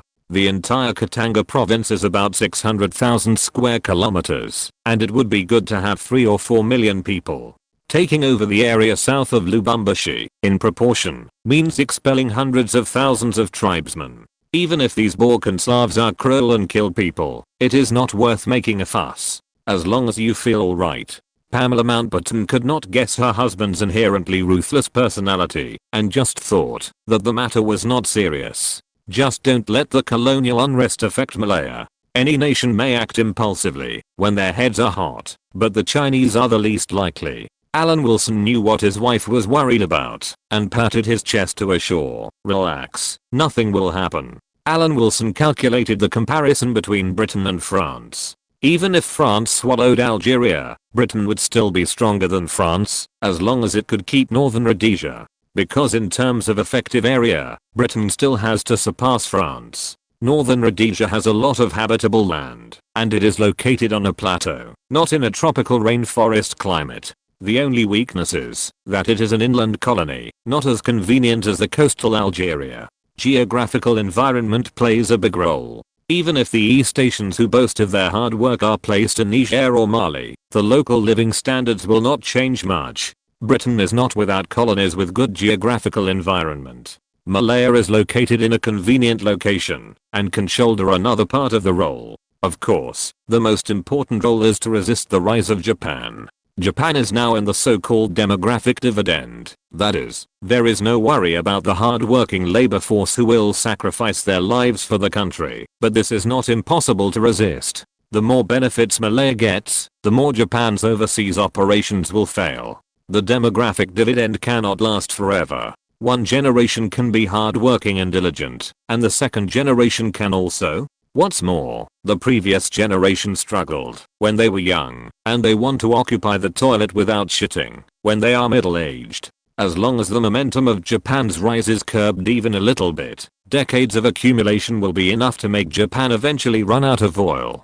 Compared with the latecomers in East Asia, Europe still has old capital to eat. What's more, Alan Wilson has already begun to join other European countries to build patent barriers to block the pace of Japan's industrial upgrading. Alan Wilson is even ready to fight a price war and must put the brakes on Japan's development. Of course, the United States can continue to open up its market and continue to support Japan. Even if the Americans are willing, he can't do anything. Grace's current action is to lead the Balkan warriors to intervene in the Congolese civil war in the name of the original Katanga warlord Chomp. At this time, he also knows in his heart that it is not time to open his gluttonous mouth to annex. His troops still need to be prepared, and some military supplies are still in the process of transportation. When everything is ready, it is not too late to turn against Chomp when he is no longer useful. In sub-Saharan Africa, the harsh climate environment makes survival the biggest test. Both humans and animals and plants must face this problem. Grace will not learn from South Africa. Northern Rhodesia deeply believes that, although South Africa seems to be very strong now, it is only a matter of time before the volcanic eruption swallows the Boers. The Boers always take it for granted that the natives' butcher knives and bullets cannot hit them, and those who can naturally enjoy a superior life at ease can naturally say that they should be magnanimous to the natives. The colonies of South Africa have no way to deal with these people. If the action of sending troops to clear the natives is discovered, it will only usher in false criticism and attacks. For a long time, some people seem to hope to profit from keeping the natives in their original state. Grace would rather not have these cheap labors and develop slowly, but at least the results are her own, and she will not give the accumulated wealth to the local natives one day. Similarly, the top leaders of the two major military organizations know that with a population of less than 1 million, they must have a country as their backing, and independence is no longer important. The key is whether they can live their own lives quietly. There are two problems. The border of northern Rhodesia is very unfriendly. Only by occupying the salient can the door be closed. The other is that northern Rhodesia is inland, so to live a good life, They must take the risk of a military operation, even if they have to face Tito's advisory group again. In the rest camp, Grace inspected the military camp. People stood up and greeted her wherever she went. Grace said to the people around her as she walked, "You all came from afar. How can you not take a serious look? It takes 1,000 days to raise soldiers and only a moment to use them. We have trained for such a long time. If we can't even get a little land, won't we lose both our people and our money?" No one dared to refute Grace's words. These people were gathered together and willing to fight the natives because of their personal safety issues. This was the consensus of the military. After this battle, everyone will have a life without worries about food and clothing. There is no need to be hesitant to act. This is what Grace said personally. Most of the people who participated in this action were not innocent. They all had a past that they could not bear to look back on, and war itself was not unfamiliar to them. Now I believe that Chomp should be happy. After arriving in Lubumbashi, we will contact the Belgian expatriates. Whether we can succeed depends on whether they will stand with us.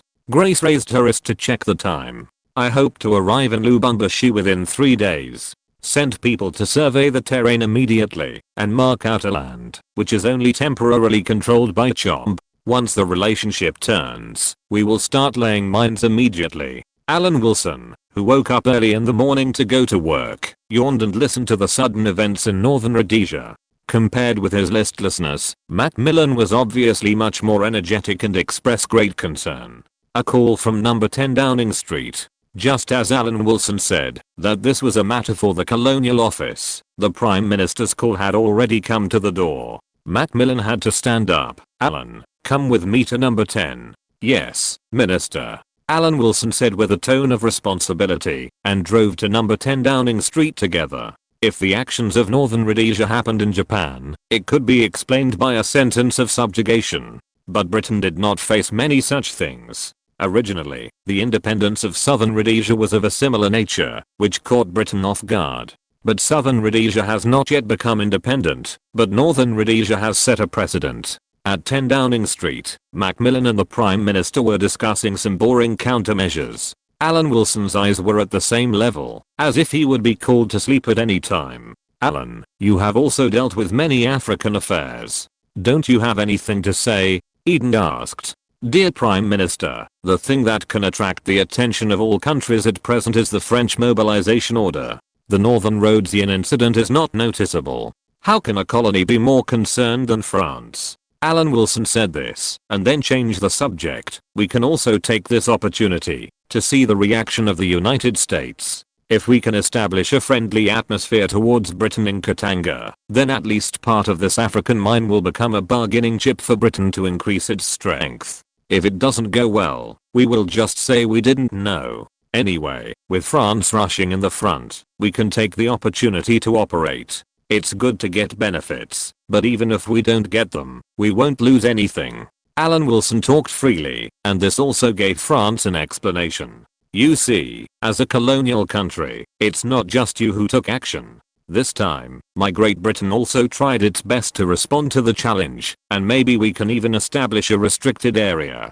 I believe there is nothing to be picky about France." Eden nodded. "The colonial policy depends on whether France can quell the war in Algeria this time. If Algeria fails to gain independence, Britain will naturally not allow important colonies to become independent. But we should also let those Slavs know that we can't ignore our opinions," Eden said. Alan Wilson understood immediately and suggested, "Does the mainland still have Redbeard tactical nuclear bombs? We can send a batch over. Of course, I mean send them over secretly." Chapter 1097 European Cooperation. "It seems that you were the one who took over, right, Alan?" Eden also knew about the whereabouts of the anti-Tito element after the war, but the Conservative Party stepped down soon, and he only had a vague understanding of the subsequent events. "I have almost forgotten what happened more than 10 years ago." Alan Wilson pondered, and he seemed to have dug up all the anti-Tito element and let them on board with a clean record. Although it was a bit ungentlemanly, the situation in Britain at that time did not allow for generosity. World War II had exhausted Britain, and it was eager to grab any funds it saw. Seeing that these old people from the previous dynasty still had some deposits in the Vatican, Britain decided to be a good person for once. In detail, Britain was sorry for him personally, and did not even issue a medal. The past cannot be recalled, and the glory is in the past. Now we are talking about the big issue of Northern Rhodesia. Eden was also weighing the pros and cons in his mind. In short, it was a matter of both. It was necessary to judge the reaction of the Soviet Union and guard against the small actions of the United States. But Eden believed that at least in name, the United States could not do anything to Britain. If the United States directly stabbed Britain in the back, when Britain was fighting against the Soviet Union in Africa, it would be unreasonable. And at least for now, Britain can still be considered to have a deep foundation in Africa. With Africa as a battlefield, Britain may not be unable to fight against the evil demons outside the region. As for Alan Wilson, he was even more indifferent.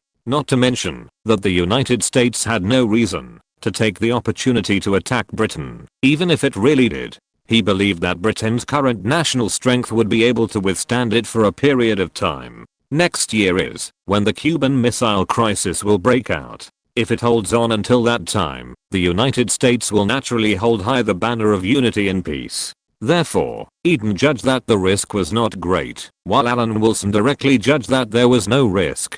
In principle, the deployment of nuclear weapons overseas should not be widely publicized, so it is limited to discussions in a small circle. But as the full-time commander of the British military, Marshal Mountbatten immediately learned the news. When Marshal Mountbatten came to your daughter's house, Alan Wilson was holding the latest newspaper, showing off his erudition of both Chinese and Western learning. Today's newspaper mainly has two main contents: new and old colonizers get out of Africa. The Sino-Soviet alliance has entered its 11th year. There is nothing wrong with these two things appearing alone, but it is very embarrassing to appear in the newspaper on the same day. If Alan Wilson remembered correctly, the enemy camps seemed to have been accusing each other for more than a year, and now it has entered its 11th year. Is there something wrong? Then what do you think will happen? Pamela Mountbatten asked softly after hearing her husband's playful ridicule. Nothing will happen. Just pretend you didn't hear it. Alan Wilson put down the newspaper. It was hard for him to imagine that Britain would rely on China in African affairs. But if they wanted to shout slogans and oppose colonialism, he couldn't stop them. At this moment, Mountbatten, the #1 commander of the British military, knocked on his daughter's door. Pamela Mountbatten cheered and warmly welcomed her father's arrival. "I'll get some whiskey, dear father." After the cabinet's discussion, the British government will temporarily pretend to be unaware of the fact that Northern Rhodesia intervened in the Congolese Civil War. Whether it is to the United States or the Soviet Union, it will not take the initiative to inform or admit that Britain is involved. If it is discovered, it is a personal behavior of the local people and has nothing to do with Britain.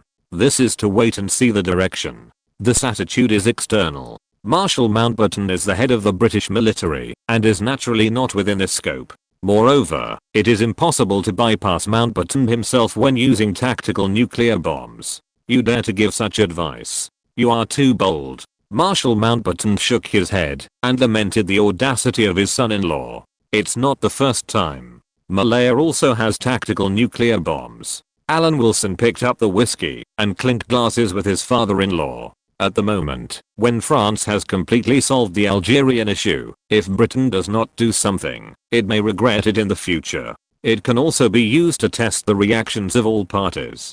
The most important thing is concealment. Mountbatten nodded tacitly. The Redbeard tactical nuclear bomb is the first nuclear weapon that can be carried and used by naval carrier-based aircraft. Its carrying platform is very wide. From the Air Force's Canberra and 3V bombers to the Navy's Predator, Scimitar and Sea Mosquito. Even armed helicopters can be used as weapon platforms. If Britain wants to quietly send nuclear bombs to Northern Rhodesia, it will be difficult for other countries to detect it. There is no need for strategic bombers to be stationed in Africa, and these nuclear bombs can be used at any time. Since the decision has been made, there is no time to lose. It is just right to take advantage of the test of the Belfast strategic transport aircraft to transport tactical nuclear bombs to Northern Rhodesia and let the local British garrison pick them up. Mountbatten made a decision quickly and personally took care of this mission. The huge prototype of the Belfast strategic transport aircraft took off from the British Isles and began to serve the Empire before it was put into service. We in Britain will naturally do our best to create conditions for the peaceful return of Goa. Of course, there are difficulties, and Salazar is indeed stubborn, but we always believe that it is possible to peacefully recover Goa. Alan Wilson was full of hypocrisy, expressing goodwill to the great power that had been so powerful before the collision with the mountain in front of the Indian ambassador. The current India is still valuable and has enough prestige for Britain to pay attention to. As for the future, which piece of toilet paper will wipe its butt twice?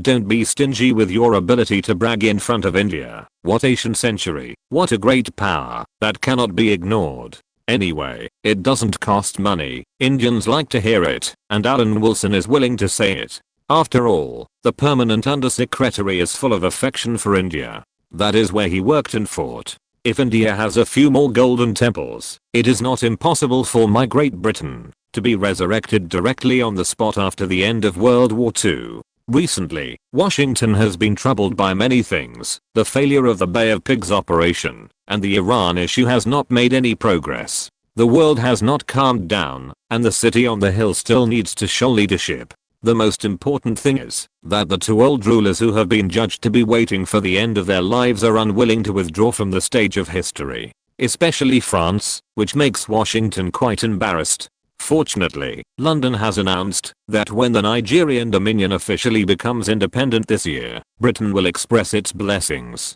and diplomatic relations were established at the first time. Britain's sense of the times finally made the United States relieved. But it didn't take long for the American observers in Lubumbashi to report to Washington the fact that the Northern Rhodesian armed forces intervened in the Congolese Civil War. This is no longer a question of whether Britain wants to conceal it. Americans have seen it. Are these Balkan Slavs controlled by Britain? Kennedy was very surprised. How loyal are these Slavs to Britain, and why are they there? Dulles also smiled bitterly. It's a long story. It started when General Patton was the chief executive of Bavaria. At that time, some military voices were very hostile to the Soviet Union, and these anti-Tito armed forces in Yugoslavia crossed the border and were taken in by General Patton, which made us extremely passive at the time. We had no reason and could not take these people in, so we had a calm communication with Britain. We asked Britain to accept these people, but Britain did not want these people to enter the British mainland, so we chose a colony for these people to live. What happened in the past is no longer important. Kennedy waved his hand and said, the problem is that France is restless now. Britain is also joining in the fun. The Soviet Union is eyeing them, and Britain and France are still unwilling to willingly accept the leadership of the United States. Britain and France have sublimated to the extreme and directly entered the dark restricted area, which makes the current United States very embarrassed. I don't know if the two countries have discussed it, but they actually took action in Africa together. The current priority is to determine whether it is a coincidence or Britain and France have communicated privately to act together. If this issue is not clear, the United States will not be able to make the next step. The inquiry from the United States was naturally influenced by the special relationship between the United Kingdom and the United States. The permanent undersecretary of the Ministry of Foreign Affairs solemnly announced that the United Kingdom was also investigating the purpose of Northern Rhodesia's intervention in the Congolese Civil War, and did not rule out the possibility that the locals went it alone. After the results of the investigation came out, he would definitely keep in touch with the United States and tell the truth of the matter. The truth of the matter is that the Redbeard tactical nuclear bomb has arrived, and Alan Wilson is busy with the cooperation between the TSR-2 attack aircraft and Sweden. The TSR-2 attack aircraft project has made the Ministry of Finance a little unconcerned because of the cost issue. Is it a good thing for the advancement of British military projects after the increase in military spending this time? Of course in name. Why do you say name? Won't the increase in military spending bring more progress? That's absolutely not. If you look closely at these military projects, it is easy to find that after the increase in military spending, the cost of these military projects has also increased magically. The project is still the original project, and it has indeed received support from the Ministry of Finance, but it does not seem to have an immediate effect on increasing the strength of the British Army. But the TSR to attack aircraft project is a very advanced project in terms of technology after all. Alan Wilson decided to find Scandinavian countries to think of a solution, especially the Swedes, to see if they are interested. Sweden has the world's fourth largest air force and used its powerful air force as a trump card to deter the Soviet Union. But it is not easy to update an air force with thousands of aircraft, and Sweden also needs help from other countries. Sweden's requirements for fighter jets must have ground attack capabilities, so Alan Wilson began to work hard for the cooperation between the two countries on the TSR to attack aircraft, and there are already some signs. The TSR to attack aircraft project is indeed quite bluffing in terms of technology. It is also a good platform for throwing tactical nuclear weapons.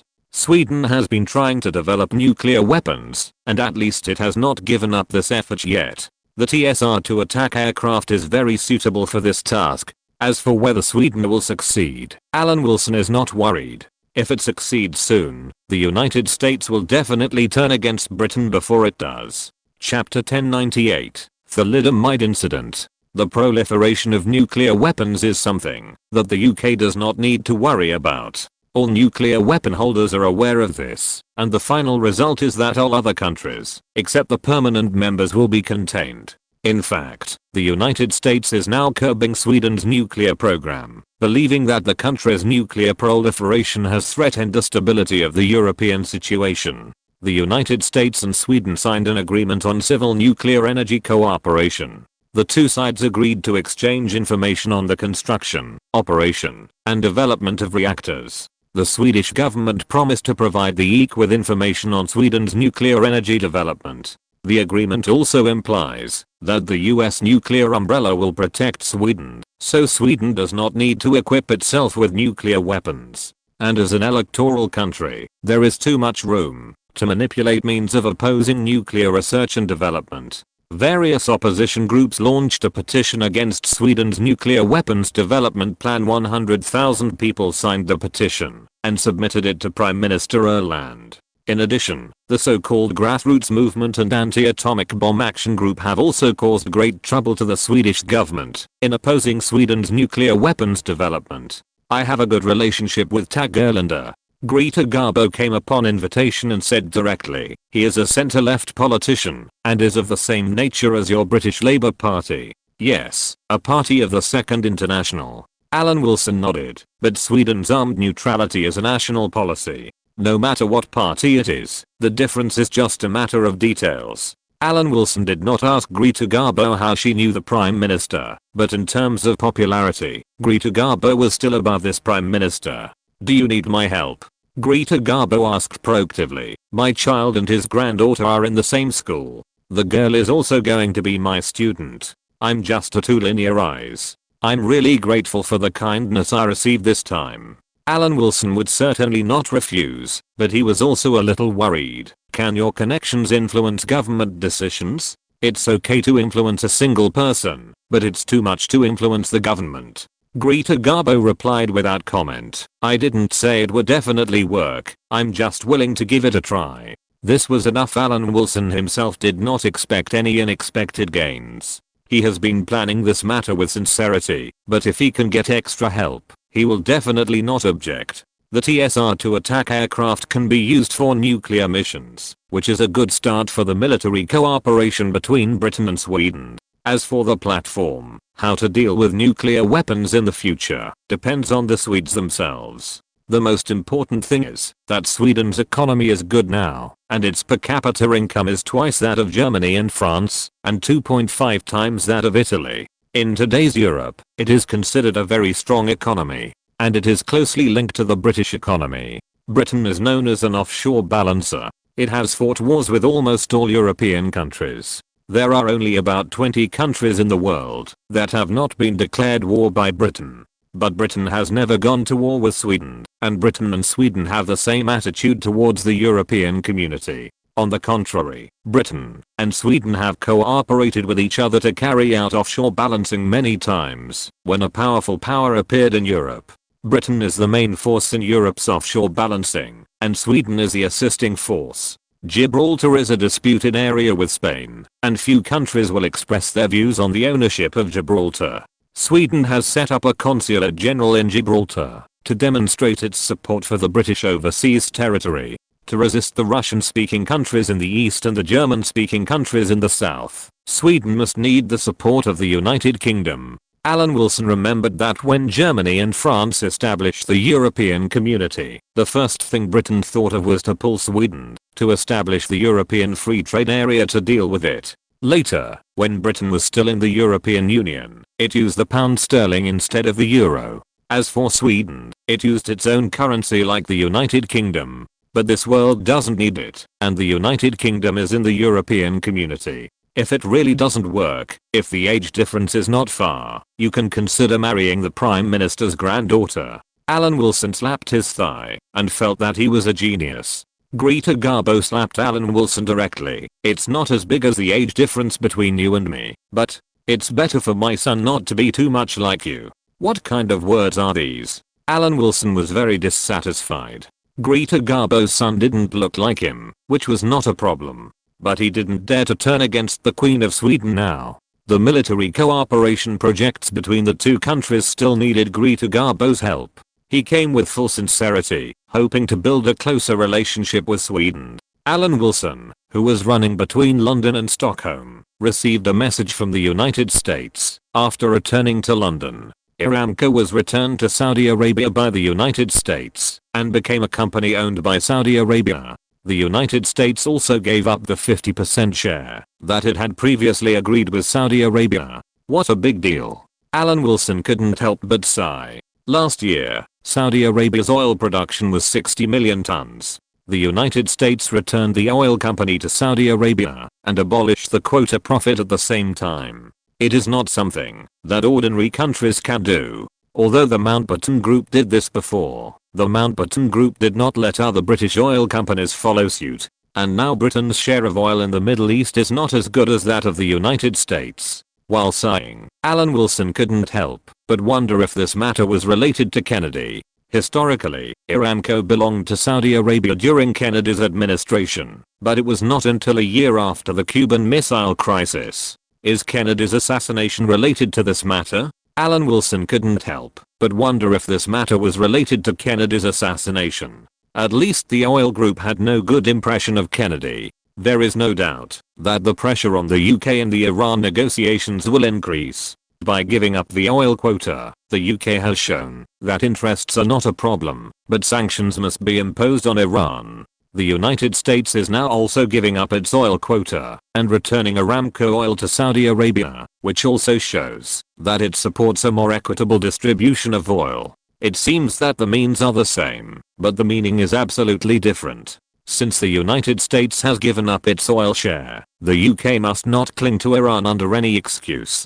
This will be what the United States will say to the UK next. Sure enough, just 2 days later, Washington came up with a statement to solve the Iranian issue, informing London that the talks on the Iranian oil crisis should be restarted, and it would be best to come up with a result. Alan Wilson expressed his concerns to Foreign Secretary Macmillan. In this way, the UK has almost no reason to continue to maintain sanctions. It is no longer morally tenable. Morality is very important to the UK, because the UK's national strength is not as good as the United States now. It cannot treat morality as fart like the British Empire when the sun never sets. If it really wants to play gunboat diplomacy, it will not be able to pass the US test. The United States is indeed a difficult opponent to confront. Macmillan smiled bitterly after hearing this. Our relationship with the Americans is like the relationship between the Greeks and the Romans. If it weren't for the fact that the Conservative Party always produces traitors, Alan Wilson would have remained calm with very professional control. But when he heard Macmillan's Greek and Roman arguments, he was furious. Judging from your appearance, you can't be Prime Minister. We have done our best to safeguard the interests of the United Kingdom. I believe that the citizens have seen all our efforts. Macmillan was still moving himself, saying that the Ministry of Foreign Affairs had tried its best. I will go to prepare the documents for the talks. Alan Wilson turned around directly, not wanting to see this Greek. Does he still think there's any problem? Norman Brooke, who met Alan Wilson in his office in the afternoon, said helplessly after listening to Macmillan's Greek and Roman metaphor, he has no idea what the outcome of this diplomatic failure will be. I think the position of Minister of Education is more suitable for his scholarly aura. As for Greece, it's better for him to focus on academic research. We have to be careful of the Greeks' sugar-coated bullets. Alan Wilson snorted, with a minister like this, I think it's best for us to do nothing. If our national strength is not as good as that of the United States, we should just admit defeat. But we are not the opponent of the Soviet Union now. Next time we encounter the Soviet Union's interests, will we admit defeat to the Soviet Union? Speaking of the Soviet Union, can't we use the Congolese affairs to exchange for the United States understanding on the Middle East issue? Norman Brooke asked Alan Wilson if it could be done. I want to do this, but it may not make much sense. The importance of the Middle East and Africa is still not easy to compare. Now it was Alan Wilson's turn to be the Greek, and he smiled bitterly. We know that the Middle East is important. The United States knows it, the Soviet Union knows it, and no country doesn't know it. That's true. Norman Brooke shook his head. The United States directly sent Aramco oil to Saudi Arabia, which really put Britain in an extremely embarrassing situation. This is the difference in national strength. It is more like bleeding the body. The United States can also release more blood, so that Britain can't keep up. This time at the Basra conference, Dean attended and persuaded the British not to continue making trouble. The United States will naturally come up with a plan that takes care of the interests of all parties. But it is impossible to do the same as before. Kennedy, who was in the White House office in Washington, the capital of the United States, called Secretary of State Dean Rusk, hoping that the other side would make the United States position clear to Britain. The colonial era is over, and the Soviet Union should not be given an opportunity to take advantage of it, especially in the Middle East. I will try my best to persuade the British. Dean Rusk nodded and said, since I'm attending the Basra conference, the foreign ministers of various countries should also attend to jointly resolve this issue. I will communicate with Macmillan in person. That would be the best. Kennedy wanted to say something else, but the phone on the table rang, so Kennedy had to answer the phone first. A large number of deformed babies appeared everywhere. There are almost one in every state. How could this be? Have you found the source? If you're listening to this novel on a channel other than Fanfic World, it means they downloaded and uploaded it without effort. We cordially invite you to visit our channel, Mundo Fanfic Novelos. There you'll find the original version of this story and you can explore many other novels of various genres. We're waiting for you to immerse yourself in a world of incredible novels. Chapter 1099 American Disease. Let the FBI investigate the cause. Kennedy's face was solemn. If Director Hoover has time, let him come to the White House. Dean Rusk heard the whole conversation and asked when Kennedy put down the microphone, what happened? A large number of deformed babies have been born in recent months, which has attracted the attention of the media. Kennedy let out a long breath to calm down. You should follow up on the Iranian issue and don't be disturbed by domestic affairs. At the Whitehall meeting, Alan Wilson left with a blank expression, holding the documents. The large number of deformed babies in the United States has been reported in the newspapers. As a permanent deputy minister who often reads newspapers, he naturally knows about this. But is this enough to make the United States flustered? It's impossible. Even if the victims in the United States are 3 times that of Germany, it's only about 20,000 or 30,000. The matter is big or small, and you can ignore it if you want. The epidemic is about to cause 1 million deaths in the United States. Has the United States been affected at all? It's just a slight increase in inflation. Alan Wilson knew that Britain was no match for the United States in any aspect. It was the Soviet Union that was going to severely damage the United States. If Britain could protect itself, it would be an overfulfillment of its mission. You are about to go on a business trip. But did you hear that something happened in the United States? The world is so small. When Magin saw his friend, he also talked about the thalidomide incident in the United States. I know. May God bless America. Alan Wilson said indifferently, and then said, has the Ministry of the Interior checked to see if there is such a thing in our country? No, the proportion of deformed babies is consistent with that of previous years, and there is no obvious increase. Matkins has obviously paid attention to this matter. No country can guarantee that all newborns are healthy. There are indeed people with congenital disabilities, but it is obvious that there is no change in the UK compared with previous years. Why don't you check which countries are affected? I'm waiting for news too. Alan Wilson answered calmly. He is the Secretary General of the Joint Intelligence Committee, and it is normal for him to express concern. Fortunately, this tragedy has nothing to do with Britain.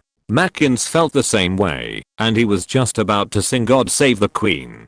Great Britain is indeed a sacred place. When he looked up, he saw Alan Wilson with a thoughtful look on his face, and it was obvious that he was up to no good. Maggins swore that Alan Wilson's expression was as evil as it could be at this time, and he couldn't help but blurt out, "What are you thinking about? We must dig deep into the inside story and find out what the source of this matter is. European security still relies on the United States." Alan Wilson said righteously, "In order to prevent similar tragedies from happening again in the UK, this is necessary, my respected Lord Sheffield.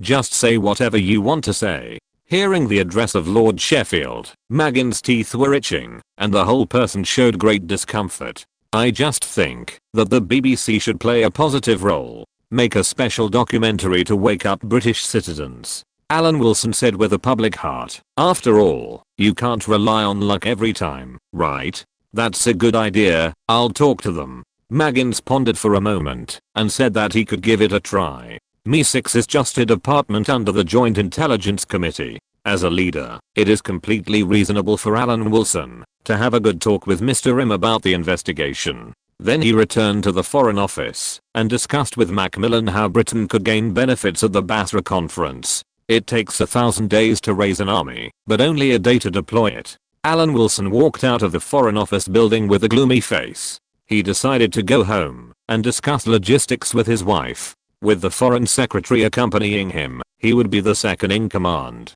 The second in command would not be like before, casually bringing a lady of the same status as his wife to support logistics. What if he was discovered? He didn't care, but he also had to consider the lady's thoughts. "Why do you feel a little pessimistic?"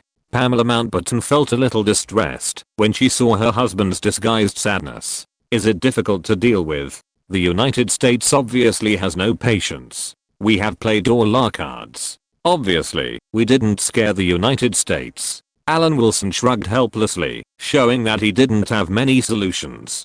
The United States directly gave up the interests of Aramco oil and gained a higher moral high ground, and then forced us to give up our previous interests. Then do we have any other options? How about joining forces with the Soviet Union? Pamela Mountbatten spoke up and made a suggestion that was so broad that it almost scared Alan Wilson. He even suspected that his wife had been possessed. He said with a smile, "If we are facing the Russian Empire, it is not impossible, but the Soviet Union is more direct in anti-colonialism than the United States." If he could do it, wouldn't Alan Wilson try it? In fact, he really asked for the Prime Minister's consent to test it. If Brezhnev was in power, it might work. But Khrushchev did not respond. Alan Wilson was not very confident about the alliance with the Soviet Union. During the Brezhnev period, there were problems of that period. That was the peak period of the Soviet Union. If Britain wanted to do secret operations with the Soviet Union of that national strength, it would probably lead to a wolf in the house. When her husband was rarely lacking in confidence, Pamela Mountbatten decided to accompany her husband to Basra. In the meetings of the past few days, Alan Wilson hoped that the country would give firm support to the Basra Conference.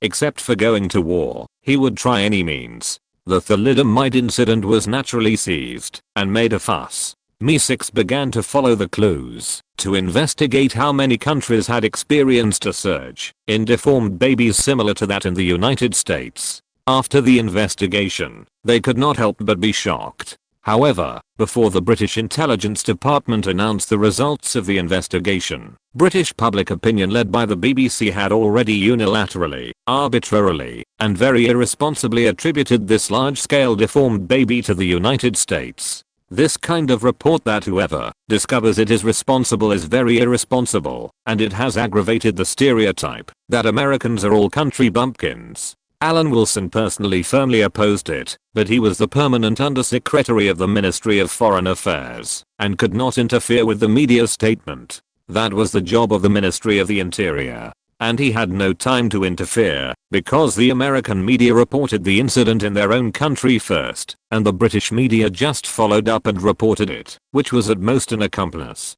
At most, they might need to consider their words.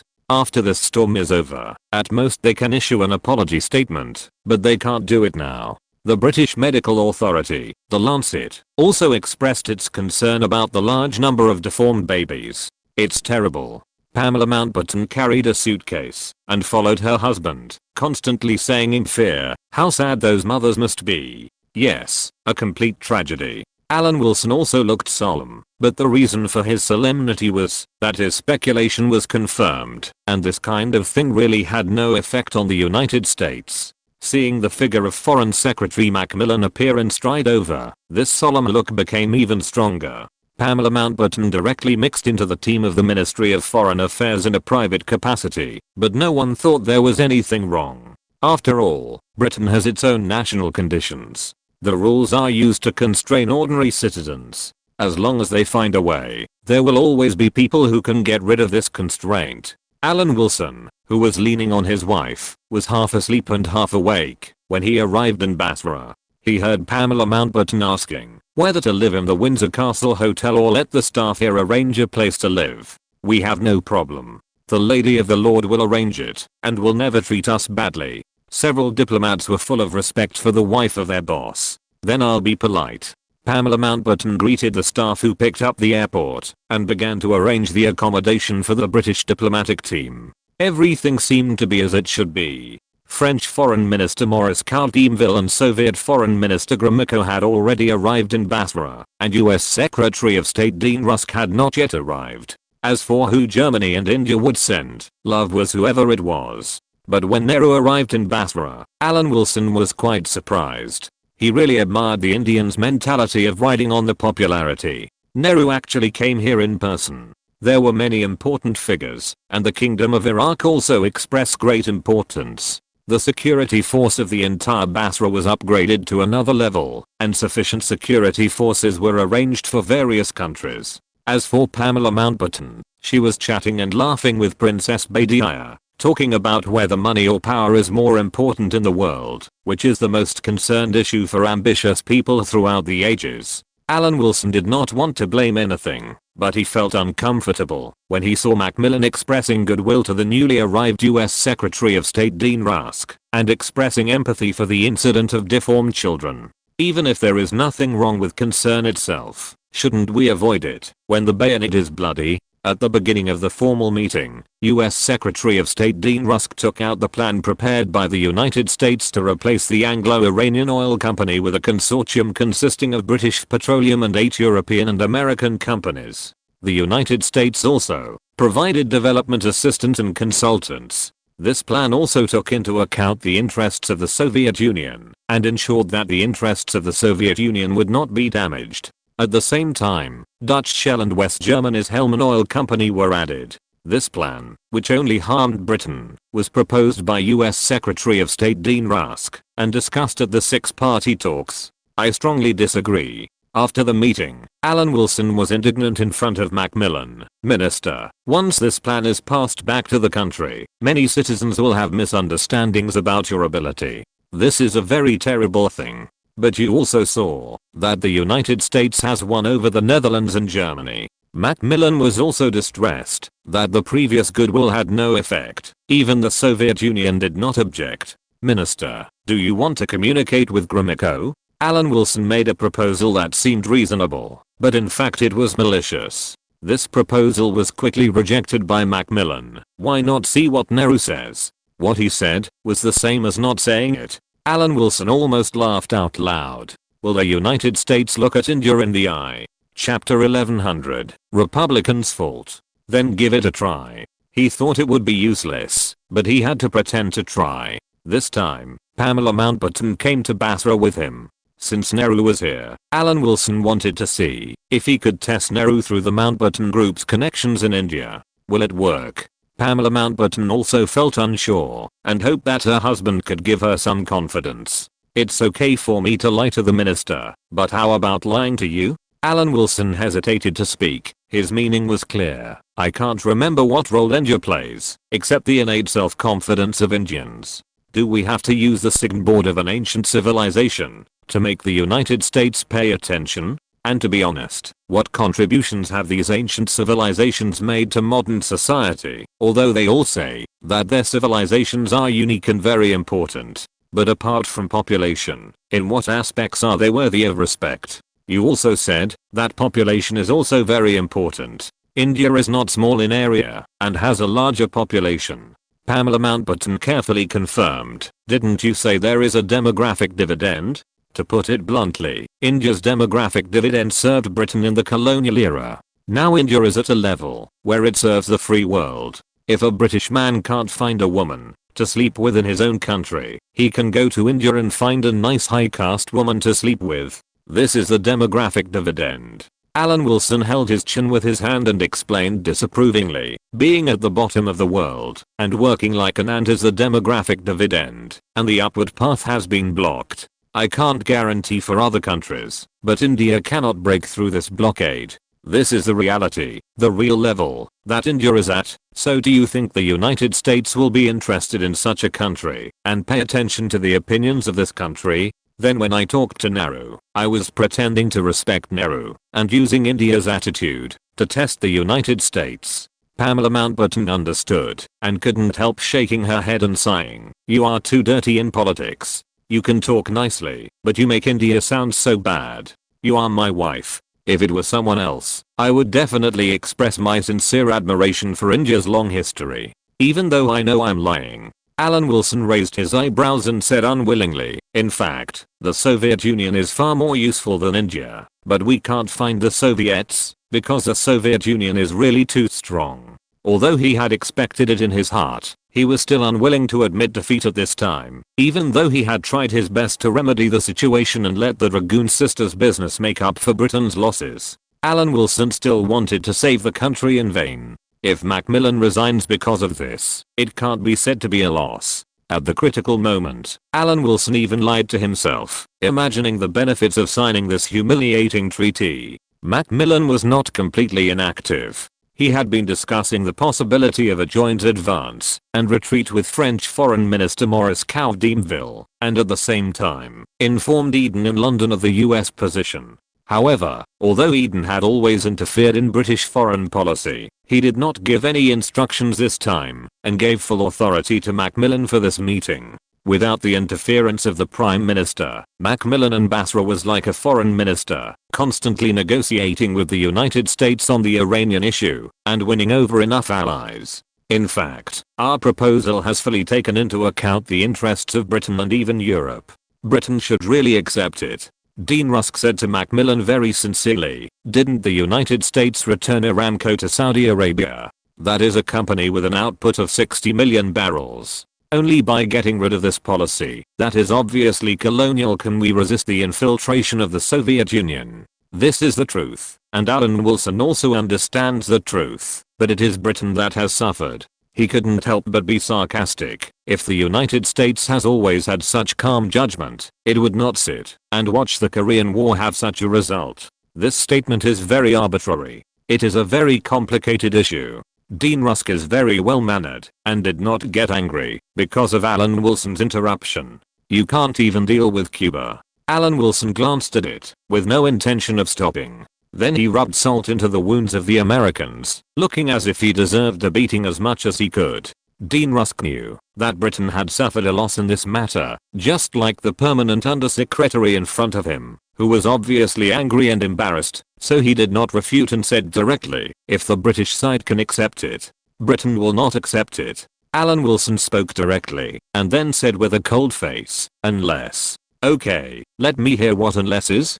Dean Rusk put on an attitude of listening attentively. Mossadegh must step down and disappear from the Iranian political arena. It is very dangerous for this person to remain in the Iranian political arena. Alan Wilson said coldly, he can incite nationalism to deal with Britain, and one day he can also deal with the United States, and even the entire free world. Moreover, the Soviet Union has played a huge role in promoting Mossadegh from beginning to end. In order to prevent Mossadegh from turning to the Soviet Union one day and turning Iran into a republic, it is necessary to let Mossadegh leave the political arena. Alan Wilson actually wanted to say that he would kill Mossadegh's entire family directly, but if he said it so bluntly, the Americans might not agree, so he retreated to let Mossadegh step down. As long as Mossadegh stepped down and became an ordinary person, the rest of the things would naturally not be a problem for the Americans to worry about. Britain still has the ability to target an individual, so naturally, Mossadegh and his family will go to see Allah at that time.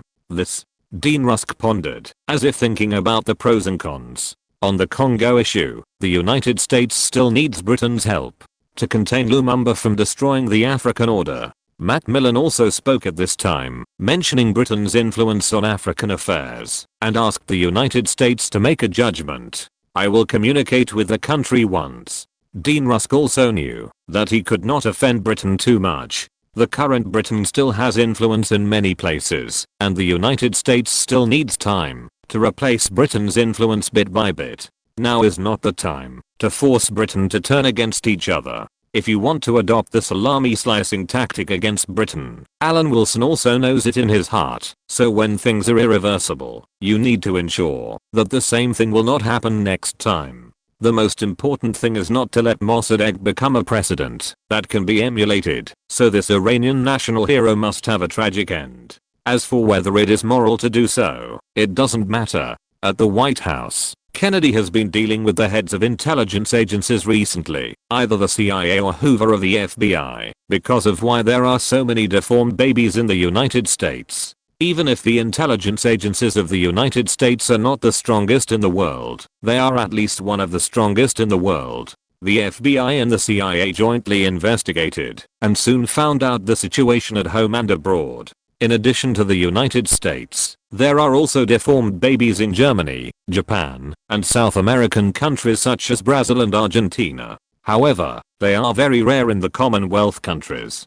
Through intelligence personnel in the Federal Republic of Germany, the CIA found that the situation in Germany was unexpectedly serious, and there were several thousand deformed babies. The FBI's investigation in the United States was even more shocking. Just a rough investigation showed that there were more than 10,000 deformed babies, and the investigation was far from over.